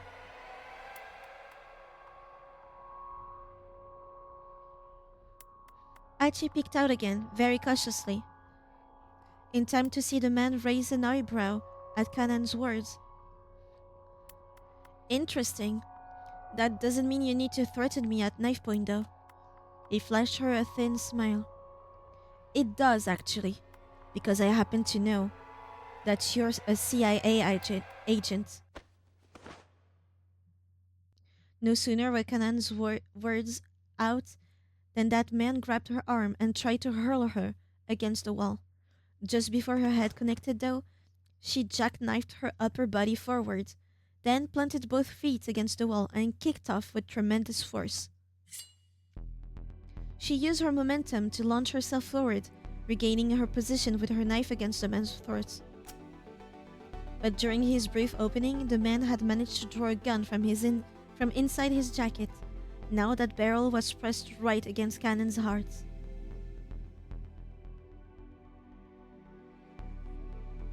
Archie swallowed the lump in his throat. "How about we call a truce?" Kanan said softly. She withdrew her knife. "Yeah, sounds like you and me are both after the same thing." The man likewise lowered the gun. With a faint smile, Kanan turned her head on him and vanished down the adjacent stairwell. Archie had no idea what just happened. They'd stopped fighting though, so this guy probably wasn't Kanan's mastermind after all. If only Aichi spoke a little English, he might have been able to follow their conversation. He found himself wishing he'd taken school more seriously. When he looked again, he saw that the man too had disappeared.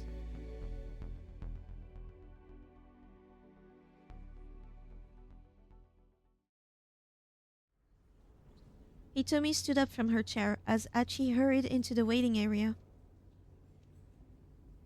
"How's Suzune?" she asked. "For now, she's not in immediate danger," they said.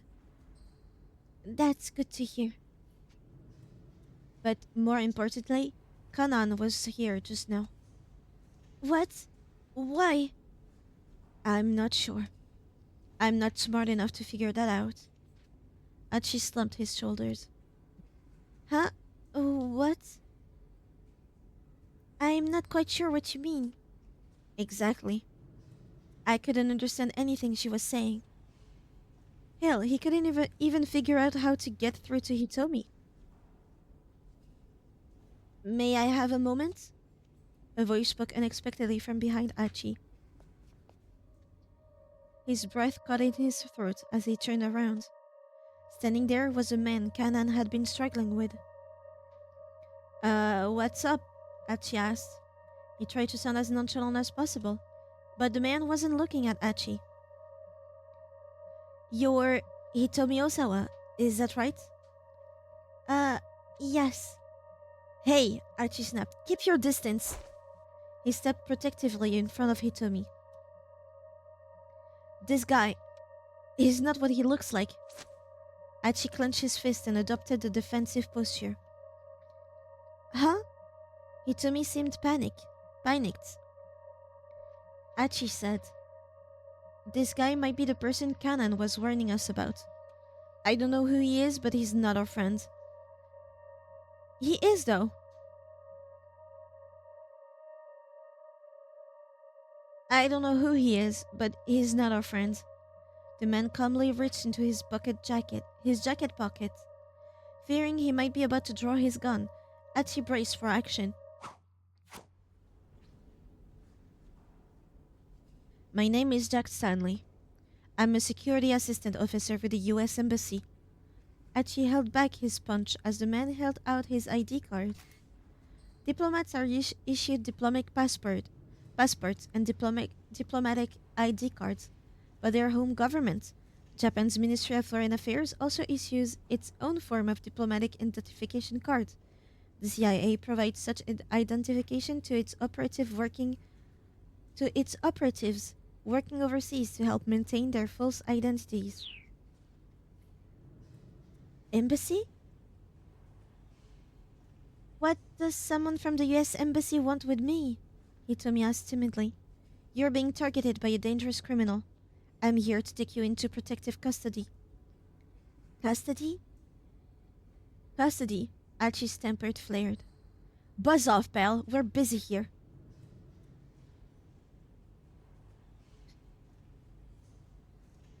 "Busy searching for Maria Osawa?" Stanley asked. Achi and Hitomi exchanged glances. "I know the full details of the trouble you currently find yourselves in." "Well, alright then," Achi said. Then you should know we don't have time to get taken into custody. I'm afraid you don't understand the situation we're dealing with. We're up against a dangerous international criminal here. Taking reckless action is only going to put her life in danger. Don't be a fool. This is no time to play the knight in shining armor." "Hey!" Achi was infuriated, but he couldn't think of a comeback. After all, it was true that Hitomi had run into danger time and time again while she was with him. "But I'm already safe," Hitomi insisted. "I'm only here right now because Achi has been protecting me." She eyed Stanley sharply. "I've got Achi with me. I don't need your protection." Achi felt a surge of pride that practically brought tears to his eyes. If Hitomi would have let him, he'd have given her an enormous hug.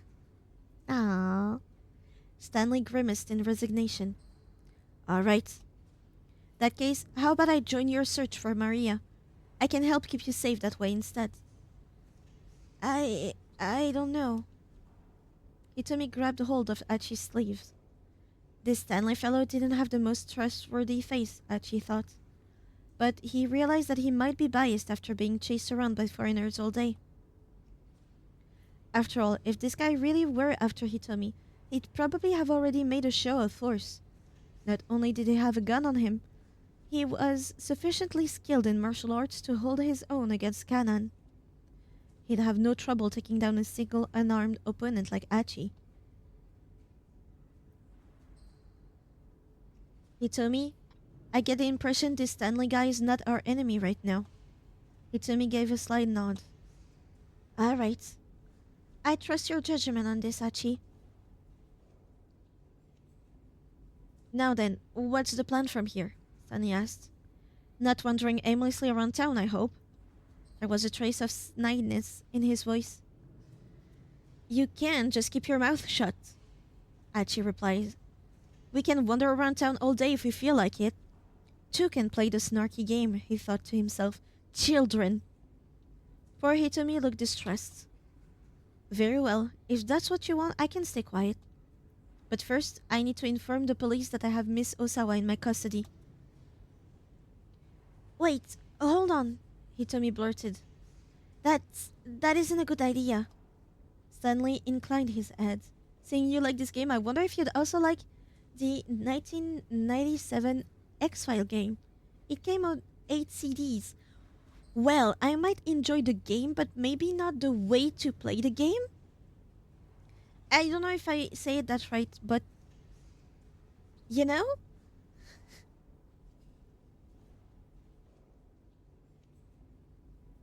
Yeah. Changing discs is annoying. Yeah, and on stream that would be hell to set out. To set up. Stanley inclined his head. Oh, why is that? Well, since you already seem to know most of the story, Hitomi quickly explained the kidnapper's threat and described the search for the minivan. Stanley remained quiet, listening with obvious interest. I see, he said when she'd finished. Still, when that minivan exploded, didn't I make your promise to the kidnappers a moot point? Hitomi nodded. I suppose it did, didn't it? Let me ask just one more question. Do either of you know a detective by the name of Tateno? No, we haven't run into any detectives. Yeah, exactly. The only folks we seem to run into are guys who are after Hitomi. I see. A grim expression crossed Stanley's face. That means that Tateno, the detective that was tasked with Hitomi's safety, never went to her. Never ever. She has never seen him. That means from the moment he was given his task, he bailed somewhere.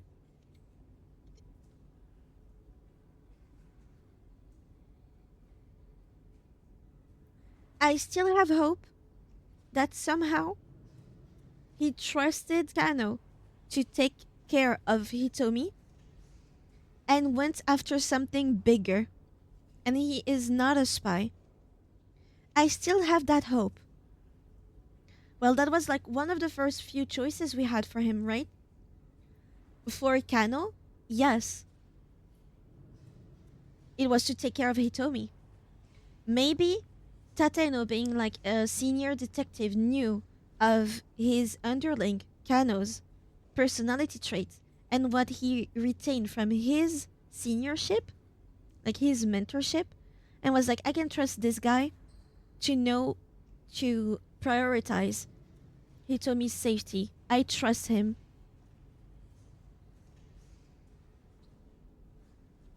My fucking god, I'm being spammed by fucking Google emails. But yeah, I have hope that Kano's intuition of Tateno's is right and that he didn't what's the word? What's the word? Traitor, but word. Verb. Well, he didn't do that to the police force, and he's actually undercover somewhere, with an opportunity that he could only take like right away um, without telling anybody. And he's doing his own investigation. Right. I'm going to get in touch with the investigation task force. I'll have them contact your parents for you. Would you mind speaking with them so they can confirm it's really you? Sure. All right, Hitomi said. Stanley got on his wireless and described their current circumstances to the police. Betraying is the word I was looking for. Mr. Endo, hold on. Suddenly, Dr. Saiki appeared, running down the hallway. There's something I forgot to tell you regarding your father. Oh? Achi got a sinking feeling. I got a call for him yesterday afternoon, and he asked me something rather odd. What is it? Hmm? Preparations for a transplant? I'm sorry, I'm not entirely sure I understand what you're asking. Did he find someone with the same blood type and is about to kill them? Saiki clutched the receiver. Daisuke Endo's brooding tone was more than a little disturbing. No, it's alright, Endo said. This is all just difficult to talk about, Doctor. Please, forget I said anything. There's just one important thing I wanted to let you know. Yes? There is going to be a brain-dead woman coming your way at probably around 9 o'clock this evening, I expect. Her blood type is Bombay. Bombay was the extremely rare blood type that Endo's daughter, Suzune, possessed. Any transplant donor for Suzune would also need to have the Bombay blood type. Since she has the same blood type as Suzune, the transplant itself isn't an issue, Endo continued. The only thing I'm concerned about is whether the procedure can be done within the limited time window. And I hate to trouble you, but I just called because I think it would be best to prepare for the surgery as soon as possible. Without checking what happened to that brain-dead woman? For example? Sus. The more Saiki heard, the more disturbed he grew. It felt like he was listening this man go on about some strange delusion. Doctor, please just take good care of Suzune. With that, Endo hung up.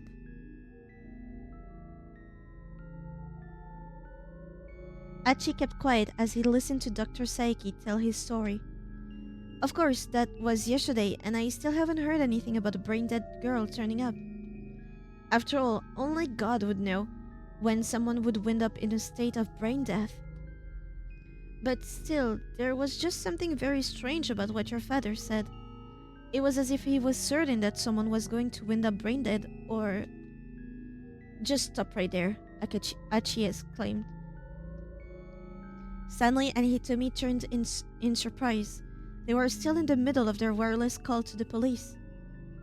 Don't get me wrong, the doctor said hastily. I'm not trying to imply that your father would hurt anyone. What I'm worried about is your father's mental state and... No, Achi interrupted him again. That's not it. His own words from earlier spun within his head. So long as we have these cameras, this guy has nowhere to run. The security cameras. I'm sure this is the place.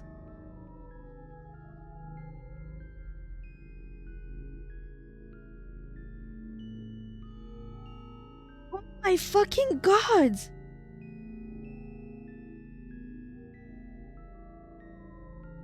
Oh my fucking god!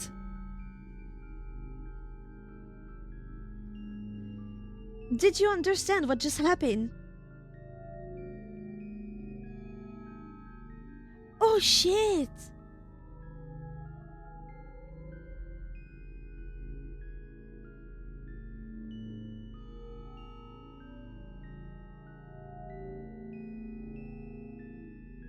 There's no way. That is a psychopath?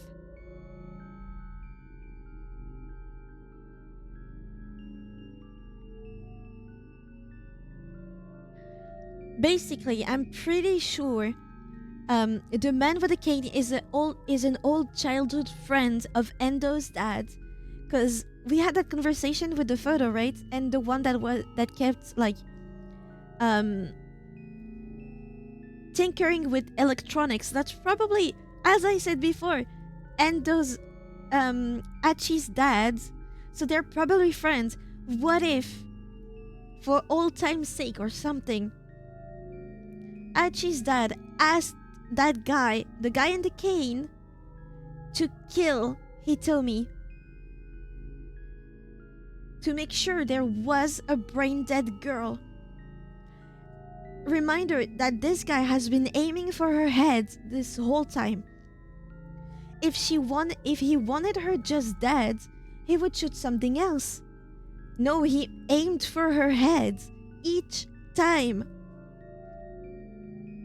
And if he knew where they were going, it's not because there was a device on her to track her. It was because the dad was behind the cameras the whole day, guiding him, using the security camera he installed everywhere.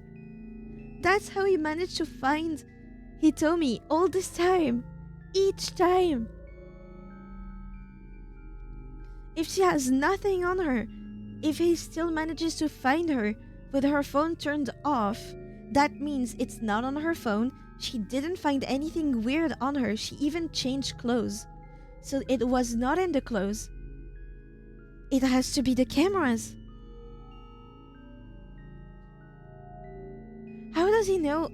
Also, there was that weird discussion when Achi told Hitomi about the blood type, where she was like, would you be willing to do anything if you knew that somebody had the same blood type? Would you be able to do anything to help your sister? Maybe she has Bombay blood. Also, I just wanted to make a quick search of what Bombay blood is. How different it is from A, B, O blood types.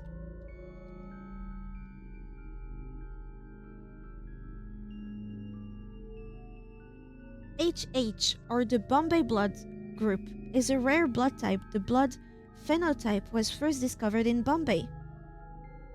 It is mostly found in the Indian subcontinent, India, Bangladesh, Pakistan, and Iran. That's why the guy with the cane said that it would be better for Achi if she was dead. It wasn't as I thought, as in a broad case, a broad version of you, as in every citizen of Japan. It was actually for Achi, because that guy knew about Suzune.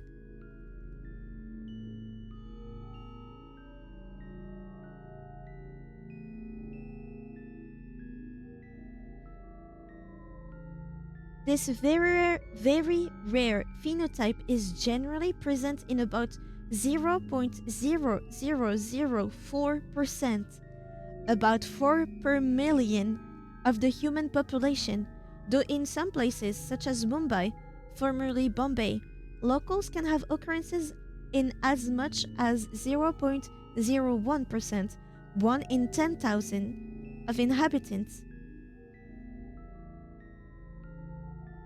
Wouldn't that make Canaan the most like potential? I mean, we don't know about their mother. Maybe their mother was Indian. No? We don't know about the mother of Hitomi and Maria. Maybe she was from India. Maybe they're mixed. I don't know. But there is that whole thing about the Middle East. And since Canaan is from the Middle East, you know? The man with the cane, he had been on the phone with someone. That didn't mean anything. It was just a coincidence. It couldn't be true. Achi searched desperately for some other explanation. And that was it. Anyone from downtown committee could have used the camera monitoring room. Yeah, no one's been by to check today. Nothing wrong with the little nap, yeah?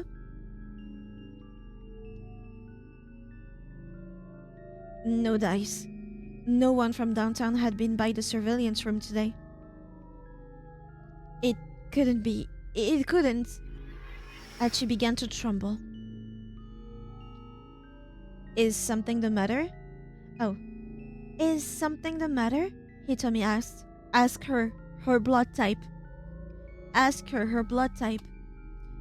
Archie, you're pale as a ghost. Archie gazed beseechingly back into her face. With just one simple question, he could clear this whole thing up. What is your blood type? Please tell me I'm overthinking this. He prayed inwardly before asking. Hitomi, would you mind telling me your blood type? Hmm? Why do you ask? Please, just tell me.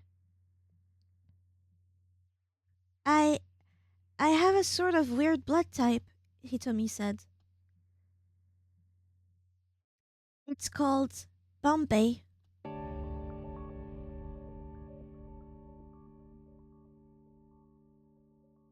The last piece of the puzzle fell into place. There was no longer any room for doubt. Archie found himself facing a sad and painful truth.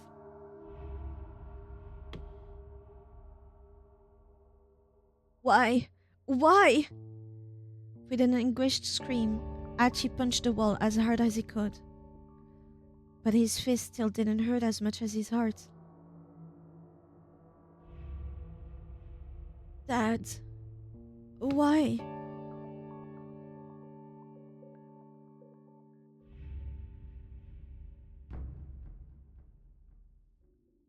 To be continued. Oh my fucking god!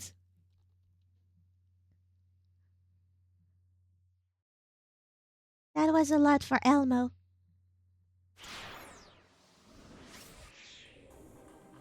That was crazy!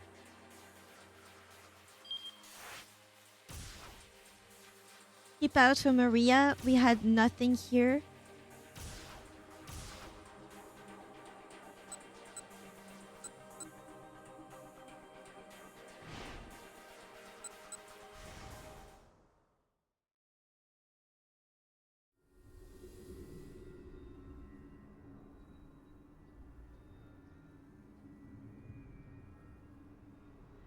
I did do. Is it fun hitting people with that thing?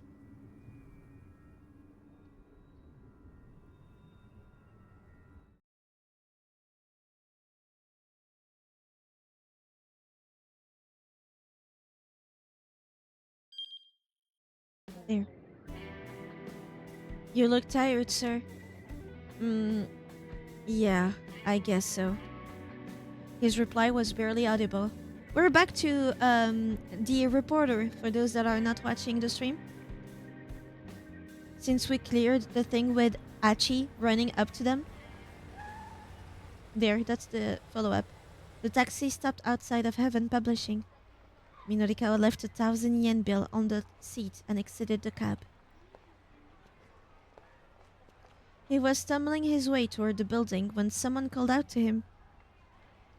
Mr. Minorikawa! Sawa! For a moment, Minorikawa didn't recognize the man now idling his sedan at the curb. But when he took a closer look, he realized it was Kenji Osawa. Oh, Mr. Osawa. Sorry, but I haven't been able to look into that thing you asked me about yet. I see. That's quite alright. Osawa looked pale and haggard. Minorikawa's reporter sense started tingling. This guy is the key to something. He recalled what he'd heard the detective and his buddy talking about back at the scene of the explosion. Roughly 8 hours ago, they infected Maria Osawa with the UA virus. If we don't administer Kenji Osawa's antiviral before she develops symptoms... You're caught up in something big, aren't you? How do you know that? Because, the reporter said simply, I'm Minoru Minorikawa. Osawa rolled his eyes. Well, that will make this simpler, I guess. Get in. I'll tell you everything. Minorikawa hesitated. This may be his big chance to land a beyond incredible scoop. Yet it felt like it was too late to matter.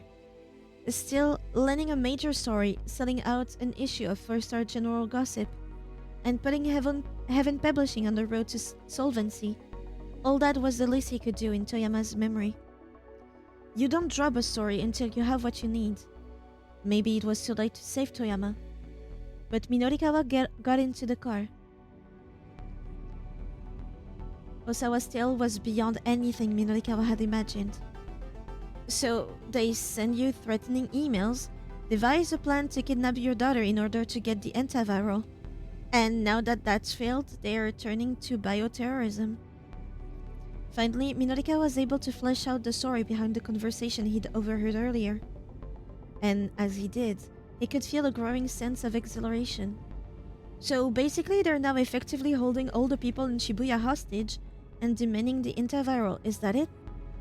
Before Osawa could answer, a new idea occurred to Minorikawa. Wait, hold on. Why didn't they just start by holding the whole story hostage? The whole city hostage? Why did they need to go through all that trouble of kidnapping your daughter? I don't know, Osawa said, shaking his head. Perhaps they wanted the ransom money? For a mere 50 million yen? I can't imagine international terrorists bothering for that much. You can't know how terrorists think, Osawa said. Let's just assume, though. Could there be some other reason they abducted your daughter? Osawa didn't reply. He was probably too preoccupied with finding a way to save his infected daughter to think about anything else. Still, something about the course of events didn't quite add up to Minorikawa. But whatever the case, if the criminals were after the antiviral, then sticking with Osawa ought to bring him closer to the truth. Minorikawa was still mulling that over when they arrived at the laboratory. The two men hopped out of the car and were immediately rushed by a pair of security guards, who subdued them in a matter of moments. Hey! Minorikawa protested. What the hell is this? Unhand me! Osawa yelled. I'm Kenji Osawa. This is my lab. But evidently, that didn't matter to the guards. Uh-oh. Another man emerged from the building. He and Osawa exchanged a few brief words. Judging from the tone of the conversation, this was someone who outranked Osawa at the company. Take him away. As the newcomer looked on, the guards dragged Osawa into the building. Hey! Minorikawa shouted at the man as he began to walk away. Don't you know what's going to happen to Shibuya? Don't you care? If you just stand by and let the people of this city die, Okoshi Pharmaceutical is going to be held responsible. The man stopped in his tracks. And if that happens, you'll be ruined personally too. Minorikawa added. You know I'm right. That will be up for the police to decide. You're going to regret this. Don't be a fool. Minorikawa's resolve was unwavering. His pen would mete out justice. He might have come close to forgetting what he'd once stood for, but now the old fire was back. I see. It seems this isn't something to leave unchecked. The man gestured with his jaw. Take him as well. More security guards surrounded Minorikawa. Hey, stop it! Let me go! But though he struggled fiercely, there was no escape. Once he was dragged through those laboratory doors, Minorikawa never wrote another article again. Oh.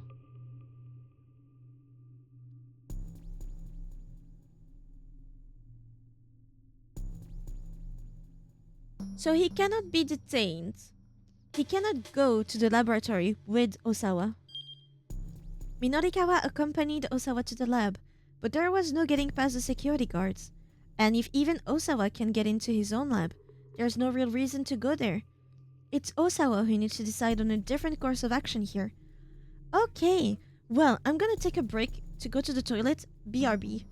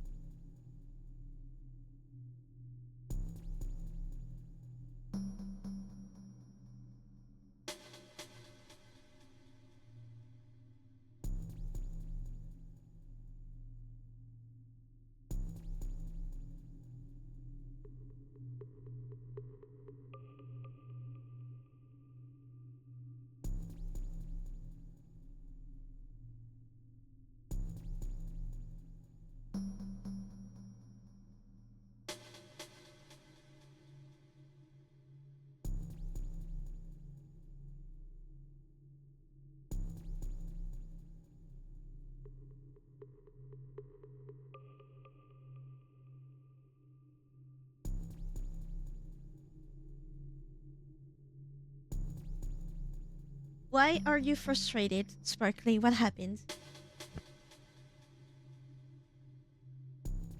Is it the story?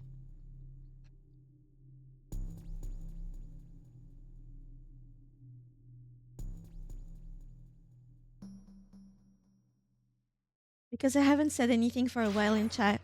I mean, you're not doing your job. So Minorikawa is a no-go. We need to go to Osawa. He's the last one. I don't want to know how people feel. All I want to know is what viruses feel. I prefer viruses because they make no move to encroach on me from the other side of my macroscope. They leave me free to let my thought wander as I wish. And while it may be true to say I understand viruses, I have never been able to understand my fellow humans. I don't know them. I don't know a single fundamental thing about them.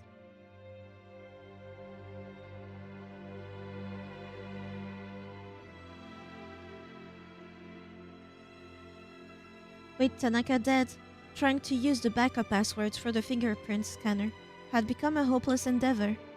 The only remaining means of getting entry to the storage area was to issue an emergency unlock request to the electronic lock manufacturer. And in order to do that, they needed approval from the 6 members of the board of directors.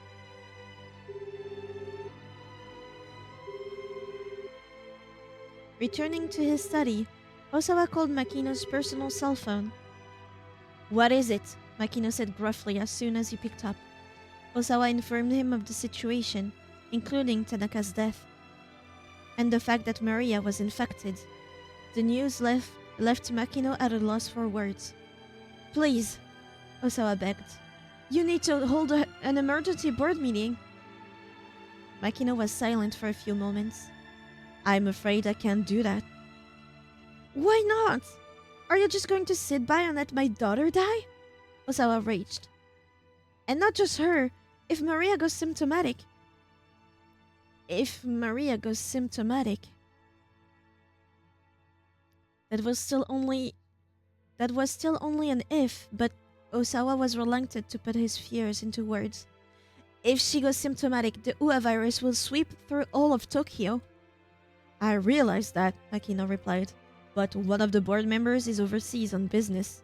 Holding a meeting is impossible." Despite the gravity of the situation, he sounded astoundingly nonchalant. Osawa couldn't back down now. There must be some other option, like a web conference or something. "That doesn't help us if we can't get in touch with him," Makino huffed. "He went missing a few days ago, in the middle of his business trip." The head of Okoshi Pharmaceuticals' New York branch has been missing since April 25th, 9 p.m. local time. There have been no demands for a ransom, and so the New York Police Department is investigating the possibility of some other form of foul play. Could the International Crime Syndicate also do that to make sure? Did Alfred do this? Osawa was almost too appalled to be angry. "That's the most ridiculous lie I've ever heard." "Would you like to speak to my on-site contact if you don't believe me?" This was like arguing with a child. If Makino was deliberately working against him, He'd never know if this disappearance was real or not. In that case, can you please appoint a representative in his stead? Osawa pleaded. Selecting a representative is a complicated process. Even if we started right now, it would take until sometime tomorrow afternoon to complete. Tomorrow afternoon. By then, it would be too late for any of this to matter. Sir, can't you see how absurd the things you're saying are? What would you have me do? Makino barked. These are the realities of corporate politics. I understand, sir. You will do nothing for my daughter. That's what you're saying. That's not what I'm saying, Makino replied. Look, I'll see what I can do to appoint a representative more quickly. More quickly, he hung up.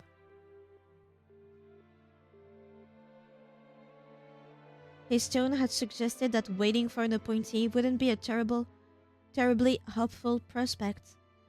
I have no more allies, Osawa thought. All I have left now are foes. He couldn't count on anyone anymore. Osawa was just going to have to get the antiviral himself. Nope. Still, he'd just have to take Makino at his word. Right now, that was his only course of action. Because we know, if I didn't know, I would have gone by himself. I would have chosen that, but I know it doesn't lead anywhere. So. Still, he'd just have to take Makino at his word. Right now, that was his only course of action.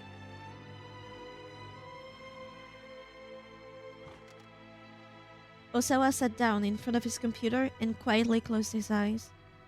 If only I could just go to sleep and wake up tomorrow morning and find all of this resolved. All I'm asking for is a miracle. But he knew reality would never be so kind. He could hold his eyes shut as long as he wanted, and it wouldn't make this hopeless situation go away. He felt the anxiety welling up inside him until it seemed like he was going to explode. Needing a distraction from his helplessness, Osawa opened up Ayanet. He knew this was mere escapism, but he couldn't just sit and do nothing while waiting for Makino to call back. He posted a new topic with the title, Aya Fortune Teller.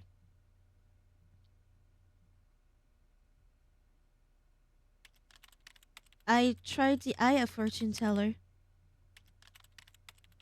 My results basically said I was a bad person who can't connect to the people around me. And you know what? That's exactly right. I'm only interested in my own little world. That's probably why my wife and my assistant at work got so fed up with me. It's the same with my two daughters. What sort of things are they interested in? Do they have a lot of friends? What are their aspirations for the future? I don't know any of those things. It never even occurred to me to find out. I'm such a terrible father.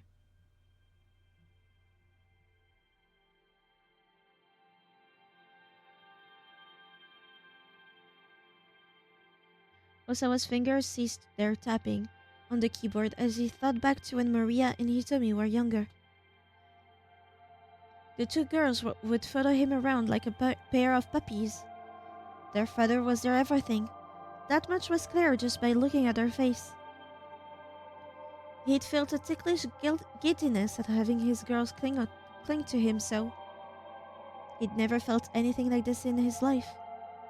But there were times where he also found it tiresome.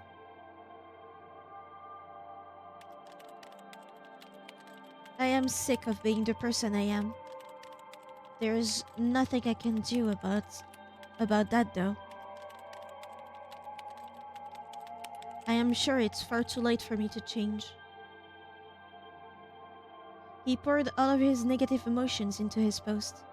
It felt like stream of consciousness travel, but he didn't hesitate to write it down all the same. He wanted other people to know what a miserable excuse of a human being he was. At last, when he couldn't think of anything else to add, he posted his bitter confession to the forum. I was trying to help someone and they were not tech savvy in the slightest. Ouch. He was staring numbly at the monitor when he heard a furious shout from the next room.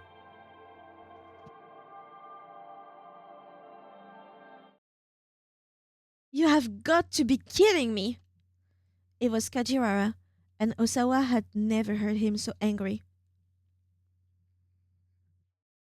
Kitty? There you go.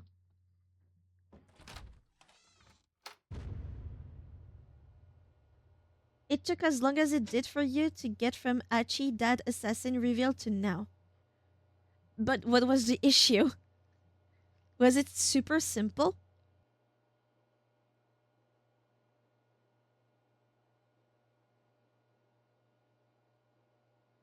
Yes, oh my god. I'm so sorry.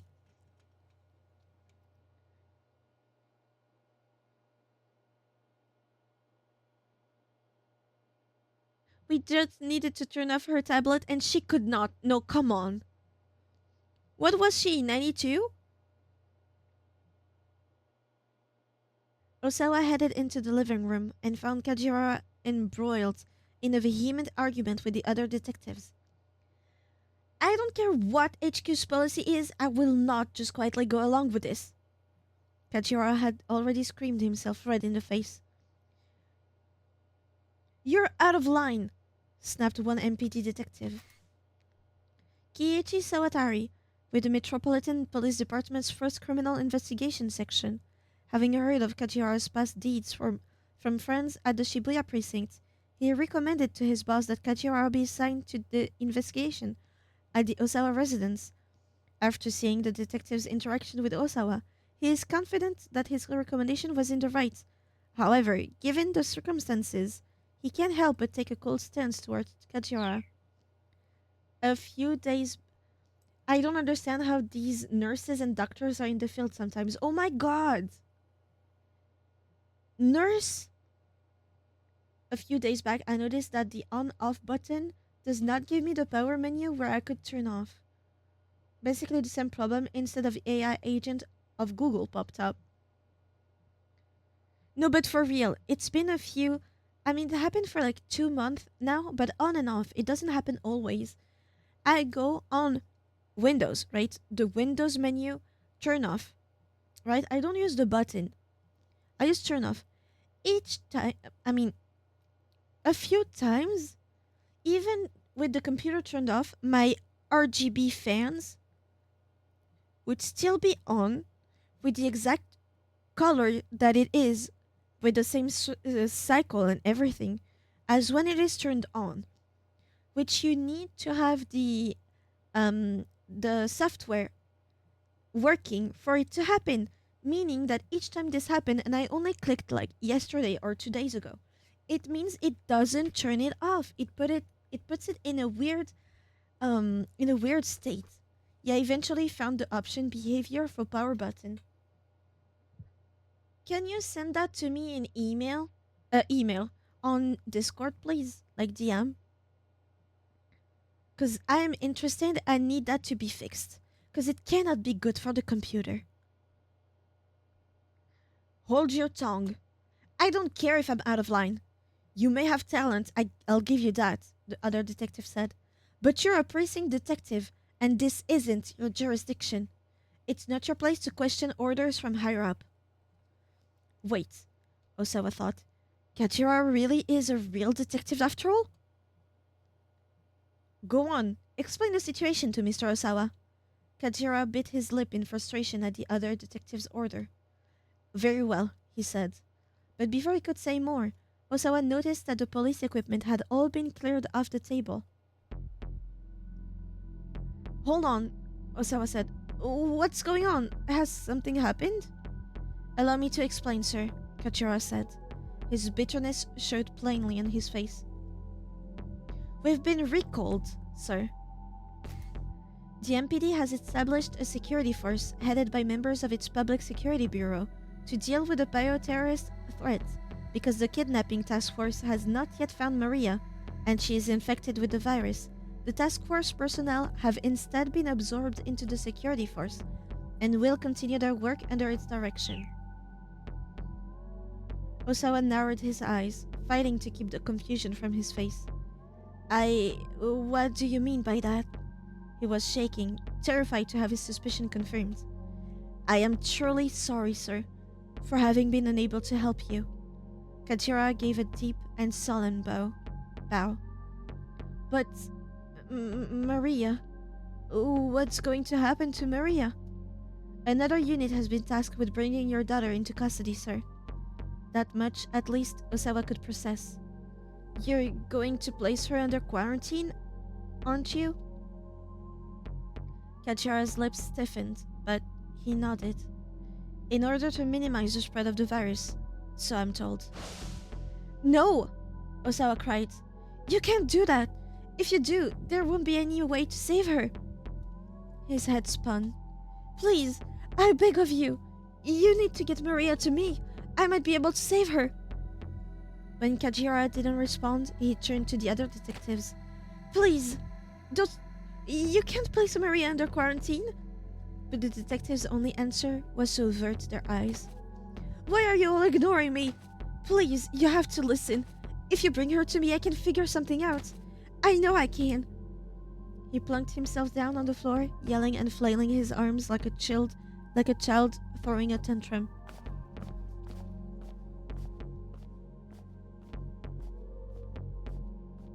The detectives exchanged sullen looks with one another, and then walked off and left him here. He knew he must be a sorry sight, but nevertheless, he kept shouting after them. Please, don't stand by and let my daughter die!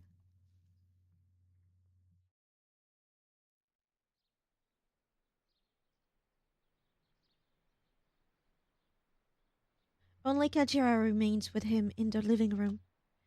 I'm sorry, sir. This was beyond my ability to stop. He gave another apologetic bow. Osawa felt suddenly deflated. No, you've done a fine job, Detective Kajiwara.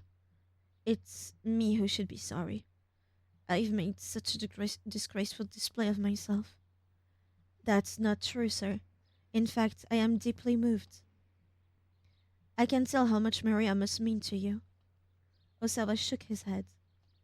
If I'd really been thinking about Maria, I would have made an effort to work with you, With you detectives more. That was all just self-absorbed shouting. A moment of emotional selfishness.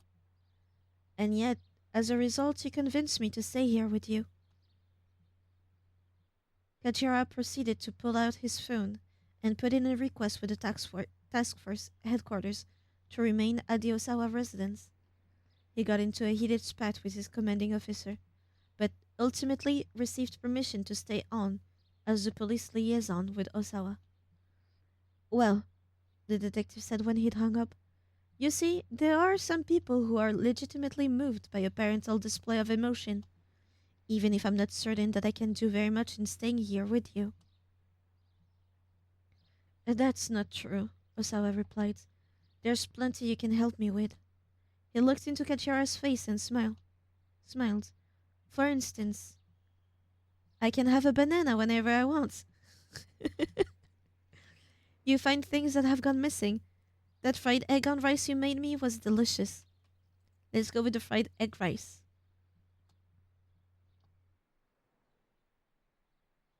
Kajira let out a bright little laugh. Oh, that's so nice of you to say. You flatter me. It's not flattery. Osawa shook his head seriously. Honestly, I've got a hankering for more. I wish I had your cooking skills, detective. Now the kith. Yes! But despite the praise, Kajira's smile took on a note of sadness. Oh no, anyone could make something like that after living alone like I have. Osawa was surprised to hear that he lived alone. The detective looked like he was old enough to likely be married by now. Doing this job caused me to neglect my family. Finally, about 2 years ago, my wife hit me with the divorce paperwork. I wanted to be able to keep our daughter with me, but, well, the law tends to favor the mother when it comes to custody issues. So his living alone was a newer thing after being separated from his wife and daughter. That fried egg on rice? My daughter used to love that. Is that so? I can cook more proper dishes, but for whatever reason, she just really loved that one. The detective then pulled 2 bars of chocolate from his pocket. That product placement for Meiji chocolate. Osawa accepted one, but said nothing. My daughter was fond of this brand of chocolate too. Kajira snapped off a bit of his own bar and popped it into his mouth. I would warn her that she'd get cavities if she ate too much, but she stuffed her face to the point that there were practically always chocolate smeared around her mouth. Kajira sighed, and a forlorn smile came to his face. I guess the fact that I always carry stuff like this around in my pockets just means that I'm a fool for it who doesn't know how to let go. Osawa shook his head. I don't think that's true at all. He understood full well what it was like to have a daughter always in one's thoughts. Osawa too broke off a piece of chocolate and slipped it into his mouth. It was sweet and milky, a taste a child would love. He licked the residual chocolate from his fingertips, then turned back to Kachiara. The 2 men smiled at one another. Chocolate flavor kith! Here was a man Osawa could really talk to. He was sure of that much now. Detective, I apologize. I've kept things from you because I was worried that they involved classified corporate information. Oh? Kajira's eyes glimmered with interest. Earlier today, I received some emails. They could be pertinent to the case. Would you mind letting me see them? Osawa shook his head. On the contrary. Back in front of his computer, Osawa saw that Ayanet was still open. Pretty Honey had responded to his forum post. I want to see what the answer is. One moment. Just let me read this. Osawa read the response. He needs it. I got that same result. Do you really think it's too late? Don't give up hope. Hang in there. It's never too late. Every family has its share of problems. Like, you'll never find one that doesn't, I'm sure.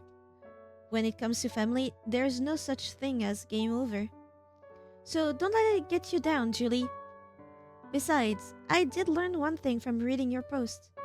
In the end, a father's happiness is his daughter's. A father's happiness is his daughter's happiness. Kajira appeared into the monitor. A young girl is posting to a forum for people 40 and older? It's Pretty Honey. She always replies to my threads.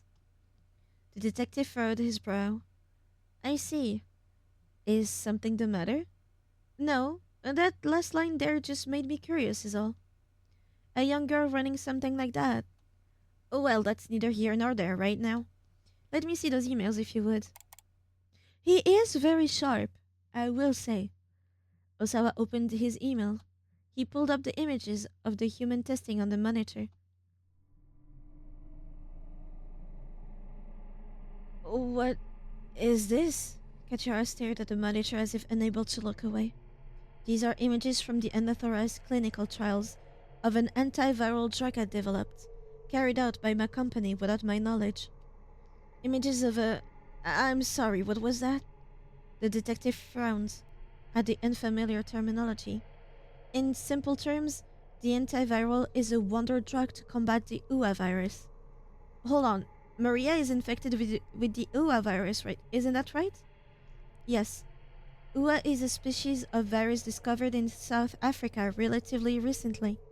Roughly 12 hours after infection, patients develop a cough, then a fever, then begin vomiting, and ultimately begin to bleed uncontrollably from all over, resulting in death. The mortality rate is. Osawa was reluctant to say it. Kachira held his breath, waiting.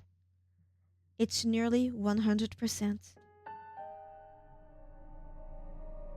Kachira shuddered. But wait, he said after a moment. If you have this wonder drug, then Maria. Osawa shook his head. Without Tanaka, I have no means of getting it out of the lab. Kachira's frown deepened. I see. It may not be much to go on, but I think we can put together at least one piece of our little mystery here. Something difficult or impossible to explain?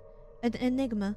You see plenty of books titled The Mystery of Such and Such or The Secret of Whatever on bookstore shelves, but when you read them, you're invariably disappointed by the mystery not being that mysterious after all. Pardon me one moment. Kachira inspected the email address of the sender, A, then brought up the email header. You don't see email addresses like this much. It's seemingly from a foreign country, but that may be fake. You can tell just from the email? The detective flashed a little grin. Take a look here.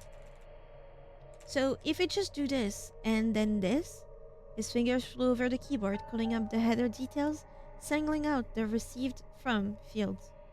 This set of 4 numbers at the bottom is the sender's IP address. Think of it as an ordinarily hidden location markers of sorts. As he spoke, the detective pulled up a website called IP Station. He copied and pasted a set of 4 numbers and pressed the enter key. The manager showed the name of the provider, connection methods, and other such details. Osawa couldn't make heads or tails of most of it, but one thing drew his eye. Access point, Shibuya Ward, Tokyo. Kajira went into email programs options and checked the server info for Osawa's connection. My money is still on his wife. Deep furrows formed in his forehead. This is the same provider that you use, Mr. Osawa? What does that mean? What kind of internet connection do you have here at your house? What sort? Well, it's plugged in over there, but... Osawa pointed at the router. And does everyone in your family use the same line? Yes, I think so. Kajira opened up a command prompt, then typed ipconfig. Okay, so if the same numbers we saw before pop up here, that's a bad sign. Oh? Osawa stared at the monitor. Kajira pressed enter, and a black window covered in white alphanumeric characters appeared. What the hell? Kajira muttered under his breath. Wait, what's going on? Osawa asked. Explain simply so that I can understand. Faking an email address is simple enough, but the typical person wouldn't be able to fake an IP. It's very likely that these emails were sent from another computer inside this house.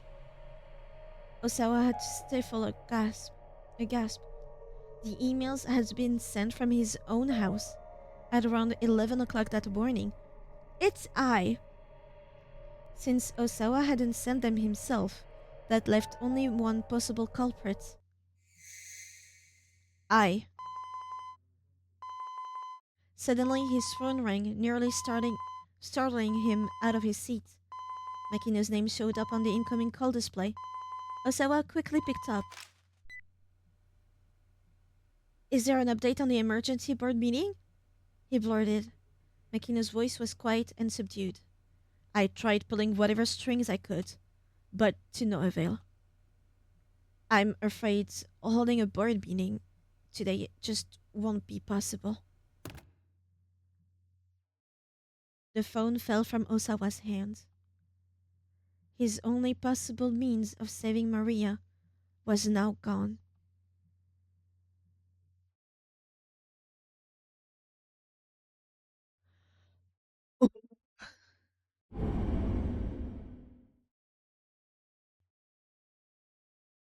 That Osawa is going through it.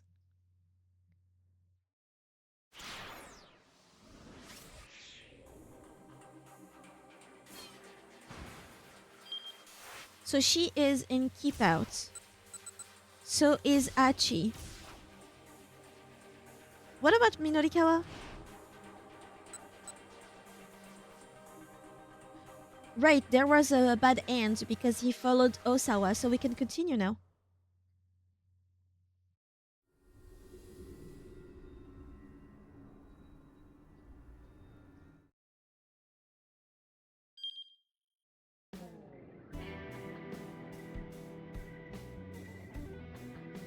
We saw that.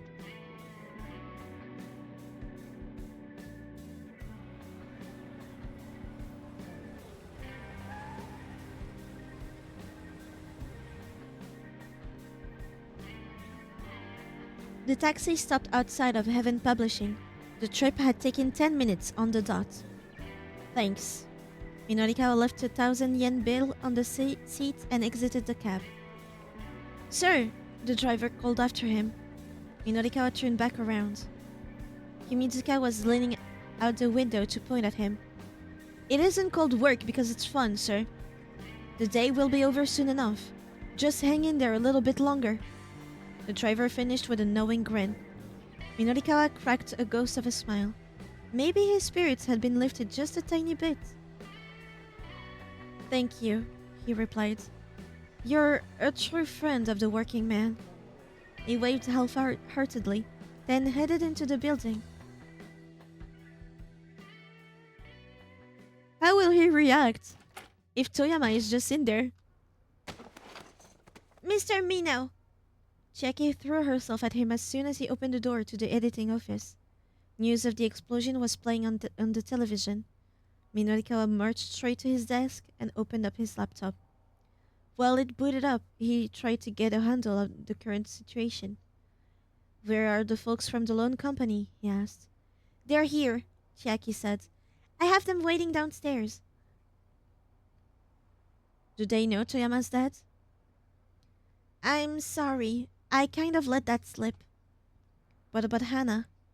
I am not sure. I haven't heard from her since she called earlier. With a tiny sigh, Minorikawa started typing at his laptop. By some miracle, his 6 pages of the copy were nearly wrapped up.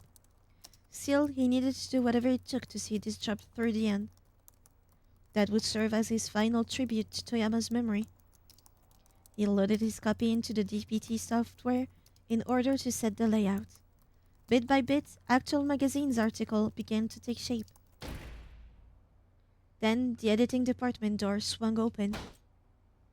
Hey! Snarled the young man who barged in first. He kicked over a stack of books. How long you gonna keep us waiting, huh? Honestly, Sigawa, must you be so rowdy? A middle-aged man stepped in alongside him. Are you Mr. Minorikawa then? He added as his eyes fixed on the journalist. He held out his business card. A pleasure to meet you. I am Asao Ozu from Takarada Financing. My deepest sympathies about Mr. Toyama. However, I am afraid that we do need you to give us back the money we loaned. Despite his polite tone, the threat in his voice was plain. Look, next month's issue of 4-Star General Gossip is definitely coming out. Couldn't you please wait for the repayment until we have the funds from those sales? Minorikawa asked. That was exactly what Toyama's plan had been, after all. Well, we certainly aren't monsters. If the magazine is going to be making you money, we wouldn't mind delaying another month. You really mean it? Oh, you really mean it? Chiaki chirped. To clarify, that would be the case if Toyama were still alive. Releasing the next issue is all well and good, but with Toyama gone, so too is the company. That will make full repayment of what we're owed impossible, I expect. Then, what do you want us to do? Minorikawa asked coldly. How about we just cut to the chase? Growled the young man, Sigawa. Take out your ears and listen up. Chiaki recoiled in a panic, and Minorikawa held up an interposing hand. Knock it off, he said. You're scaring the young lady. A thin smile came to Ozu's face. All we want to know is where Mr. Toyama's daughter is. Yeah, that's right, Segawa said. Tell us what the girl is. No way, Chiaki squeaked in protest. Hana's just a little kid. She doesn't have any responsibility to pay back the... Ozu didn't let her finish. We're aware of that. Nevertheless, we'd still like to know where she is. The law didn't matter right now. Guys like this had all sorts of ways to wringing money out of people. It was clear from the looks on their faces that Ozu and Segawa had some wicked scheme in their sleeves. Unless, of course, you would prefer to take on Toyama's debt, Mr. Minorikawa? You are quite the accomplished reporter after all.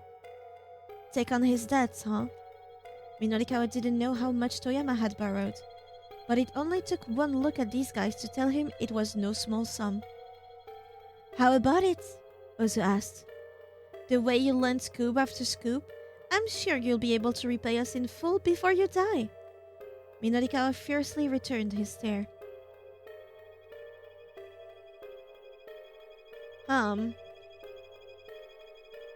They won't call it even, ever, so that's out of the question.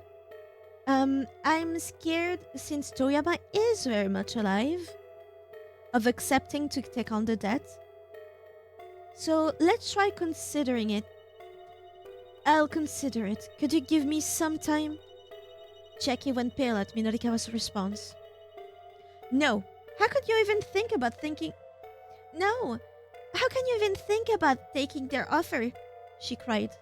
Segawa stepped in, drowning her out. No way. We've waited long enough. Give us your answer now. Yes or no? What's it gonna be? Now, let's just calm down, Ozu chided. He said that he'd consider it. That's a step in the right direction. Wouldn't you agree, Mr. Minorikawa? Yeah, sure. Then I suppose we can wait at least a little while longer. Minorikawa had hoped to put them off for several days at least, but it didn't look like that was going to happen. The end of the day? The two men from Takarada Financing plugged themselves down on the editing department sofa. Mr. Mino, you're not actually going to take on that debt, are you? Oh. Mr. Mino, you're not actually going to take on that debt, are you? Chiaki asked quietly. Minorikawa sat at his desk, looking over the copy he'd written. That's none of your concern, he said. What I need to know is, how's your piece on those street interviews coming? But, I mean, those guys, they said it doesn't matter if the issue comes out or not. Don't be ridiculous. When a professional agrees to take on a job, they see it through to the end. Chiaki took his point and scampered to grab the printout of her copy.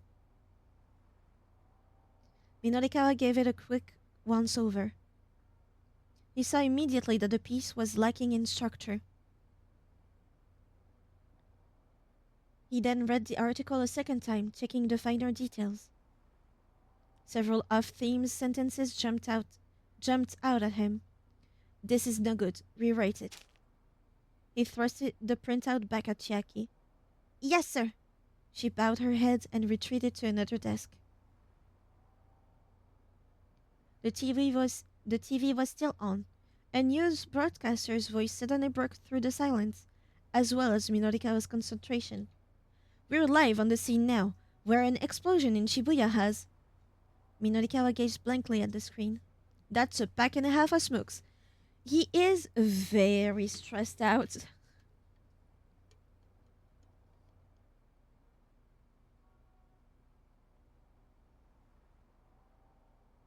He found his mind drifting to a particular memory of Toyama.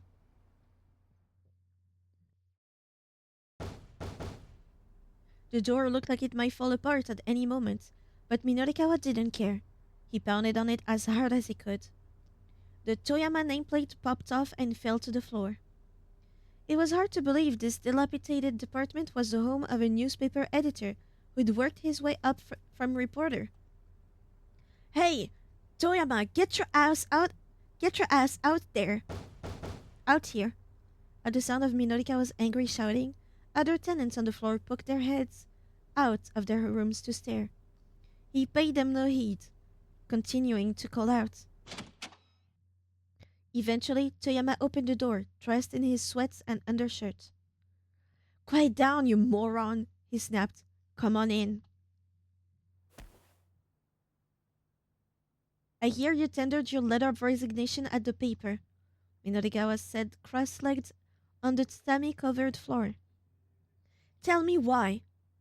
Toyama quirked a lopsided grin. You wanna know why I quit, huh? All right, listen close. Minorikawa peered at him dubiously. Huh? Why? I don't want anyone overhearing this.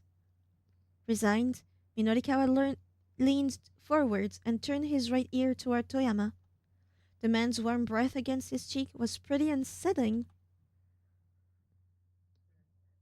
At first, he had troubles concentrating on Toyama's story, but when the elder man got to the crux of the matter, he found himself listening with rapt attention. By the time Toyama finished, Minorikawa was unable to suppress his shock. You're starting your own publishing company? Not so loud, damn it! Toyama shushed him with a finger to his lips. He looked around warily, as if there might be spies in his own apartment. Right, but a publishing company? Minorikawa said again, more quietly this time. What are you doing for your distributor accounts? All booksellers were required to use a wholesale distributor to circulate their publications.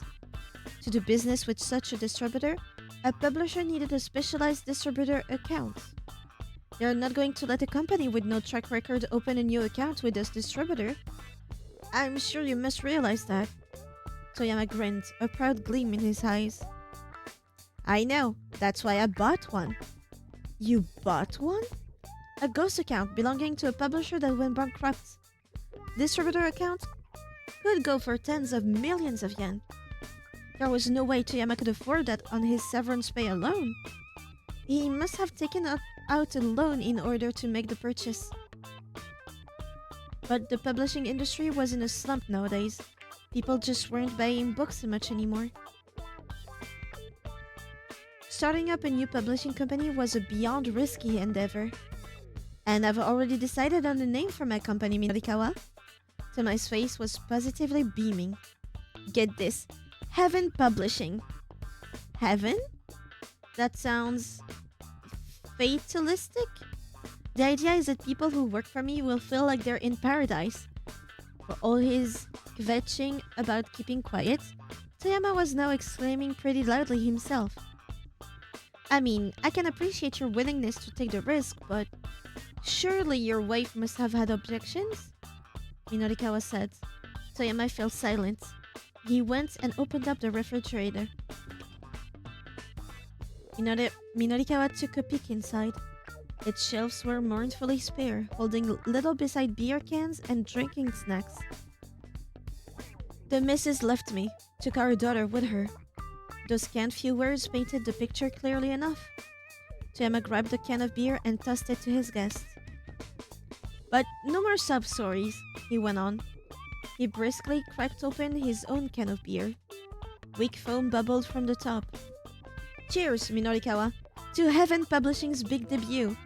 He'd cast everything aside and was striving for a new beginning. If the man had braced himself for the challenge, it wasn't Minorikawa's place to tell him he was making a mistake. Even if it was an uphill battle, he had little chance of winning. Congrats, Mr. Toyama. Minorikawa pulled the tab of his beer can.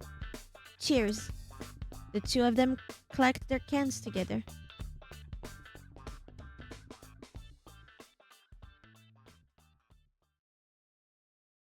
One year had passed since Toyama founded Heaven Publishing. Minorikawa poked his head into the editing office, a bag from the convenience store in hand. Hey boss, how's business? How does it look like it's doing? Toyama sat amidst a veritable amount of returned stock, his expression bleak. The books were all bulky, non-fiction tomes, not exactly the sort to fly off the shelves. The man couldn't even muster a smile for their reunion. It's been like this for every non-fiction book we've put out. Wow, starting right off with the bleak stuff, huh? Because things are bleak. The only thing that's selling is the gossip. Is this gossip rag of ours? Minorikawa pulled some beer cans from his bag, handing one to Toyama. Toyama lifted an issue of four-star general gossip from atop his desk. It was Heaven Publishing's one breadwinner, the only thing keeping the company afloat. But the gossip now seemed like it was buried in the red of the publisher's nonfiction releases. I really did have higher aspirations than this, Toyama said. People just love the gossip. They do. But also nonfiction? Really? Why don't you try fiction? Clearly nonfiction is not working, so how about fiction? Gazing in disappointment at a pile of unsold books. But here we are, with our gossip magazine as our only viable publication. Yeah, non-fiction is for libraries, yeah. The beleaguered bookseller chugged his beer. Daddy, I'm hungry. Inarika was startled to hear a young child's voice. He turned around to see a little girl nestled between the stack of returned stock. That's my daughter, Hannah, Toyama said. It's complicated, but she's living with me now. I see. Minorikawa couldn't press for more details with Hannah right there. In all likelihood, things with Toyama's ex-wife hadn't been going well. Go on, introduce yourself, Toyama said. This is one of Daddy's work friends. Hannah turned to Minorikawa with a bright little grin. Hello, my name's Hannah. I am 6. You want some of this? Minorikawa held out a pack of dried squid he'd bought with the beers. Sure. Hannah greedily stuffed her cheeks with the squid. Toyama flashed a sheepish grin. Do you like living with your dad, Hannah? Minorikawa asked, giving the girl's hair a gentle ruffle. I do. My dad is amazing. He runs a company. Toyama let out a tiny involuntary sob at his daughter's ready praise. I'll keep at it, Toyama said, looking into his daughter's smiling face. Hannah is more important to me than any high aspiration I might have had. I'll keep shoveling out copies of the gossip, and at least make sure she's always got something good to eat. Daddy, this is really tasty. Hannah held up the pouch of dried squid. Tears welled up in Toyama's eyes. Next time, I'll make sure she has some sashimi instead of something like this. Hey, what do you mean something like this? Minorikawa grumbled. I'm the one who bought it. Toyama and his daughter laughed together. It was a heartwarming sight, Minorikawa thought. A father and his girl getting along so well.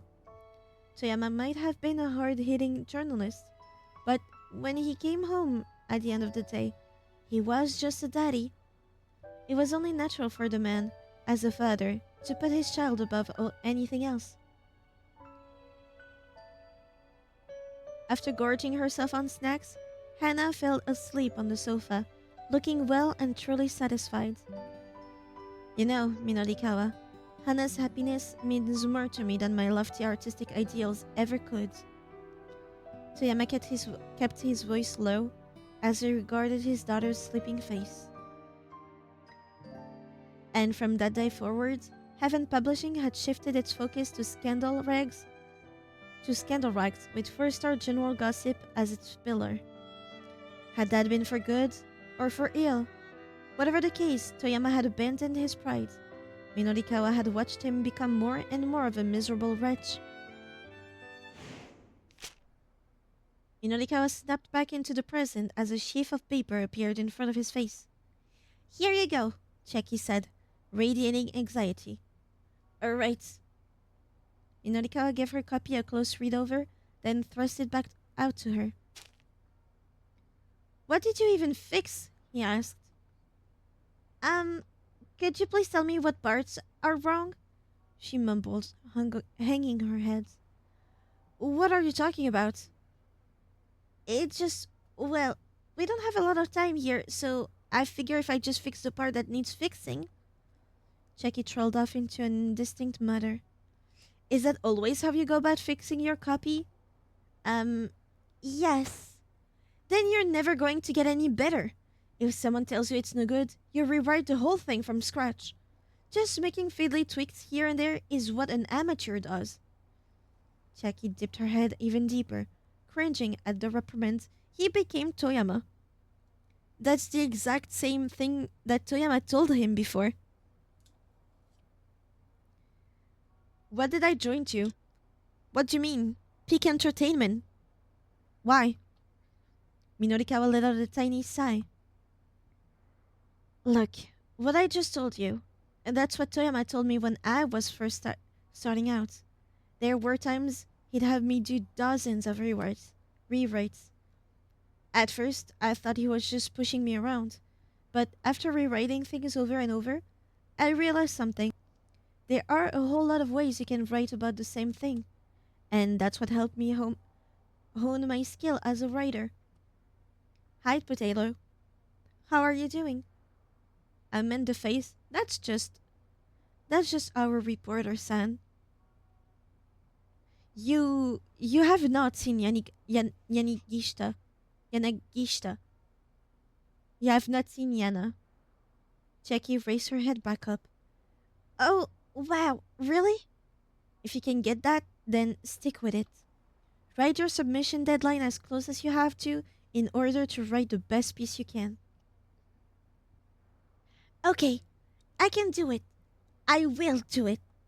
Finally, Jackie's face brightened with a smile. That's the spirit. The woman might have talent, but she hadn't realized it yet. She needed to be able to stick to an assignment, even when things got tough. If she didn't have that kind of resolve, she'd never make it as a freelancer.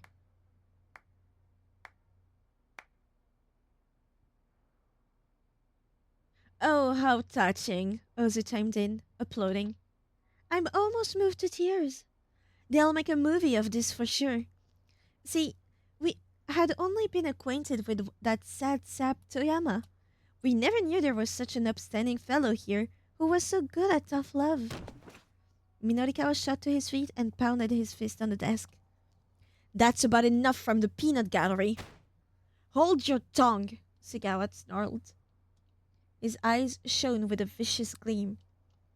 We're getting sick of waiting here. Sugawa, you really are a short-tempered guy, aren't you?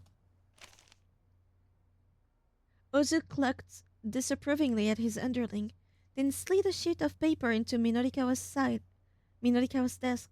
The peanut gallery is crazy. Can I ask what's this about? Oh. Honestly, if I could, I would.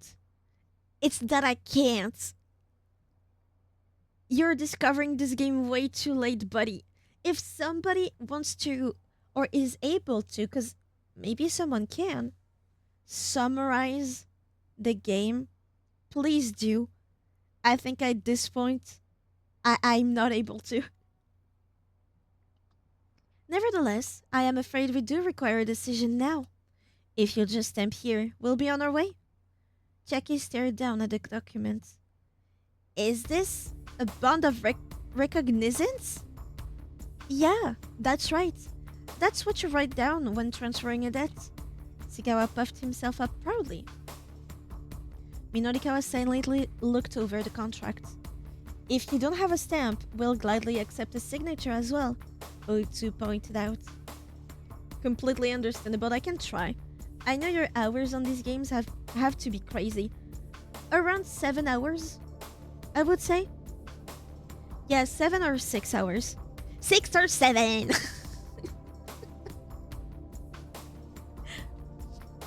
Face it, pal, Sugawa added.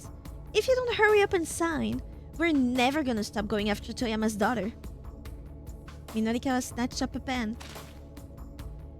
Mr. Mino, you can't do this! Think about what you're doing! Jackie shouted. I'm taking my follow back. You can't, actually. It's against the law. It's against the Tigi law. When you're in, you're never getting out.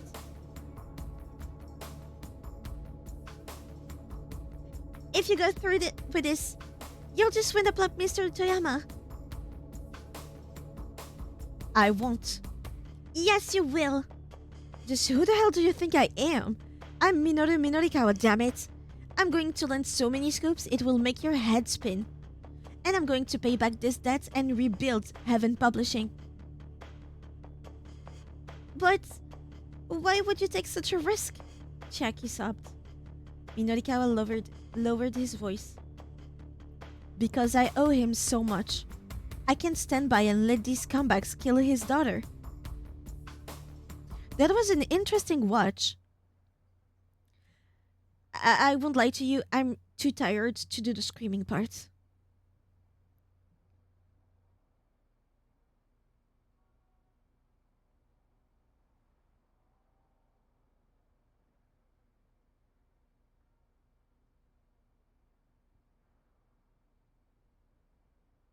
Hey, Sparkly, how about you guys do, like Shadow and you?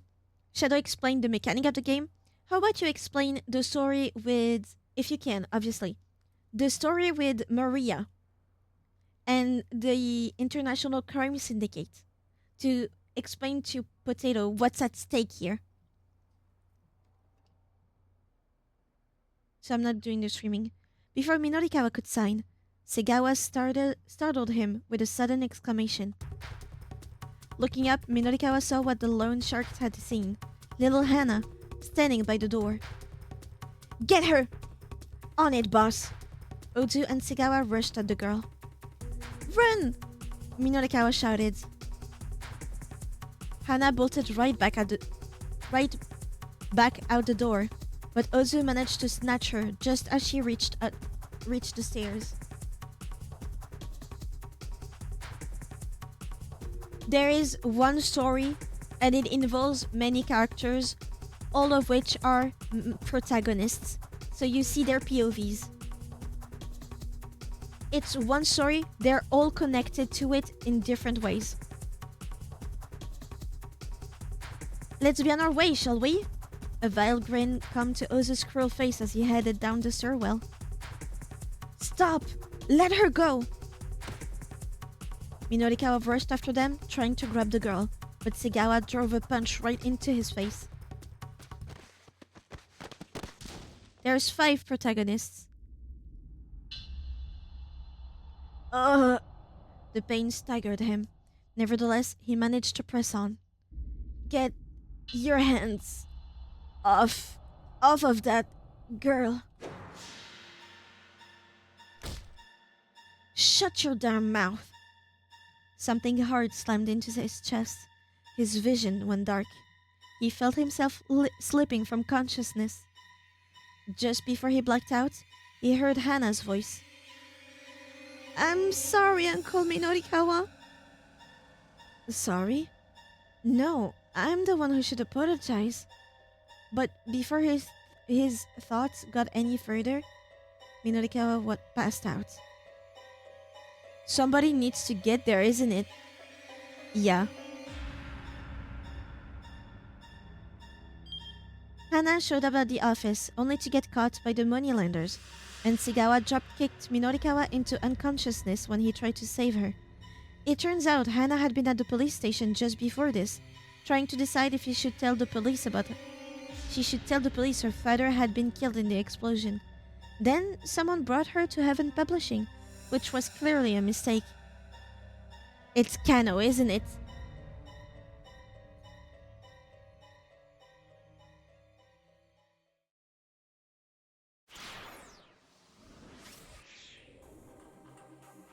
Wait, yeah, there are 5.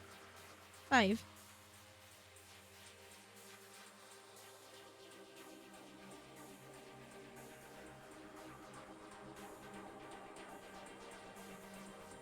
Let me attempt this. In this story, this dude is, as Shadow said, a virologist. He has been studying a virus that has, as Shadow said, 100% mortality rate. You get that virus, you have 12 hours, you die. His job was to find a cure, basically a vaccine, that, if administered early on, can save somebody. There is, on the other side, a crime syndicate. Like criminals, international criminals. What they want is that vaccine. They want the formula to that vaccine. At least that's what we think. However, where the vaccine is stored, heavily guarded. They can't get there, so they need to find another way. What they did is abduct one of his twin daughters. In the past, the other twin, they have infected her with that virus to force the guy on screen right now to cure her. Their plan after this was to capture her, to kidnap her, get the antibodies, technically the vaccine still in her blood, take it out, and make their own vaccine. Because it's a bunch of specific things on how that vaccine works. But basically, once a person is treated, it stays in the blood. So if you take the blood out, you can make another version. That was their plan, but they abducted the wrong girl. And the girl they did abduct, the wrong twin, escaped. And a bunch of things happens, basically. There's this guy, that's the father, the scientist. He's trying to save his daughters because the other twin, the wrong twin, has just been infected with that virus. However, he has no way to get to the vaccine right now. No way. The things that he used before, he cannot use anymore. He is stuck. We have this guy, he's a reporter. Through investigating little things in the story, he finds that big conspiracy, and he's trying to help the scientist to save his daughter and to save the world, technically, because it's a virus that is highly contagious. And the terrorists seem keen on infecting everyone. Everyone. In 4 hours, you become infectious. This guy is a detective. He was investigating the kidnapping, but now he is investigating the whole thing. This dude, he was around when one of the twin was carrying the money, the ransom money, for her twin that has been abducted.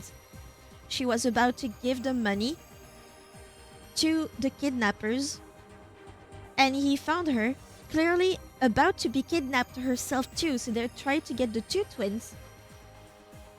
And he saved her, and now he's trying his best to keep the girl safe and to help her find her twin sister. She is the twin sister. This is the twin that was wrongly abducted, so not the right one, but that's her. Those are all the characters, how they're involved. She is directly involved. She is now infected with the virus, with no cure in sight. He's trying to find her again because she has amnesia now.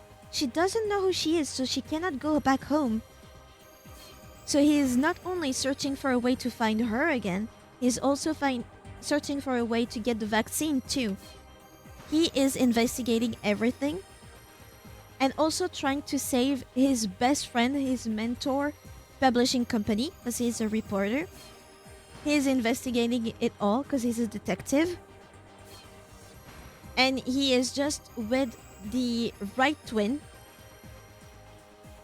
And also just discovered that his dad tried to kill the right twin because her blood type is the same as his sister's blood type, who is at the hospital dying. So he just discovered that his dad tried to kill her, basically.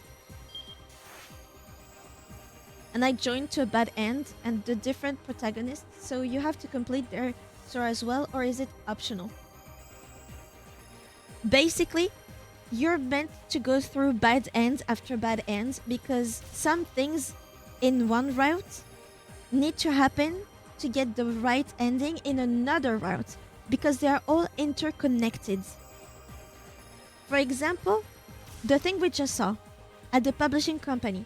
The little girl ends up at the publishing company. She should not be there. That means another character is supposed to meet her and make her not go back to the publishing company. And I'm pretty sure it is Kano, the detective. I want to say I followed on everything, but I got most of it. Good! If you have questions, don't hesitate to ask them as we continue to play. We're nearing the end of the game. Each chapter is 1 hour, and you go hour by hour. So now it's 4 p.m. to 5 p.m. and the game ends at 6 p.m., I think.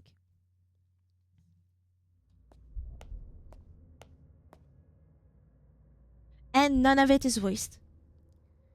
Arriving back at the Shibuya precinct, Kano hurried to the interrogation room. With the investigation currently on hold, he knew that taking any official action would be tricky. This also gives me Danganronpa vibe, same company. But this game is from 2008. If he was going to break through this stalemate, he was going to need Tateno's help. The abduction, the ransom, the attaché case relay, Maria's release, and then Tanaka's death. Maybe Tateno would be able to figure out how all these elements were related. But first, Kano needed to check something for himself. Tateno would never have let Tariq go free. Kano needed the prisoner to set the record straight.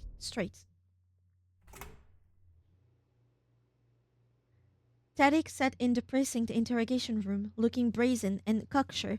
Cocksure? One glance at his face, and Kano was reminded of what had happened to Sasayama. Fresh anger smoldered at the edges of his mind. There were 2 detectives already in the room. It seems he wasn't made privy to the details, one of them told Kano. Sounds like they were following orders carrying that attaché case around, the other added.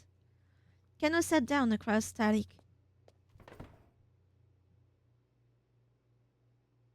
There's something I'd like to ask you, he said. We were just paid to do a job. I don't know anything more than that. His Japanese was imperfect, but he understood the language well enough. Tell me, how did you manage to escape from Detective Tateno? Escape? I didn't. A faint smile came to Tariq's lips. He let me go free. Liar! Detective Tateno would never do that. Kano slammed the desk with his fist. I didn't have handcuffs on, did I? He took them off for me. This had to be a lie. It's not like there weren't other ways to remove a pair of handcuffs. After he took off the handcuffs, Tariq continued, he pointed his gun at me. Cut the crap! Kano grabbed the prisoner by the collar. But Tariq went on, unperturbed. He kept the gun pointed at me, but he didn't pull the trigger. So that's when I ran. Why would Detective Tateno want to shoot you? Because I saw him. Saw him? Saw him do what? Let me tell you something interesting, Tariq said sardonically. There was that girl who was carrying the ransom, right? Kano pictured Hitomi, standing anxiously beside the statue of Hachiko. That guy Tateno was trying to kill her. In a fit of rage, Kano drove his fist into Tariq's face. His colleagues rushed to interpose themselves. Kano, calm down! Knocked to the floor, Tariq gingerly fingered his split lip. Don't do that, that's nasty.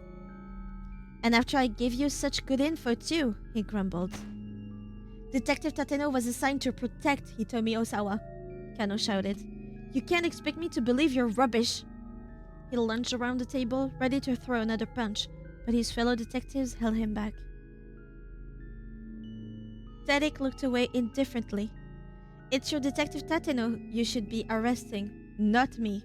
That girl's going to get killed. You need to step in line, pal, Kano bellowed. Kano, his colleagues shouted. You're the one who needs to step in line. Go and cool off for a bit.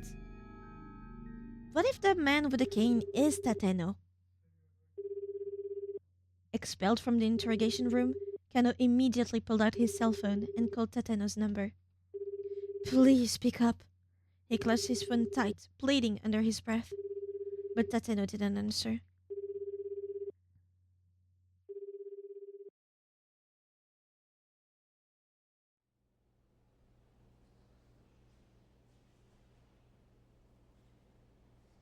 Kano sat down in a chair in the hallway in a bit of a daze.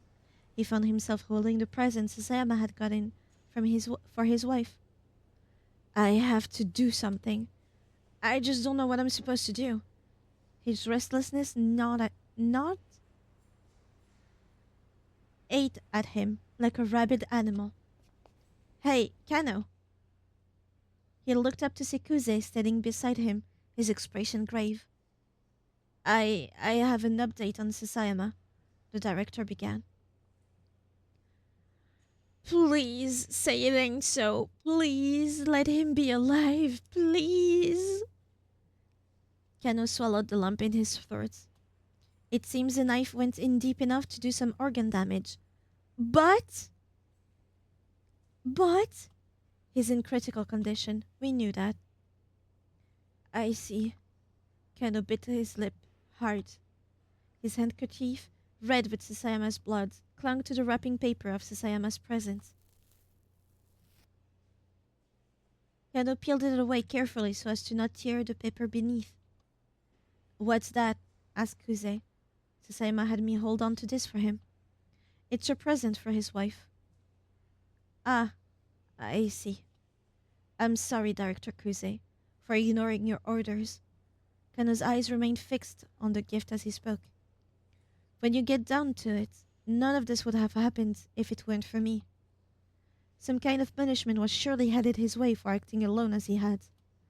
He probably wasn't getting out of this one with a simple written apology. But Kuze calmly shook his head. What happened to Sasayama isn't your fault. Don't blame yourself, he said. As far as this case goes, I've been giving quite a runaround myself. There was a rare note of vulnerability in Kuze's voice. The higher-ups have barely let any information trickle my way, but they're still ordering me around non-stop. It's a real pain in the ass. Kuze felt silent, ruminating. The quiet lingered between the two men for several moments before he abruptly spoke again. Oh, right. I'd like to get your opinion on something. So, Mamoru Tanaka, who we found in the minivan, you know? What you think? Should we maybe release his name to the media? Yes! Minorikawa needs to know. Kuze had slipped into his childish register. He was clearly exhausted. Wait, hold on. No? Okay, well. After dealing with the kidnapper's baffling actions and too much meddling from the higher-ups, even a veteran like Kuze is just beat. But that's not the only reason for his exhaustion. Kuze has a brother, 6 years his senior, who despite being nominally mature, refuses to get a real job and shows no inclination to settle down with a family. He walks around town day after day, dressed like a hippie and treating passerby to songs he's written. Kuze has been worrying about his shiftless brother for years now. The guy's become a chronic source of consternation. I know the feeling. Kano was thrown by the question. It was a rare thing for the director to seek an opinion from a mere junior detective. It feels like there's something not too normal about one of Kenji Osawa's subordinates dying, Kuze went on. Kano had had the same thought. This felt too intentional to be a coincidence. So, here's a question. Should I get the media involved and try to rush for a resolution? Or should I be more cautious? What would you do? About releasing the name? Kano asked. That wasn't such a simple thing to answer. There were so many factors to consider. A tired smile came to Kuze's face. Don't think about it so hard. This is just so I have a point of reference. Tell me what your gut says. Let's see the pros and cons, or at least what would it do for the other characters. For Achi and ah Achi and Hitomi. Hitomi would learn if she, of course, listens, because I'm pretty sure that they're heading towards what with Hitomi before they were supposed to go to the hospital. Where were they headed? I think Hitomi will learn that it was Tanaka that died. What could happen from there? Because she has a support system now. She thought she could only rely on Tanaka, but she has Achi and she has Stanley now. So maybe not too much. For Minorikawa, it would be incredible. His best friend is still alive. So he doesn't need to worry about the debt. He can just work. And Hannah would be happy too. Because she is sure that her dad died. Okay? And also that would probably turn the Yakuza off their ass for um for Maria. I don't see it do much. She doesn't know Tanaka. She doesn't really care, right? For Osawa, it would do jack shit. He already knows that it's Tanaka, and that's it. So my gut feeling says I think releasing the name should be alright. Let's try. There was still a lot they didn't know about Tanaka. The fact that the final stop for the ransom relay was Tanaka's condo implied some sort of connection between him and the kidnappers, but they still had no idea what his role in the abduction might have been. They also didn't have any motive for why Tanaka would be helping the kidnappers in the first place. By sharing some of what they did know with the public, they might be able to garner some new leads. You'd release the name? All right then. Without another word, Kuze headed back toward the conference room. On the TV, the governor's press conference was still going on. I've just requested that each of the railroad companies, starting with DR, stop running trains through Shibuya Station until further notice. As far as the roads go, Route 246 has been already closed to traffic. The executive looked pale as he spoke to the crowd. Is there any possibility of a bioterrorist attack? What about the people who are still in Shibuya? The reporters unleashed a barrage of questions. The governor's face scrunched up. As I've already made clear, this is not a complete blockade. Because modern Japan does not have a system for enacting martial law, there are few ways that the governor could effectively quarantine Shibuya. In the case of a potential viral infection, the infectious disease law allows for the city to be portioned into area of restricted movement. If the authorities do not want to acknowledge the existence of the top-secret UA virus, however, taking such an action would be rather tricky legally. There is nothing to stop anyone from leaving Shibuya on foot. Isn't that what you're describing de facto martial law? Spat one reporter. Of course not, the governor snapped. You should be well aware that martial law is illegal. I couldn't declare it even if I wanted to. If you wanted to, so this is a bioterrorist issue then. I never said anything of the sort. The press conference was devolving into chaos. Kenna wasn't surprised given the circumstances. Still, everyone was doing their best insofar as they knew how. So why not me? Kenna thought. It doesn't matter what I do. I just want to be doing something. Just letting time tick by without trying to take action was more than he could bear. Kano began to worry about Rumi and decided to give her a call, was worried about Sasayama and decided to visit him in the hospital. Thought about Sasayama's wife and decided to get in touch with her. To me, Rumi, her dad did say they would leave Shibuya. There is nothing to fear for this. I believe we warned them soon enough for them to be able to leave Shibuya before the blockade. So,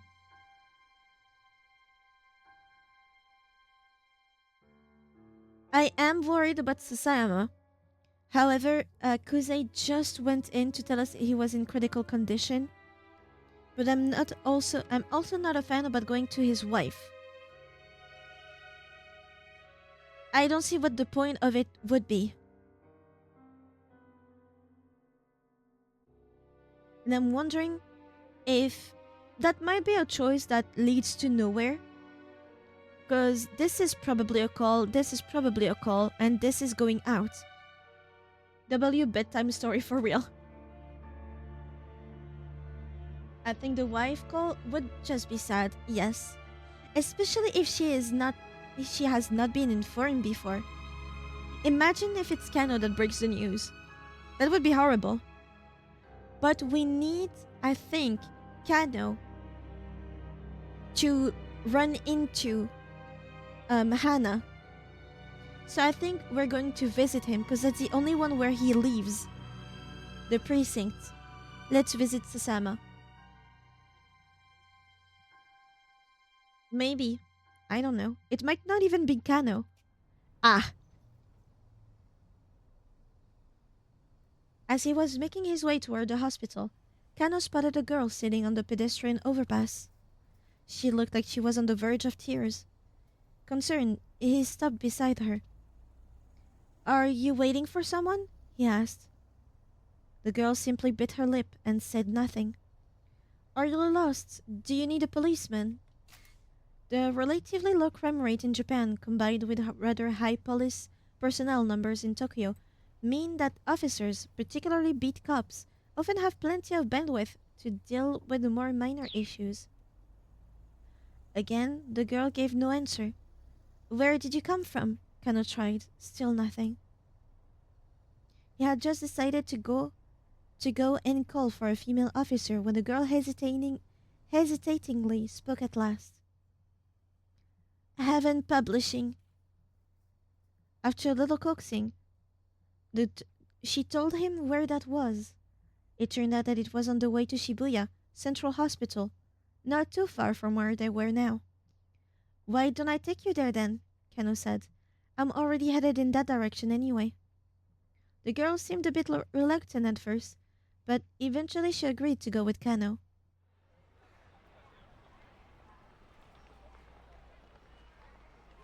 Okay, so this is wrong. I thought he would lead her somewhere else, but I guess if she just stays there... Sorry, Pits, I know you told me to get through the bad endings.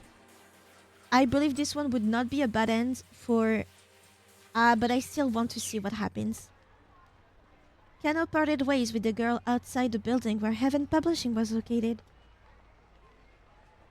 He noticed that she hesitated to enter at first, but eventually vanished inside.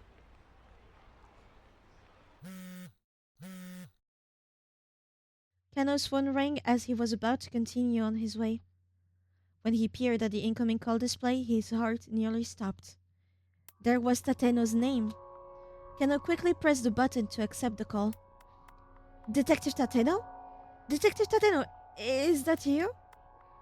There was a whole mountain of things Kano wanted to ask. Just what had he been doing this whole time? Why had he let Tariq go free? And what had happened to Hitomi? But while he was trying to decide what question to pose first, Tateno spoke. "I have secured Maria Osawa." That confirms it. Tateno is the man with the cane. He is the assassin with the cane.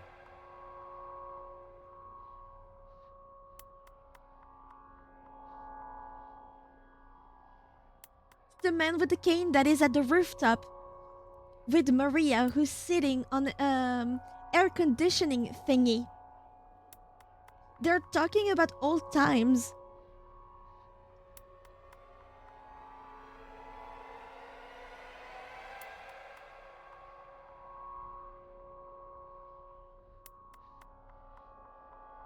Oh wow. What? The word came out as a startled gasp. "Detective Tateno, you have to bring her here as soon as possible." "Right now, she's..."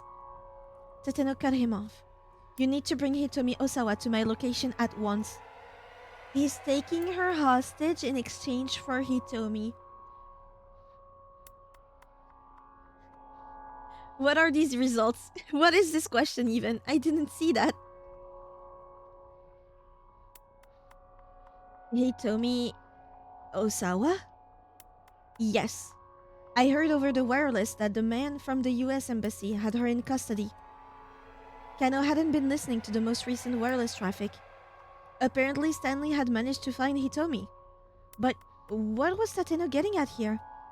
Wait, hold on. What for? I mean, why do you need to bring Hitomi Osawa to you? There was no reply. Detective Tateno, answer me, please. Tateno replied as if he hadn't heard Kano's questions. There's an office building in Nanpeidai called South Hill. I'll be waiting for you on the rooftop. If you don't bring her, I'll kill Maria. With that grisly warning, he hung up. Kano's hand went limp. His phone slipped from his grasp and fell to the floor.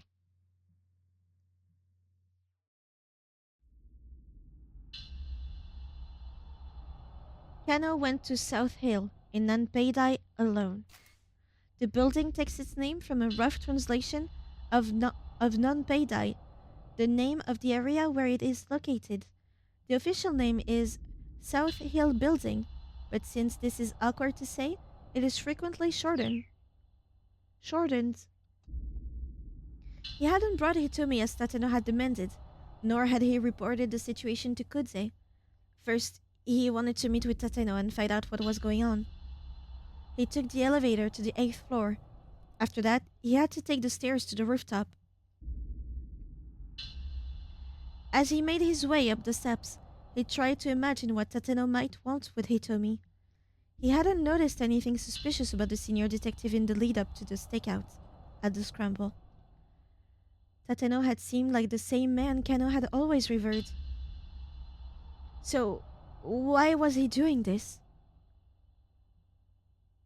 Kano couldn't think of a reason. Reaching the top of the staircase, he at last stepped out onto the open roof.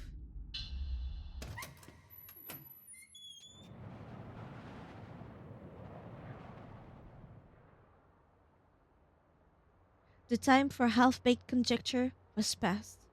Kano would lay his doubts at Tateno's feet. Then, soon enough, everything would become clear. Inwardly, Kano did his best to convince himself of that. A warm breeze blew against his cheek. He took a look around but saw no sign of Tateno. Detective Tateno, where are you? Getting no response, he began to walk around the rooftop, calling out several more times. It's Kano. I've come as you asked. Where is Hitomi Osawa? Kano whirled around when he heard a voice behind him.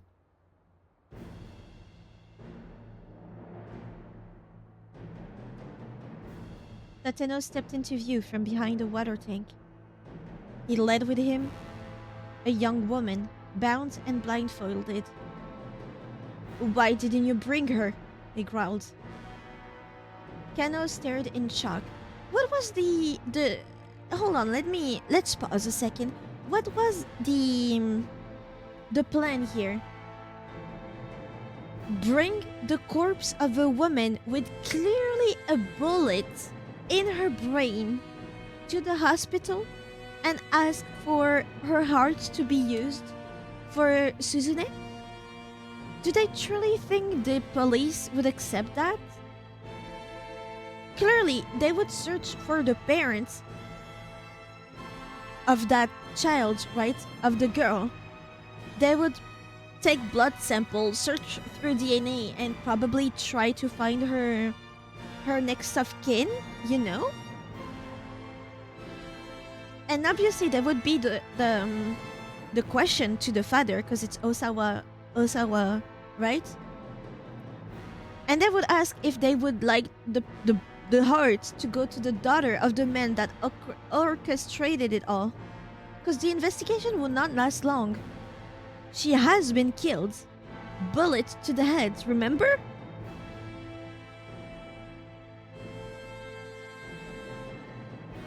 Kano stared in shock.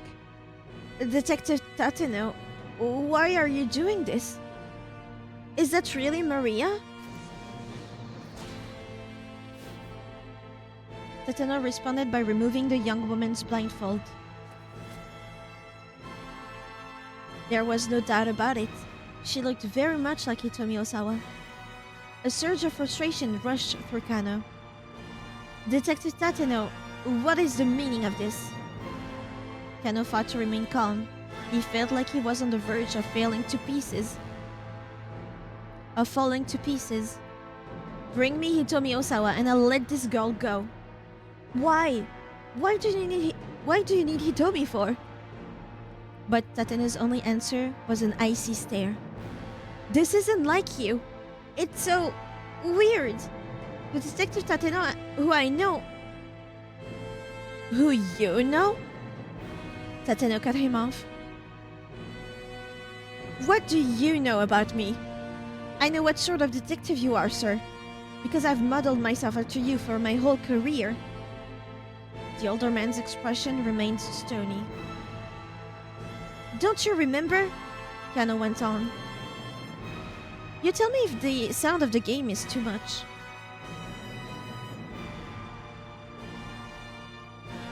That time when you risk your life to talk down that man who'd barricaded himself inside the office? Ever since then, you've been my... Tateno interrupted him with a sudden burst of laughter. You really are gullible, you know that? You can only see things the way you want to see them. What do you mean by that?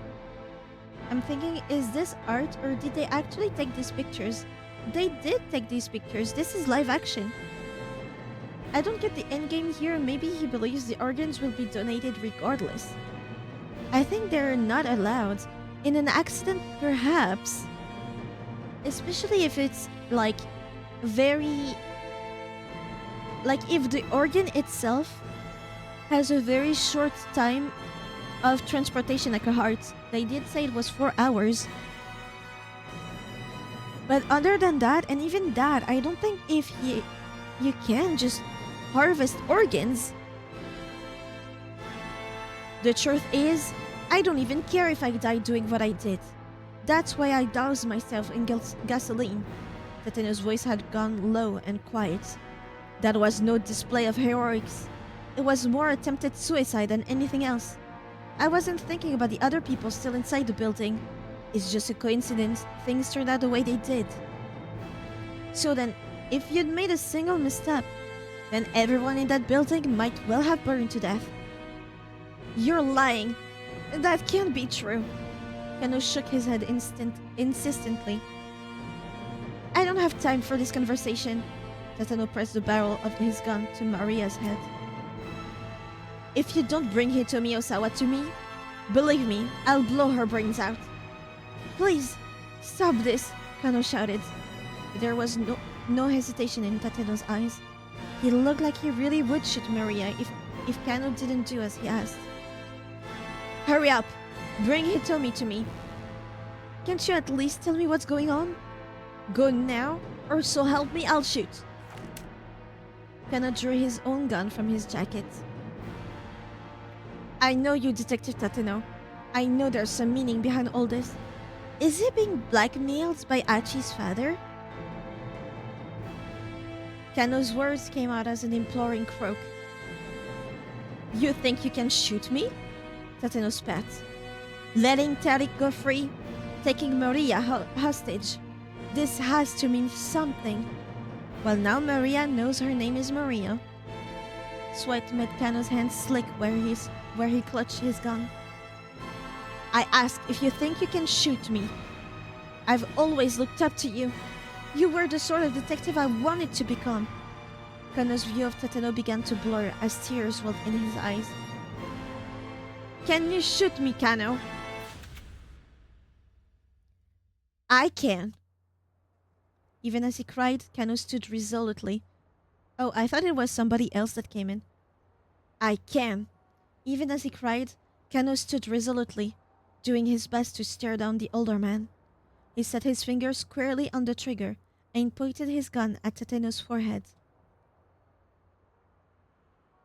Suddenly, the piercing stare vanished from the other detective's eyes. I've got to give you full marks for that, Kano.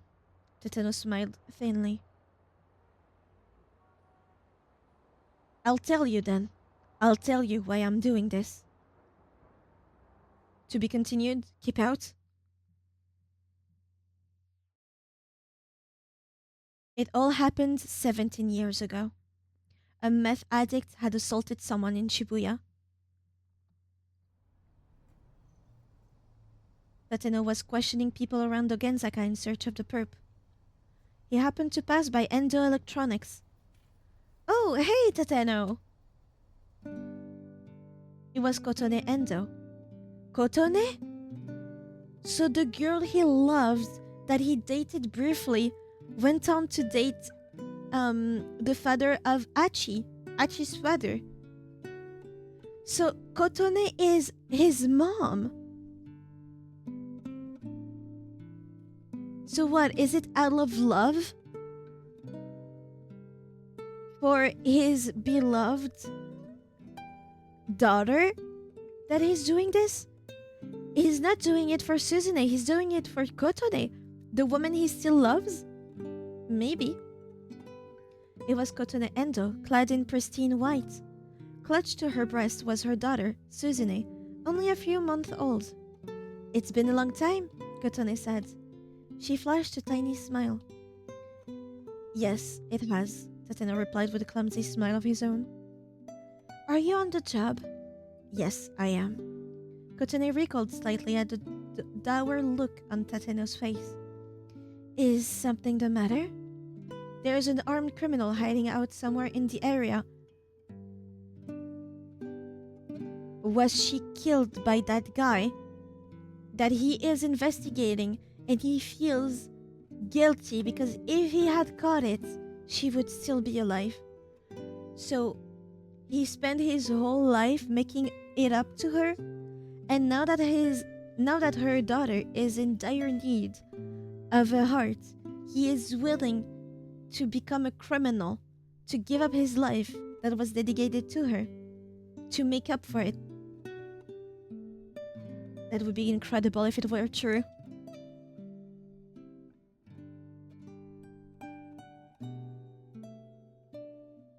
Because we know she's not around anymore, Kotone.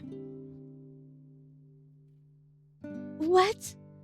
I wouldn't leave the shop for a while if you can avoid it. But I have to go to the bank to deposit some money. Surely you can have Daisuke go do it. He's away on a repair job and hasn't come back yet. I have to get back to work. Have a nice stream. Thank you for coming, Potato. I hope you work well. Have a great rest of your day. See you later. Tateno let out a one-note sigh. I see Daisuke still does things his own way. Alright, let me escort you to the bank. You mean it? I'd feel a lot safer having you with me. Kotone flashed him a smile so wide that Tateno thought he might lose himself in it. Tateno, Kotone, and Daisuke were childhood friends and had gone to school together up through high school. Tateno and Daisuke were always clowning around together, and Kotone was always there alongside them, laughing. It had been quite some time since he'd gotten to walk along Dogenzaka with Kotone. How have you been lately? Well, with a newborn to look after, it's been pretty hectic, but there's never a dull moment. Things have been good. I'm glad to hear it. Kotone was always as bright as a sunflower.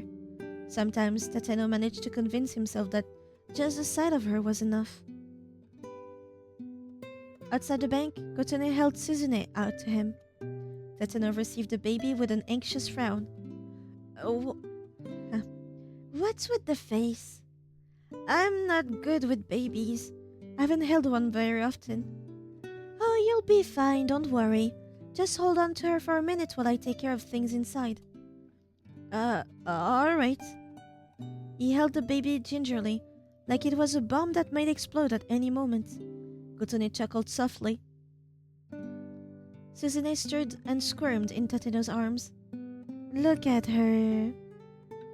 She's so pretty, so precious. She kind of has Kotone's eyes, he thought. It was strange, the sensation of holding a child. She was so soft and light, and yet such a real and responsive presence. The faint warmth of her body warmed Tateno inwardly in turn.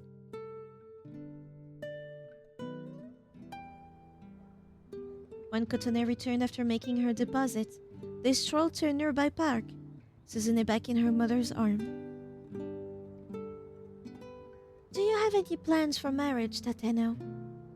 I haven't thought about it. Work has me plenty busy. Oh, that's just an excuse, Kotone said. If there really were some woman you wanted to marry, you wouldn't let work stop you. Then I suppose it's because there hasn't been anyone I felt that way about. Really? Nobody? This whole time? Yeah, really. I see. But still, seeing the two of you like this, it makes me realize how nice having a family could be. Tateno peered deeply into Suzune's face. Well, if it ain't Tateno, he looked up as a cheery voice got into the conversation. It was Daisuke. What are you doing here? He asked his wife. I could ask you the same question. Come on, give me a break. I've come to make the deposit for the clients. In that case, no need to worry. I just took care of it myself. I thought you'd forgotten about it. Huh? Really? Kotone smiled as Daisuke reached down and carefully lifted Suzune in his arms. Beaming happily at his daughter, he nuzzled up against her tiny cheek. Daisuke, long time no see. Yeah, glad you're doing well for yourself, Tateno. They walked side by side, Daisuke proudly showing off Suzune's drawing face. What do you think? Adorable, isn't she? Yeah, luckily she doesn't have your looks. Hey now. Bad-mouthing me the same as ever, huh? Some things hadn't changed since high school. Why not drop by our place for a bit? Daisuke offered. Sorry, I'm in the middle of a job actually. Tateno turned to glance at Kotone.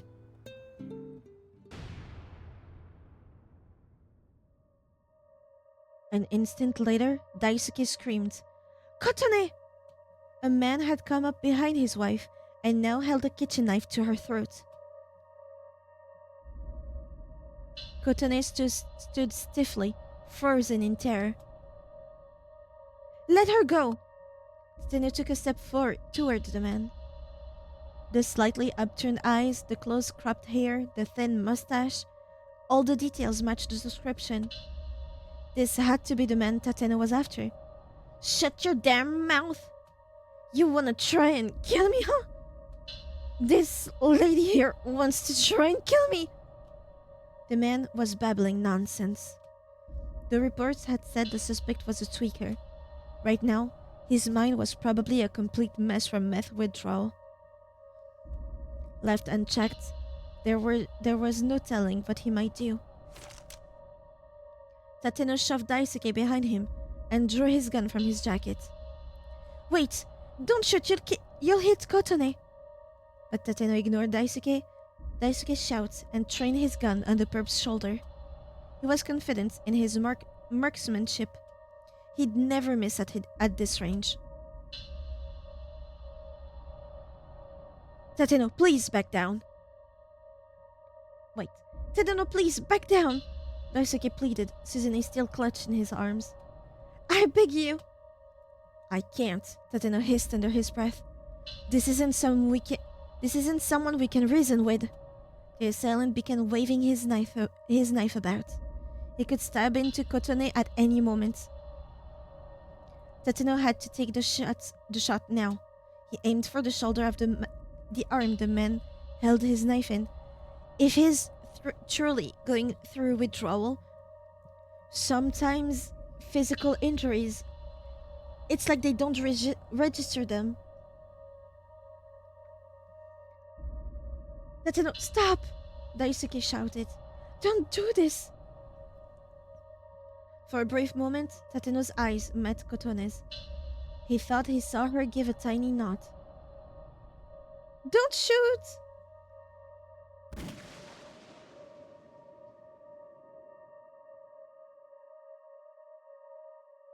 Did he do it?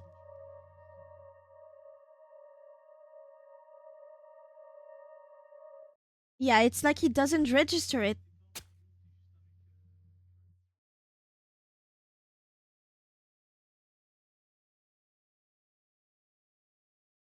Drugs, man. It was all over in an instant. By the time Tateno had the burp subdued, Kotone's white shirt was soaked through with red.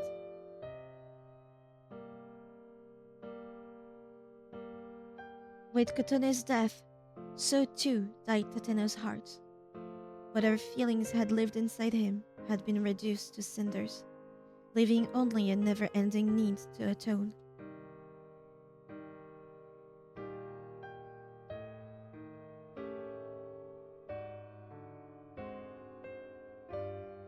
Countless times thought of endings. He thought of ending his life in order to make things up to Daisuke and his children. The only reason he didn't go through it, he didn't go through with it, was that he knew death would be the easy way out. And so, he'd stayed on as a detective. He would carry the weight of his sins with him as long as he lived.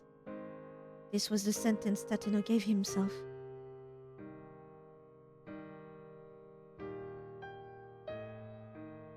"15 years had passed since Kotone's death. For the first time, Tateno had gone to visit her grave. He was standing by the grave marker with his hands clasped when someone called out to him from behind. Excuse me?" "Ah, excuse me." A slender young girl stood there, flowers in hand. Tateno instantly recognized her. Suzune. She looked just like Kotone had back in her had. She looked just like Kotone had back in her high school days. "Did you know my mother?" she asked. Yes. We were classmates a long time ago." "Oh, really? Thank you so much for coming." Suzune gave a slight bow, then gazed up on Tateno's with her big, bright eyes. You look just like her." Tateno struggled to hold back the tears. He felt as if Kotone stood before him, returned to life. "My father tells me the same thing all the time." "I'm sure once you're all grown up, you'll be just as beautiful as she was." A forlorn smile came to Suzune's face. "Once I'm grown up? Well, I don't think that's going to happen. I guess I really do have a lot in common with my mother, including the part where I'm going to die young." "Don't be ridiculous," Tateno exclaimed. "Why would you say such a horrible thing?" Suzune took a step backward, looking shocked to be rebuked by a stranger. "My apologies," he said hurriedly. "I didn't mean to startle you." "No, it's all right," Suzune murmured, clutching the flowers close. "Honestly, it's not something I like to talk about myself. But I am sick, so there's not really anything I can do to change it." "Sick?" "I have a heart condition." "Do they say which condition?" "A generic expression for illnesses pertaining to the heart, also referred to as heart disease. Includes things like heart failure, valvular heart disease, and so forth. A transplant is the only thing that can help me. But my blood type is a little bit weird, and it doesn't look like they'll be able to find me a compatible donor." Then, bowing her head, Suzune stepped in front of the gravestone and clasped her hand in silence. Tateno felt a wrenching pain inside him, as if Kotone were being taken from him all over again. If there really was a god, why would he do such a dreadful things? Is there really nothing I can do? He nearly lamented aloud. I'll do anything. Suzune, I'll do whatever I have to in order to save you. Tateno clenched his fist as he stared at the grave. Tell me, Kotone, what can I possibly do for your daughter? Please tell me. Please.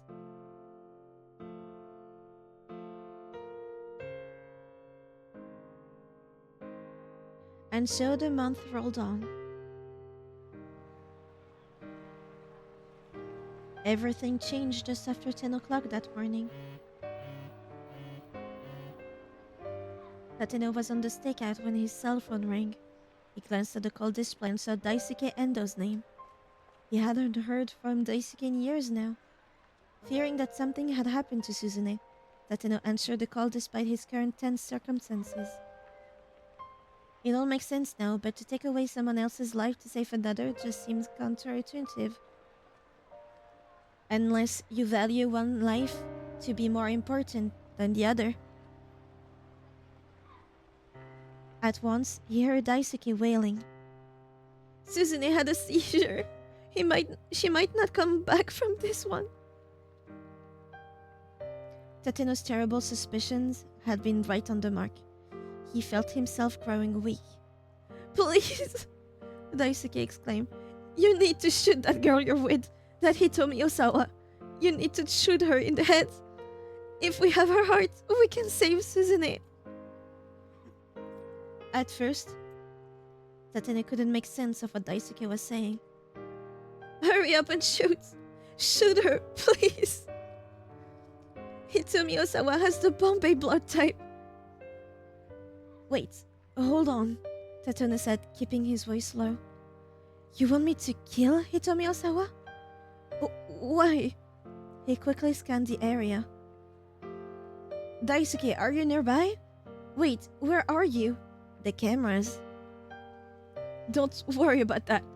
If you can just render her brain dead, we'll be able to transplant her heart into Suzune. Shooting someone dead didn't necessarily guarantee they'd end up brain dead. And even assuming it did, if Tateno shot the Osawa girl there in the middle of the scramble, it would cause a giant incident. By the time the autopsy was completed, the window for a heart transplant would surely have passed. Tateno, shoot her, please.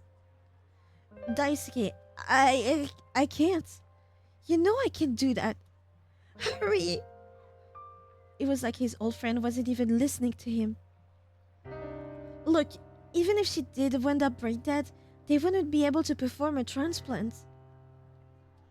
But Daisuke kept on shouting. It's fine. It will be fine. I'll make the transplant work somehow. You'll make it work? Even knowing how ridiculous that was, part of Tateno wanted to know what he had in mind, if anything. I finally found it. I found something we can do for Suzune. Please, help me. Help me help her. Tateno understood Daisuke's feelings painfully well. To be helpless to stop the suffering of someone you loved, nothing in the world hurt as much as that. I want to save Suzune. Tateno, this is the one thing I will ever ask of you. Tateno could hear choked weeping from the other end of the line. Honestly, fake sobbing is hurting my brain.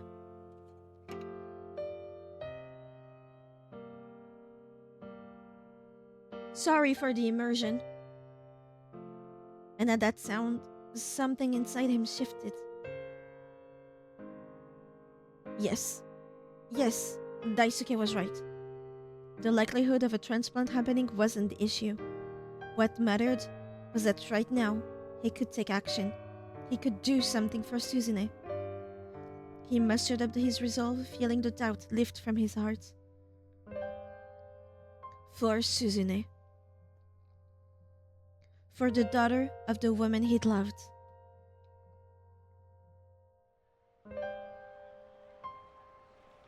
Tateno checked the gun tucked inside his jacket, then slowly began making his way through the crowd toward Hitomi.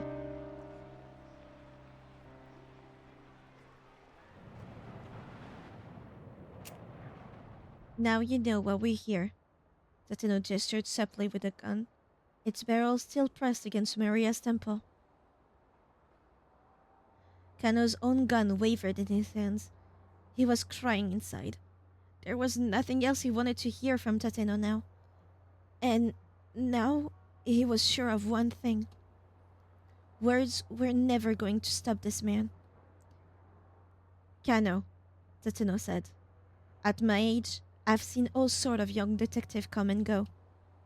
He fixed his lonesome gaze on Kano. And you're about the worst of the lot. Whenever it's time to take action, you immediately do something reckless. Do you know how many formal apologies I've had to write because of you? Tateno let out a heavy sigh. But you know, Kano, because of the way you've looked up to me, you've saved me. And that's the truth. He sounded like a man speaking his last words. Now come on, see if you can stop me. He pressed the gun harder against Maria's temple. Kano took aim at his former hero's head. Detective Tateno. His fingers wavered on the trigger. Shoot him. You have to shoot him. If you don't shoot him, Maria is going to die. He tried desperately to convince himself. I am going to stop you. I am going to stop you. Tateno looked him coldly in the eye. Do it then. Shoot me. Kano stared right back. He tightened his fingers on the trigger. A scream. Sorry, I can't do the scream.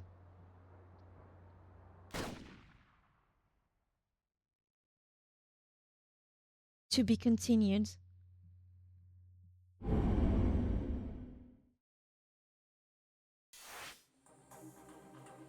You're fine. We can jump from here to Maria.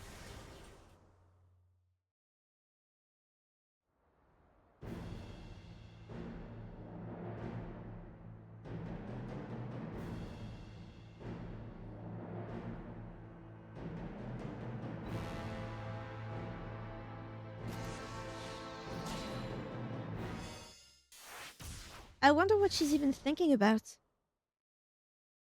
Good question. We agree though. This whole thing, it's a suicide, right? He doesn't really want to kill her. He doesn't even really want to kill Hitomi. Not after listening to Maria's story. Right? Because she had that conversation with him of what she felt about losing all the bad memories she had. And she was resolved in remembering everything because even the bad memories makes you who you are. Right? But probably all he wanted was to forget. To forget about Kotone, to forget about her death. Accepting those memories and going forward, that's what Maria is doing. And he probably feels bad that this kid is more courageous than he is. He wants to take the easy way out, make the biggest mistake of his life, with the pretense of saving Hitomi, even though he knows by shooting Hitomi. Did I say saving Hitomi? I meant saving Suzune. By shooting Hitomi, it wouldn't save Suzune at all. The autopsy that would be needed with a gunshot wound to the head would take longer than what is required to keep the heart for a transplant, right?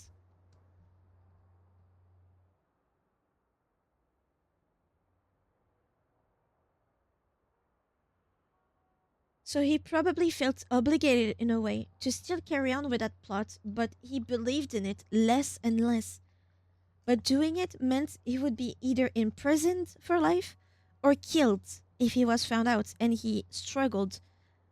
Suicide by police is a thing. Probably he had another conversation. That conversation with Maria on the rooftop about memories of his childhood friends, right? And that was probably the last drop, the last nail in the coffin. He would not go through with it. So he needed to call the person that he trusted most. The one person that would kill him in the name of justice, in the name of protecting the victim. That's what my that's what I believe. I hear a faint voice and realize that the man is listening to a wireless radio. I've managed to secure Hitomi Osawa at Shibuya Central Hospital, the voice says. A gleam comes to the gunman's eyes. He pulls his cell phone from his jacket and hurriedly makes a call. I've secured Maria Osawa, he says to whoever's on the other end. Ah, so he knows. So now she knows her full name. Huh? Maria Osawa? Is my name Maria Osawa? You need to bring Hitomi Osawa to my location at once. Hitomi Osawa. If I'm Maria Osawa, what sort of relationship do I have to Hitomi? If you don't bring her, I'll kill Maria. Then my captor hangs up. Were you serious just now? My voice wavers uncontrollably. What do you mean, kill me? Don't look at me like that. He steps in closer to me, his expression dangerous. That killer's edge that he'd lost during our little talk is back in full force. Just bear with me a little longer. He blindfolds my eyes with some sort of towel. I can't see through it all. Just then, I hear Kanan's voice inside my head. My memories are like shards of broken glass, tumbling through my mind, all out of sequence.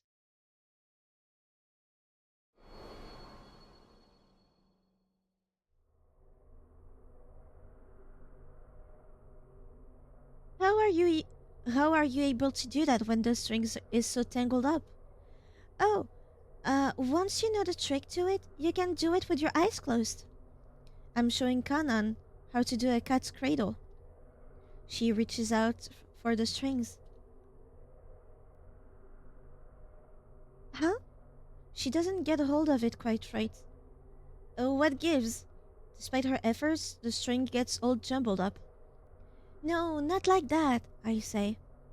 Hook your index fingers through the front part of the string. No, I get that. Kanan's getting irritated. But after giving it a few more tries, she finally manages to put it off. There we go, she says. Look at that. Seeing her innocent little smile bolsters my own spirits. That's neat. Thanks for teaching me. Oh, it's nothing special. Here, as a thanks, let me teach you some skills to help protect yourself. I still don't get how it works. Me neither. Abruptly, my memory jumps forward a bit.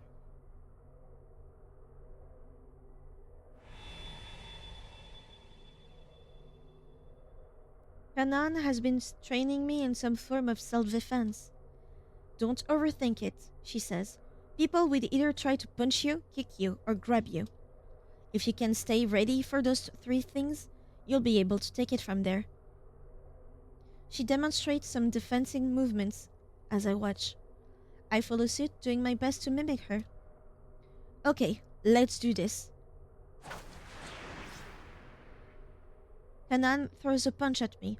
I dodge, grab her by the wrist, and give her arm a hard twist. Incredibly, she goes whirling through the air. She lands nimbly on her feet, a little grin coming to her face. Nicely done, she says. I'm nearly falling asleep. That's okay, it's been 7 hours. Enjoy your rest, Shadow. Go to sleep. I stare down at my own hands. Did I really just do that? Once you repeat the movements enough, your body will treat them like second nature. I do as she says, trying to repeat the movements over and over. At first, it feels like a silly gimmick, but eventually I can feel the motions growing smoother. There you go. People like those thugs we met before won't get the drop on you again. Thugs? Now my memories zip further back into the past.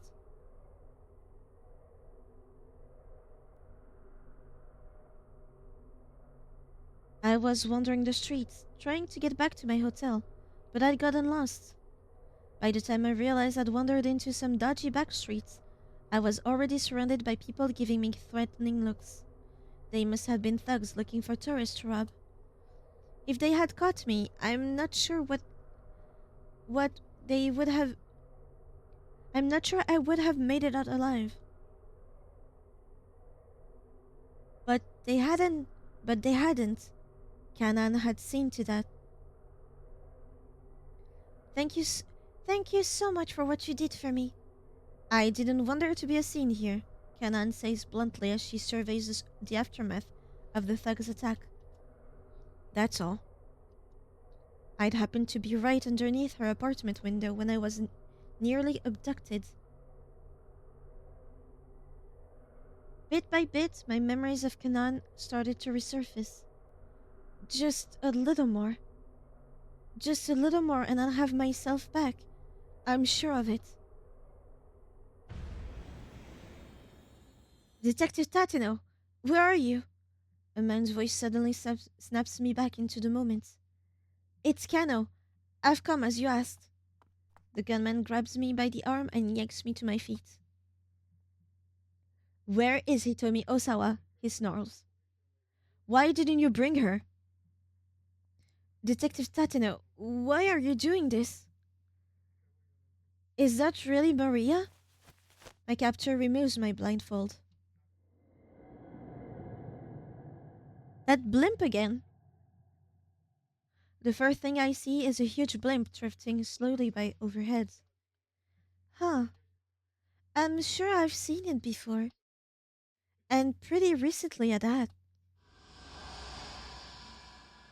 There's a flash of revelation inside my head. Like a dam bursting, my memories come flooding back to me.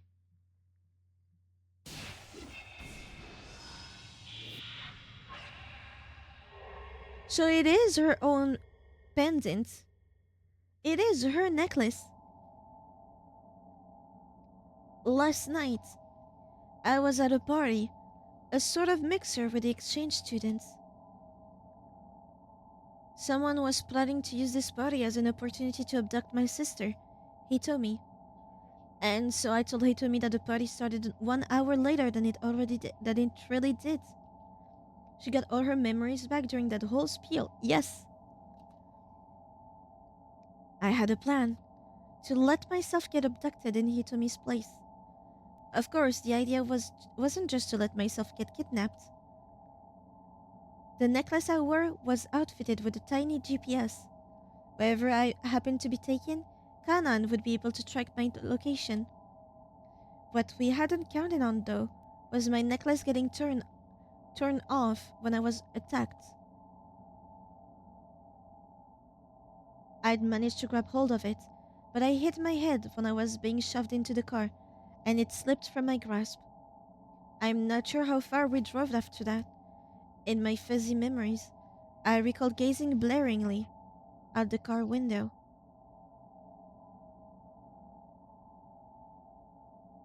That was when I saw the blimp, right after we parked.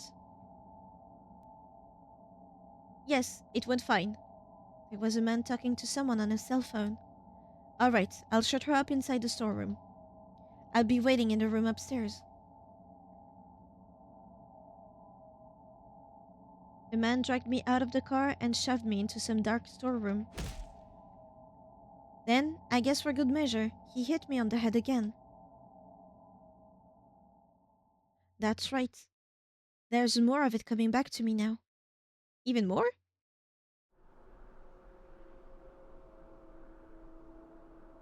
You spent your life living in a country at peace, in Japan.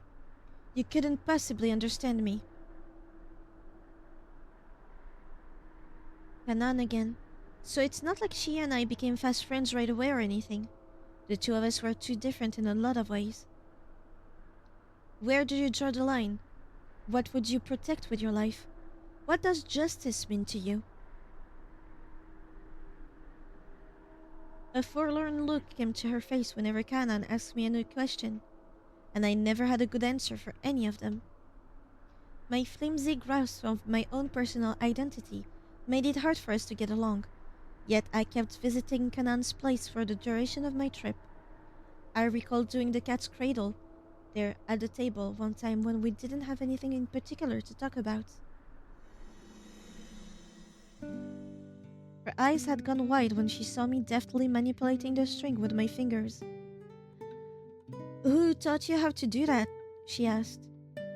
My mother. My mother. My real mother, that is. Kanan furrowed her brow.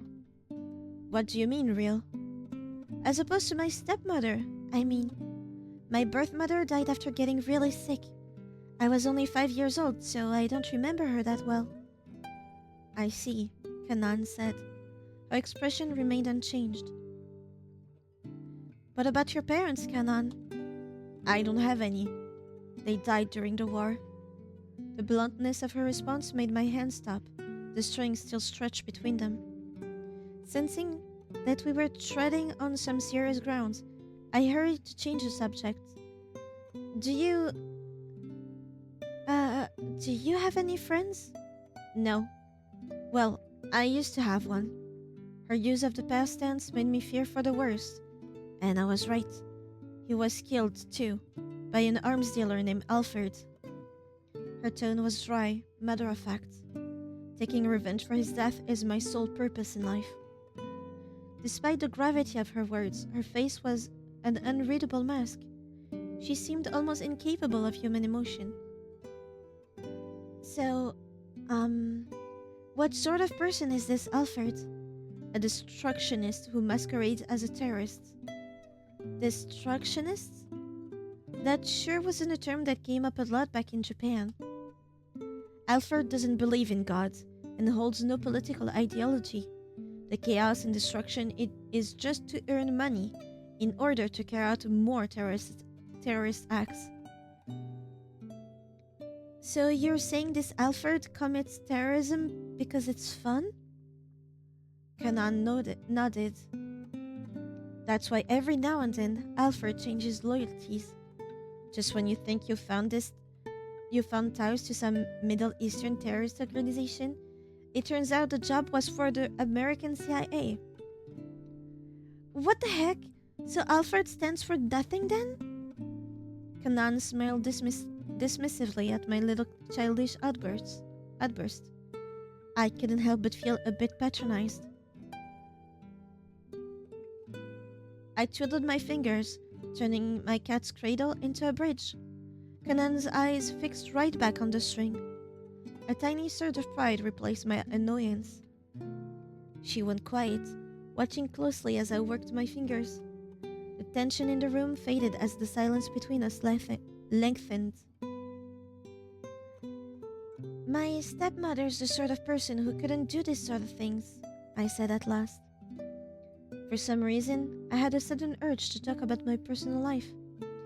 I guess she cares about herself more than looking after her children. She's not a bad person, though. She gives me weird bits of advice, like telling me to find someone to date, or that a woman's life is defined by a man. But it's not like I hate her or anything.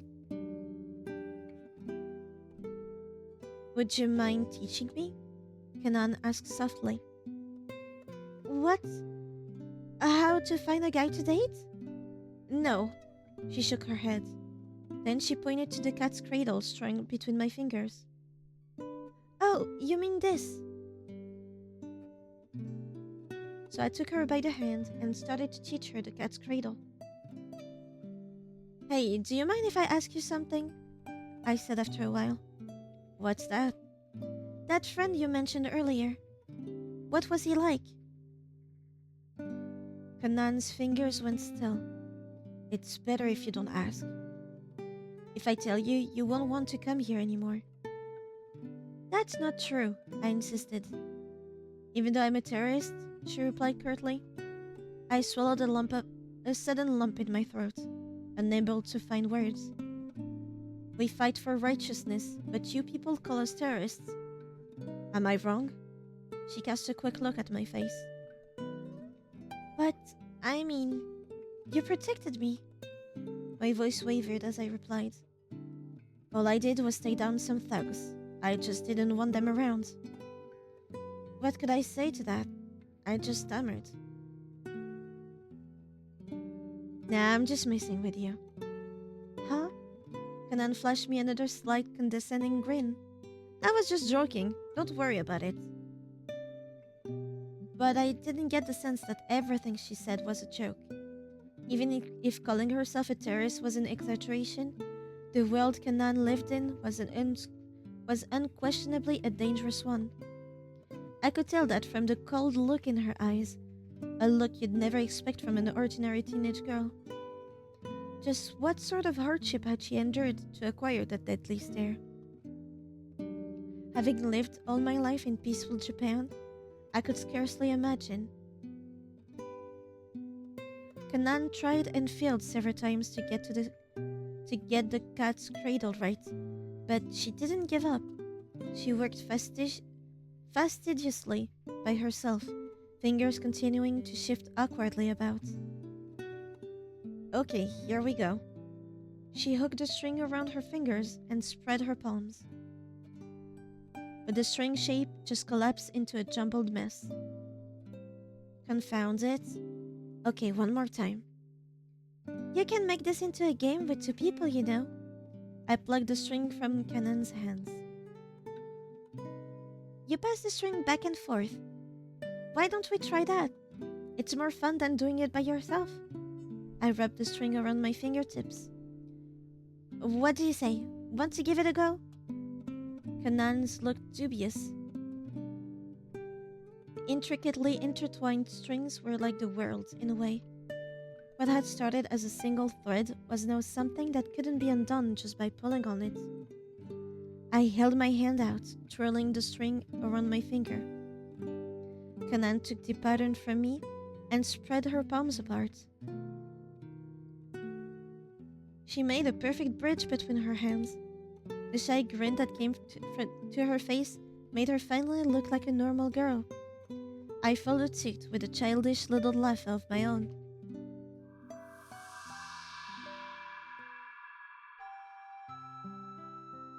And, as if in a blaze of sunshine, the fog that's been hanging over my mind finishes receding. I remember everything. My name is Maria Osawa. My sister is Hitomi Osawa. And Kanan. She's a dear friend who I met in a far-off land. She helped me once, and now it's my turn to help her. I close my eyes as I reflect upon these precious memories, all the dearer for having been lost. Now when I try to picture Kanan, I can do so clearly. It's just as I thought before. My memories are what makes me who I am, and I would never choose to forget them.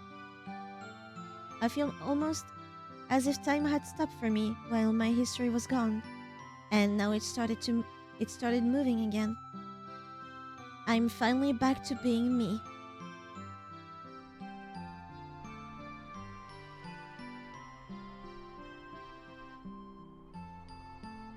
She has 2 moles, like me.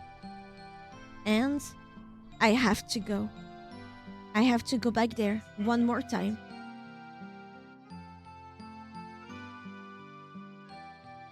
To think you're nearing the end. What? End of her story. And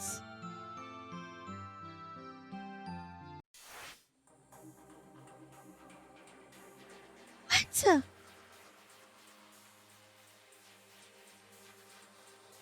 What?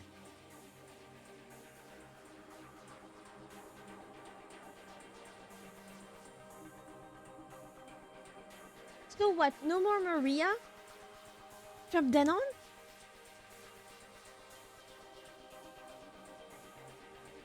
Wow. So let's recap what we have. Maria is ended. It's finished. Osawa is to be continued. Minorikawa, I need to go back to Kano. I need to go back here. Um, yeah, before. Something around here. I need to choose either the wife or not Sasayama. I need to not choose Sasayama. Achi, same for him, to be continued. So tomorrow, because this is the end of stream, I tried so hard, but for real, I am getting tired too. Like, I'm putting myself to sleep. I say I have superpowers. But tomorrow, we start with Kano to change the choice we made here, I think. Yeah, I need to do something. But will you sleep for real? I need to work a little bit. And then I will sleep. In not too long, to be fair. At most 2 hours. We go back to Kano here. We change what we do with Hana. See you tomorrow at 11 a.m. when I tell you goodnight again. After that, we go back here. And we might get some more info to go back to Osawa.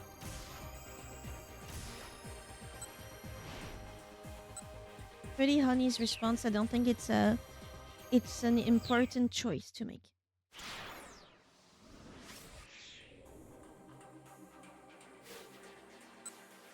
Also, I have my trusty gummies now.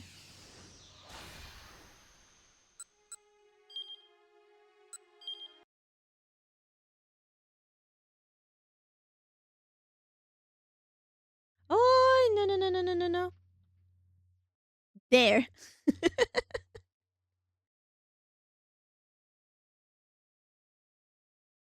Actually, I like when the lines are there. Yellow Tiggy. Curry! I am curry stained. But yeah, so much happened today. I know I say that all the time, but this one takes the cake, I think. It's probably gonna be even worse tomorrow. Tomorrow, for sure, we finish the game. We're close to finishing that hour, right? There's not much left. I knew that's what Lucas would say. Are we surprised? Are we surprised? But we might finish this hour pretty early tomorrow. And that means we do the last hour. Pit, since you're here, can you confirm if the game ends at 6 p.m.? Because I saw that online, but it was just somebody that asked a question on a random forum, and somebody that was like, yeah, I think I remember it ending at 6 p.m. If I was the yellow, I'd be pissed boy again. We all know that. But Tiggy's spearheading that propaganda. Do you want to go back to monkey then? Piss boy or monkey? There's another hour after this. After this one, yeah. And since we're finishing at 5 p.m., that means there's 5 to 6. That means the end of the game is at 6 p.m. Okay, good.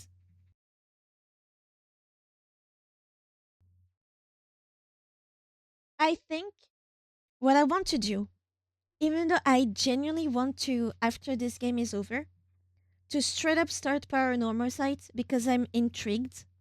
It's another VN. I want to maybe go back to drawing a little bit for a few streams, not just one stream. I want to finish our Persona 5 chibis, and I desperately want to draw the MCs of 428 Shibuya. That next hour is kind of rushed in production values, though. Really? The ending hour is rushed? The hour after that is the finale. So there's 2 hours left. Or this hour that we're in right now. Let me search again, I guess.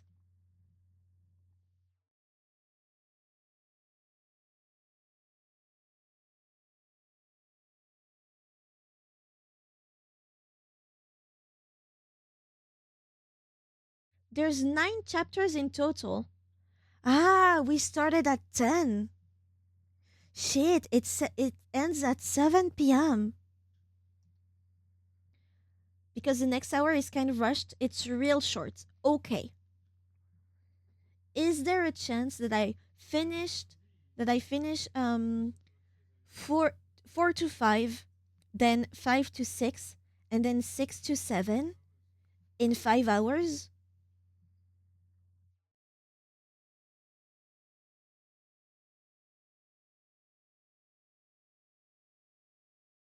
Ah, 2 hours after this one? Yeah. Okay.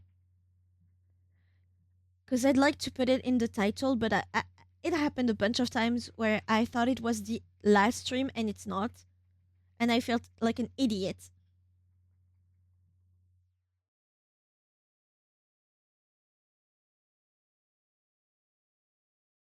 But is there more Yanagishita? That's what we want to know. Is there more of our Afro boy?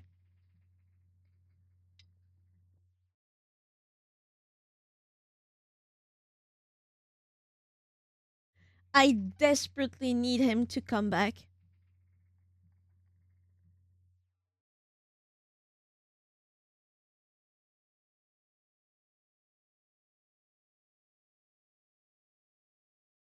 Yeah, it's possible.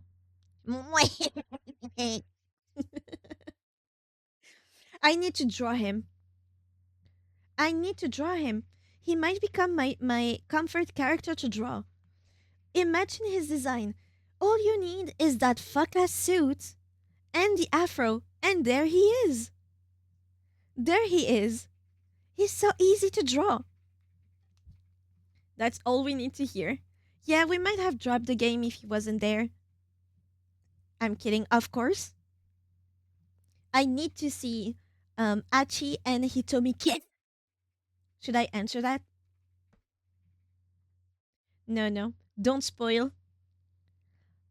And even if he didn't come back, yeah, sure, I would be a little bit disappointed, but it won't ruin the game. We've had plenty of him. Oh, wait. Can I find it?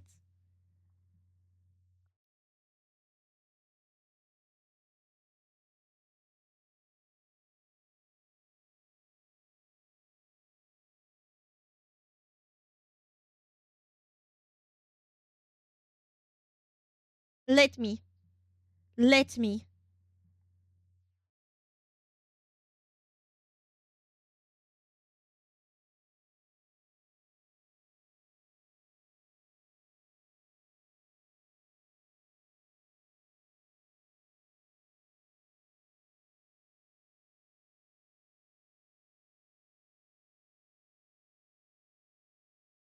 But yeah, to make this easier, let me tell you that there's a real bizarre decision in the next hour. All you need to know is that among the choices, one of them will be endo. That will give you a required jump point so you're not confused later. The text for the decision doesn't even make sense narratively.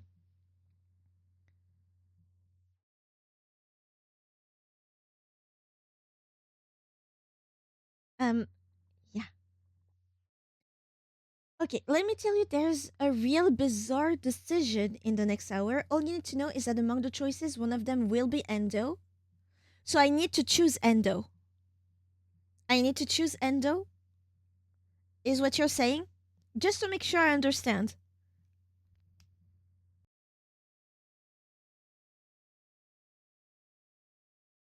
We need a dancing emote.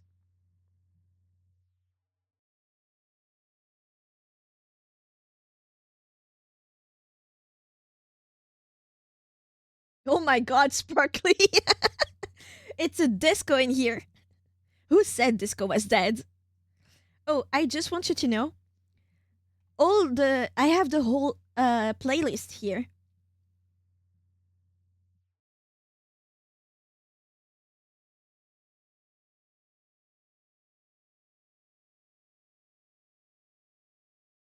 I did a serious mistake.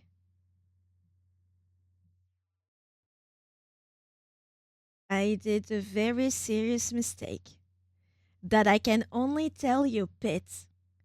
Pit, I made the worst mistake. I did the worst mistake. Also understood for Endo. I did the worst mistake. Please hear me when I tell you. You know what? I'm not even gonna tell you. I've been spoiled something. I'm not gonna tell you how. Do I tell you how? I've been spoiled something major. I've been spoiled something major! Out of nowhere! Fuck me! Oh, there's definitely a select few spoiler tracks in that playlist. It's not in the names of the playlist. Fuck. So, Sparkly, I do not want to spoiler anything. So, first of all, I'm not gonna say what the spoiler is. I want to communicate in code to you, Pit. Hmm. Hmm. Shit, how do I communicate the spoiler so that you know what I know? Shit! Because I don't want Sparkly to know at all. At all. Okay.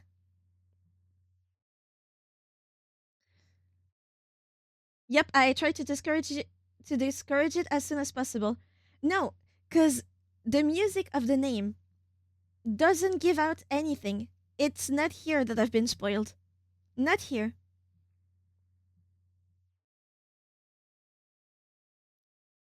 Oh.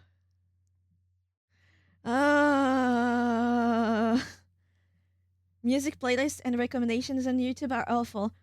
It's the official playlist, so it just gives the name of the songs. And I was about to say, like, what spoiled me was not related. I got whispers on. Okay, let me. I'm so sorry, Sparkly. Just trust me on this one. You don't want to know. You don't want to know. Not yet. You will know, but not yet, please. I hope it's not rude. It's okay, I get it. Okay.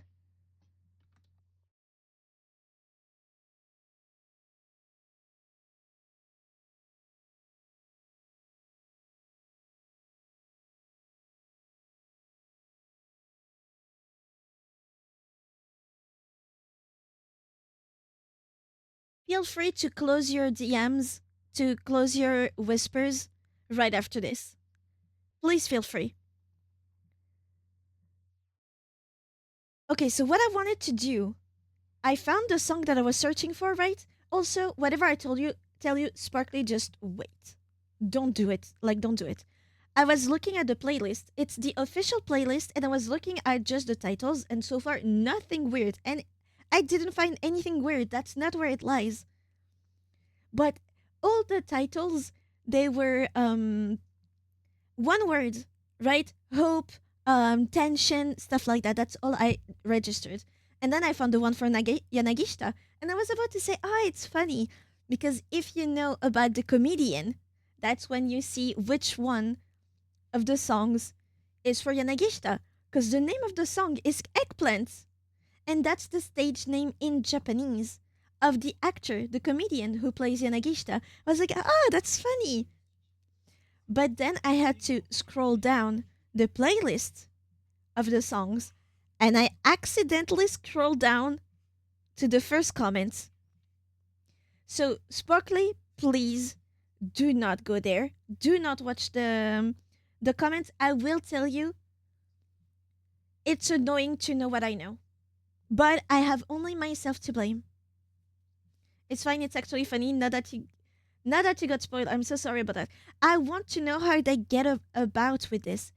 How does it come up in the story?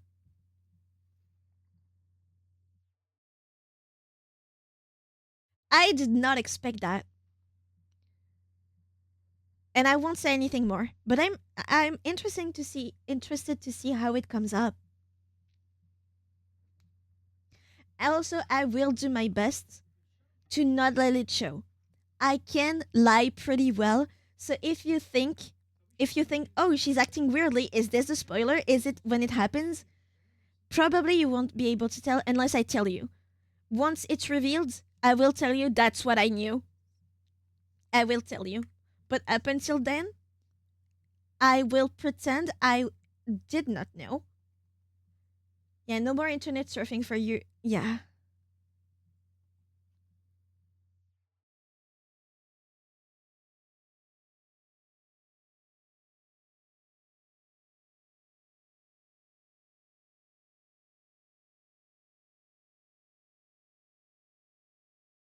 I can lie pretty well. Weird flex. It is true though. I can lie pretty well. Technically, acting is a lie. Spike Chunsoft games are very spoiler sensitive online, even the Pokemon Mystery Dungeon games. Really? But yeah, I won't do that mistake. There is one thing I need to come clean for.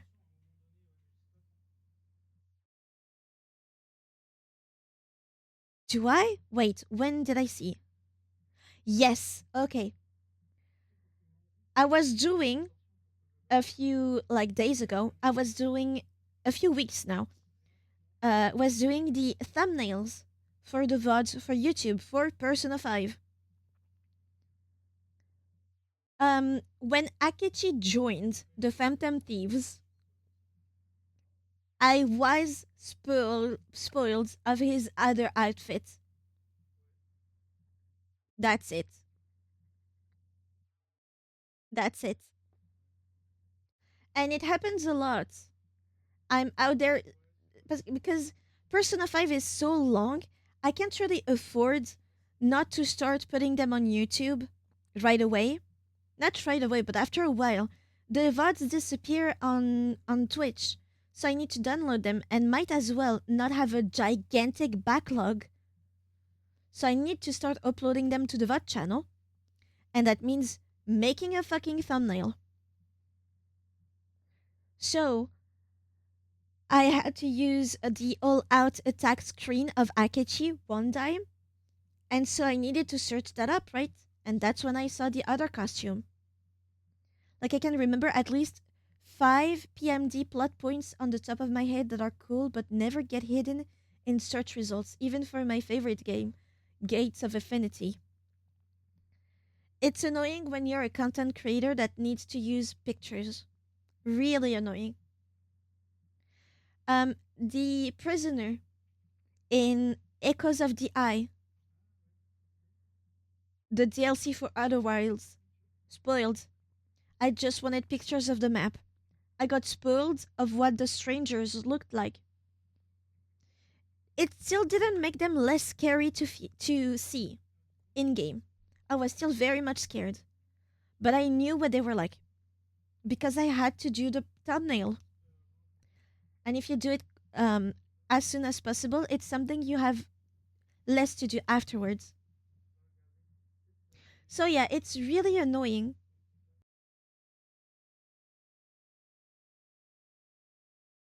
But it's the game.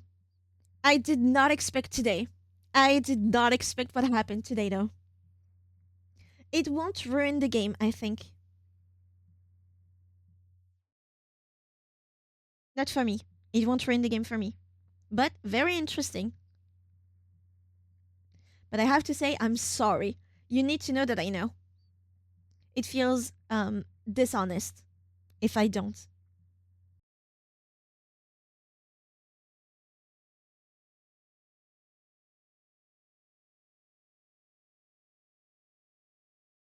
I just wanted to listen to a music.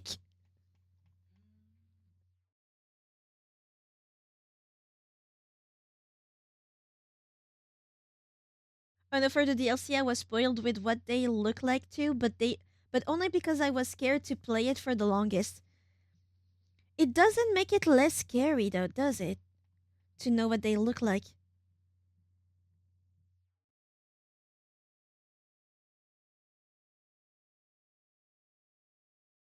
But that's something that I do like about myself is that even if I get spoiled of a thing, I can still very much enjoy.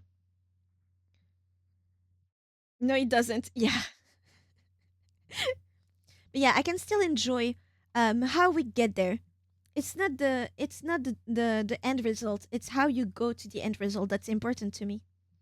I do have all the necessary art assets in my Google Drive for anyone doing Sola Torobo playthroughs since I love that game so freaking much, in case anyone's doing that with thumbnails. Got 1,000+ page art book worth of it. Wow.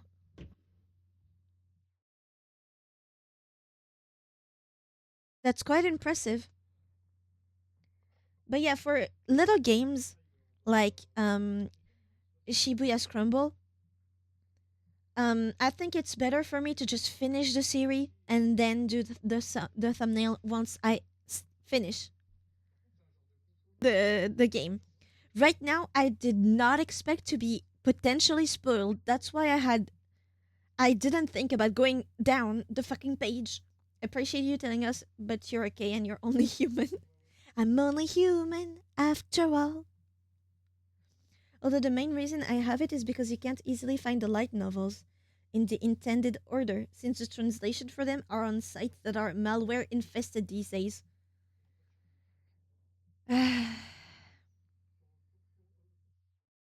I can't wait when we get to died points.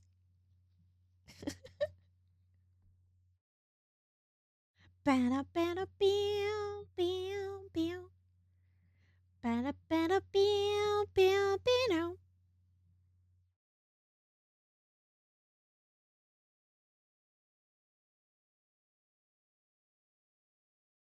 I also can't wait to see what they do with Yanagishita after. Like during the game. How will he appear again? Now that it's all gotten serious, if they do use him again, is he also gonna be comic relief? Do you think the Tama outfit will come back? That would be so funny. I'm sure Sasayama will live. We prayed. He's still in the hospital. He has to make a comeback. He has to. Oh man. I'm surprised though that Maria's story ends here. Like it's not a to be continued. It ends here. How?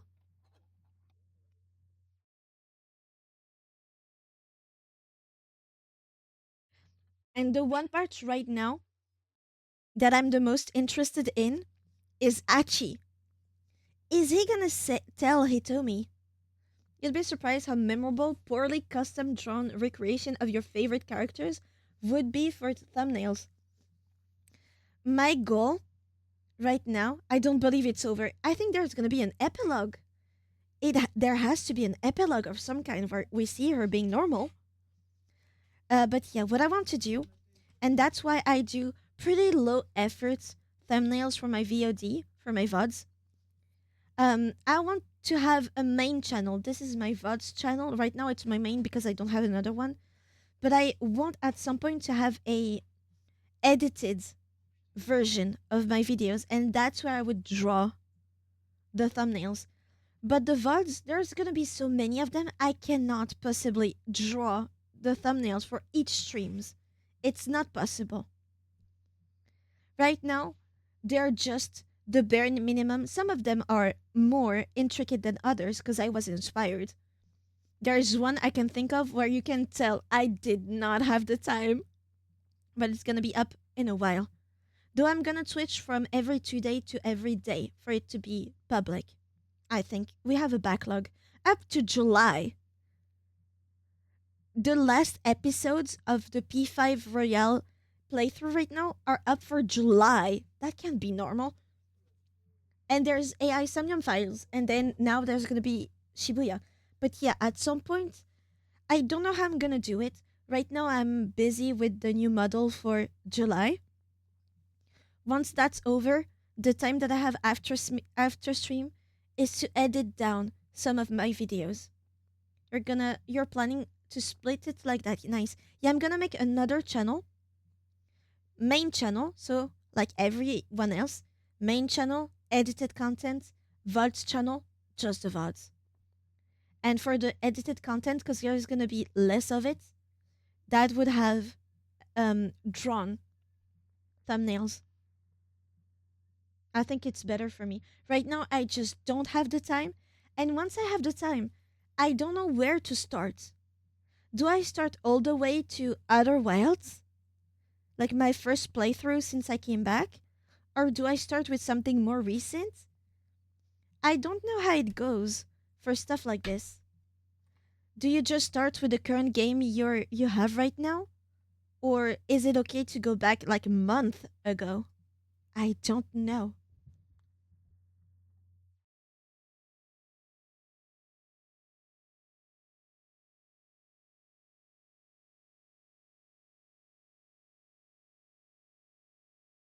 Because regardless, if you watch on YouTube, it is already too late. I've done the game perhaps 2 months ago. Outer Wilds was so good though, it was. But I have tried to edit it before I was like, okay, I need to start with the anniversary model. I started editing it. My god, is it tough. I'm gonna tell you, all the exploration that leads nowhere, all the death that has no information, and then you have a 3 hour span of meaningless exploration with in the middle a very important information. What do you do? Do you keep the part where you go up to it and then cut and the other part where you go up to something? What if it's on another planet? It's completely messed up. It's very hard. With other games, you have a narrative. You have a narrative. You can follow the course of the game. Otherwise, though, doesn't have that. It's up to you. That sounds like hell to edit. There is one scene that had me laughing so much I was about to pee.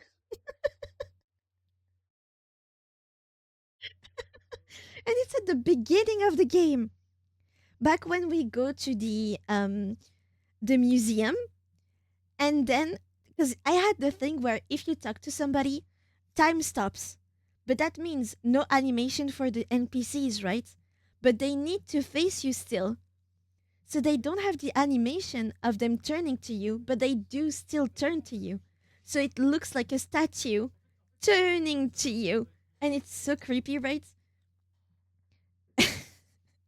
I made it in black and white, that part. Added a stone being like pushed and gritting, to it because it looks like a stone statue. And I remember saying something like, keep those jazzing hands away from me. What the fuck? Never do that again. And then I zoomed in very creepily on him with the jazzy hands with a very scary music in the background.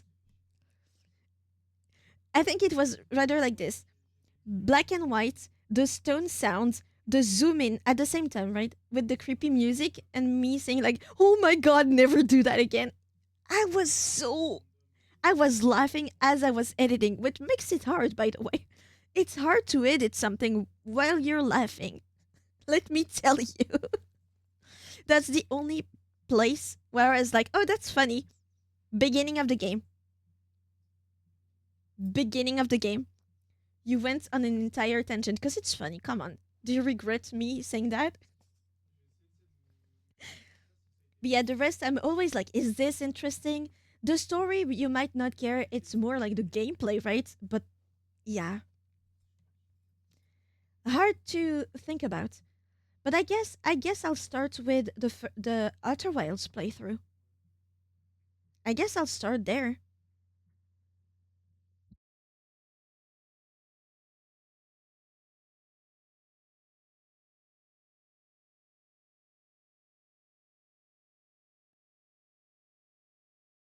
But yeah, it takes a while to edit. Mind you, 5 hours of stream that you need to cut down and then add effects and select the clips which are funny, the ones that are interesting. And now with Persona, it's like 8 hours, 7 hours, one of them 9 hours. Oh, fuck. Your editing style sounds fun, even with how it requires extra efforts. That's what I want it to be, but I'm not gonna lie. Some of the games are less fun. I think I'm gonna have a blast with the DLC. Oh, the DLC is gonna be so funny. But some other ones, it takes a while before you get to the funnies, and I don't want it to be like a best of. Most funny moments. No, I don't regret. I'm mad I haven't seen it. I'm motivated now. I'm gonna go back to all the way up to Outer Wilds. I guess it's gonna be a good trip down memory lane.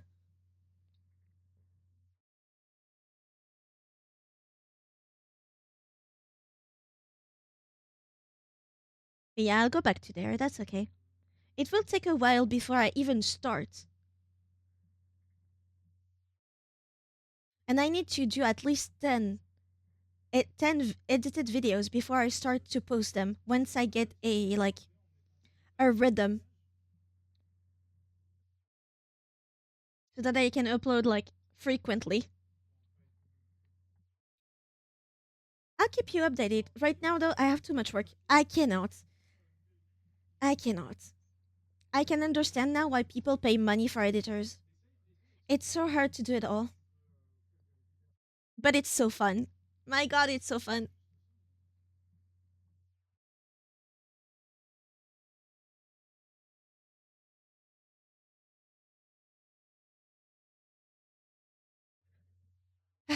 Anyway, I hope you enjoyed. Oh my god, we learned so much. I think I'm gonna say that every time, but today there was a lot of revelation. Tateno being the assassin, um, Achi's dad being like completely crazy and ordering the assassination of Hitomi. Always fun in Tiki's room. I hope I do my best, is all I can say. Even if I don't look at the game. I've started to explain a little bit what happens on screen when there's something important because I know some of you don't look at the screens, but I don't want you to miss out on stuff. At least not too much. What else was there? Was there another stuff? Well, Maria got her memory back.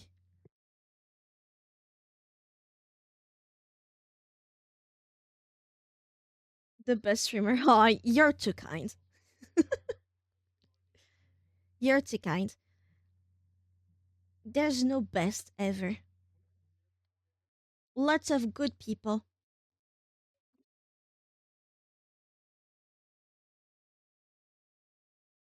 Yes, that's life. Ignoring the game and every context and just drop a stupid comment every now and then so nobody forgets you're still the villain of the channel. Damn, I wonder who you could be talking about. That's such a vague description. By the way, wasn't it neat how Minorikawa's first notable interview was with Daisuke Endo, just without knowing his name? He reluctantly talked about how he operates the cameras too. A lot. That's because the game is well made. The game is very well made. There is a lot of stuff that they tell you first, and then after you're like,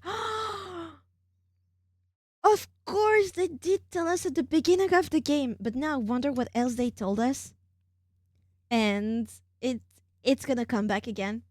And the very first scene for Achi Endo is him leaving the electronics shop with a not so caring Daisuke. Yeah,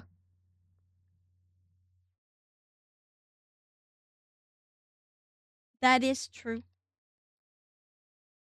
But there is also that part that Hitomi said when Achi was telling her about his sister. To me, I was wondering if it was going on the route of her knowing that she has Bombay blood. Now we know it. I mean, we do know, but yeah, she does know. I was wondering if she was gonna ask Achi to kill her. Because she was like, would you do anything to save your sister? If you had somebody right in front of you with the same blood type, would you do anything to save her? I was I was expecting it to go to a very, very weird turn of Achi killing Hitomi, or at least Hitomi suggesting that she sacrifices herself to save Suzune. I wasn't that far off. Wasn't that far.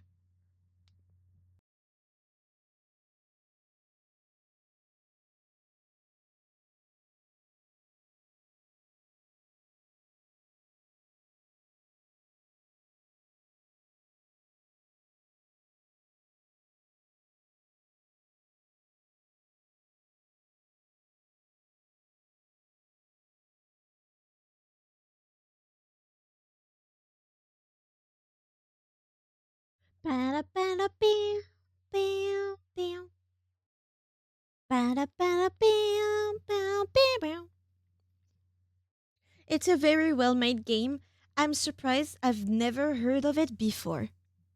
Genuinely. It's such a good game. And even playing it right now in 2026, it still holds up. Maybe the UI is a little bit dated, obviously, but the rest of it? It's so good.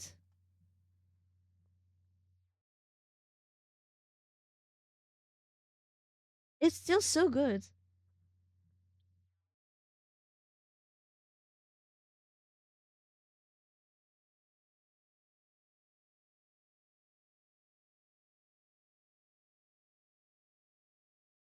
Also, yeah, thanks for the stream. You're so welcome.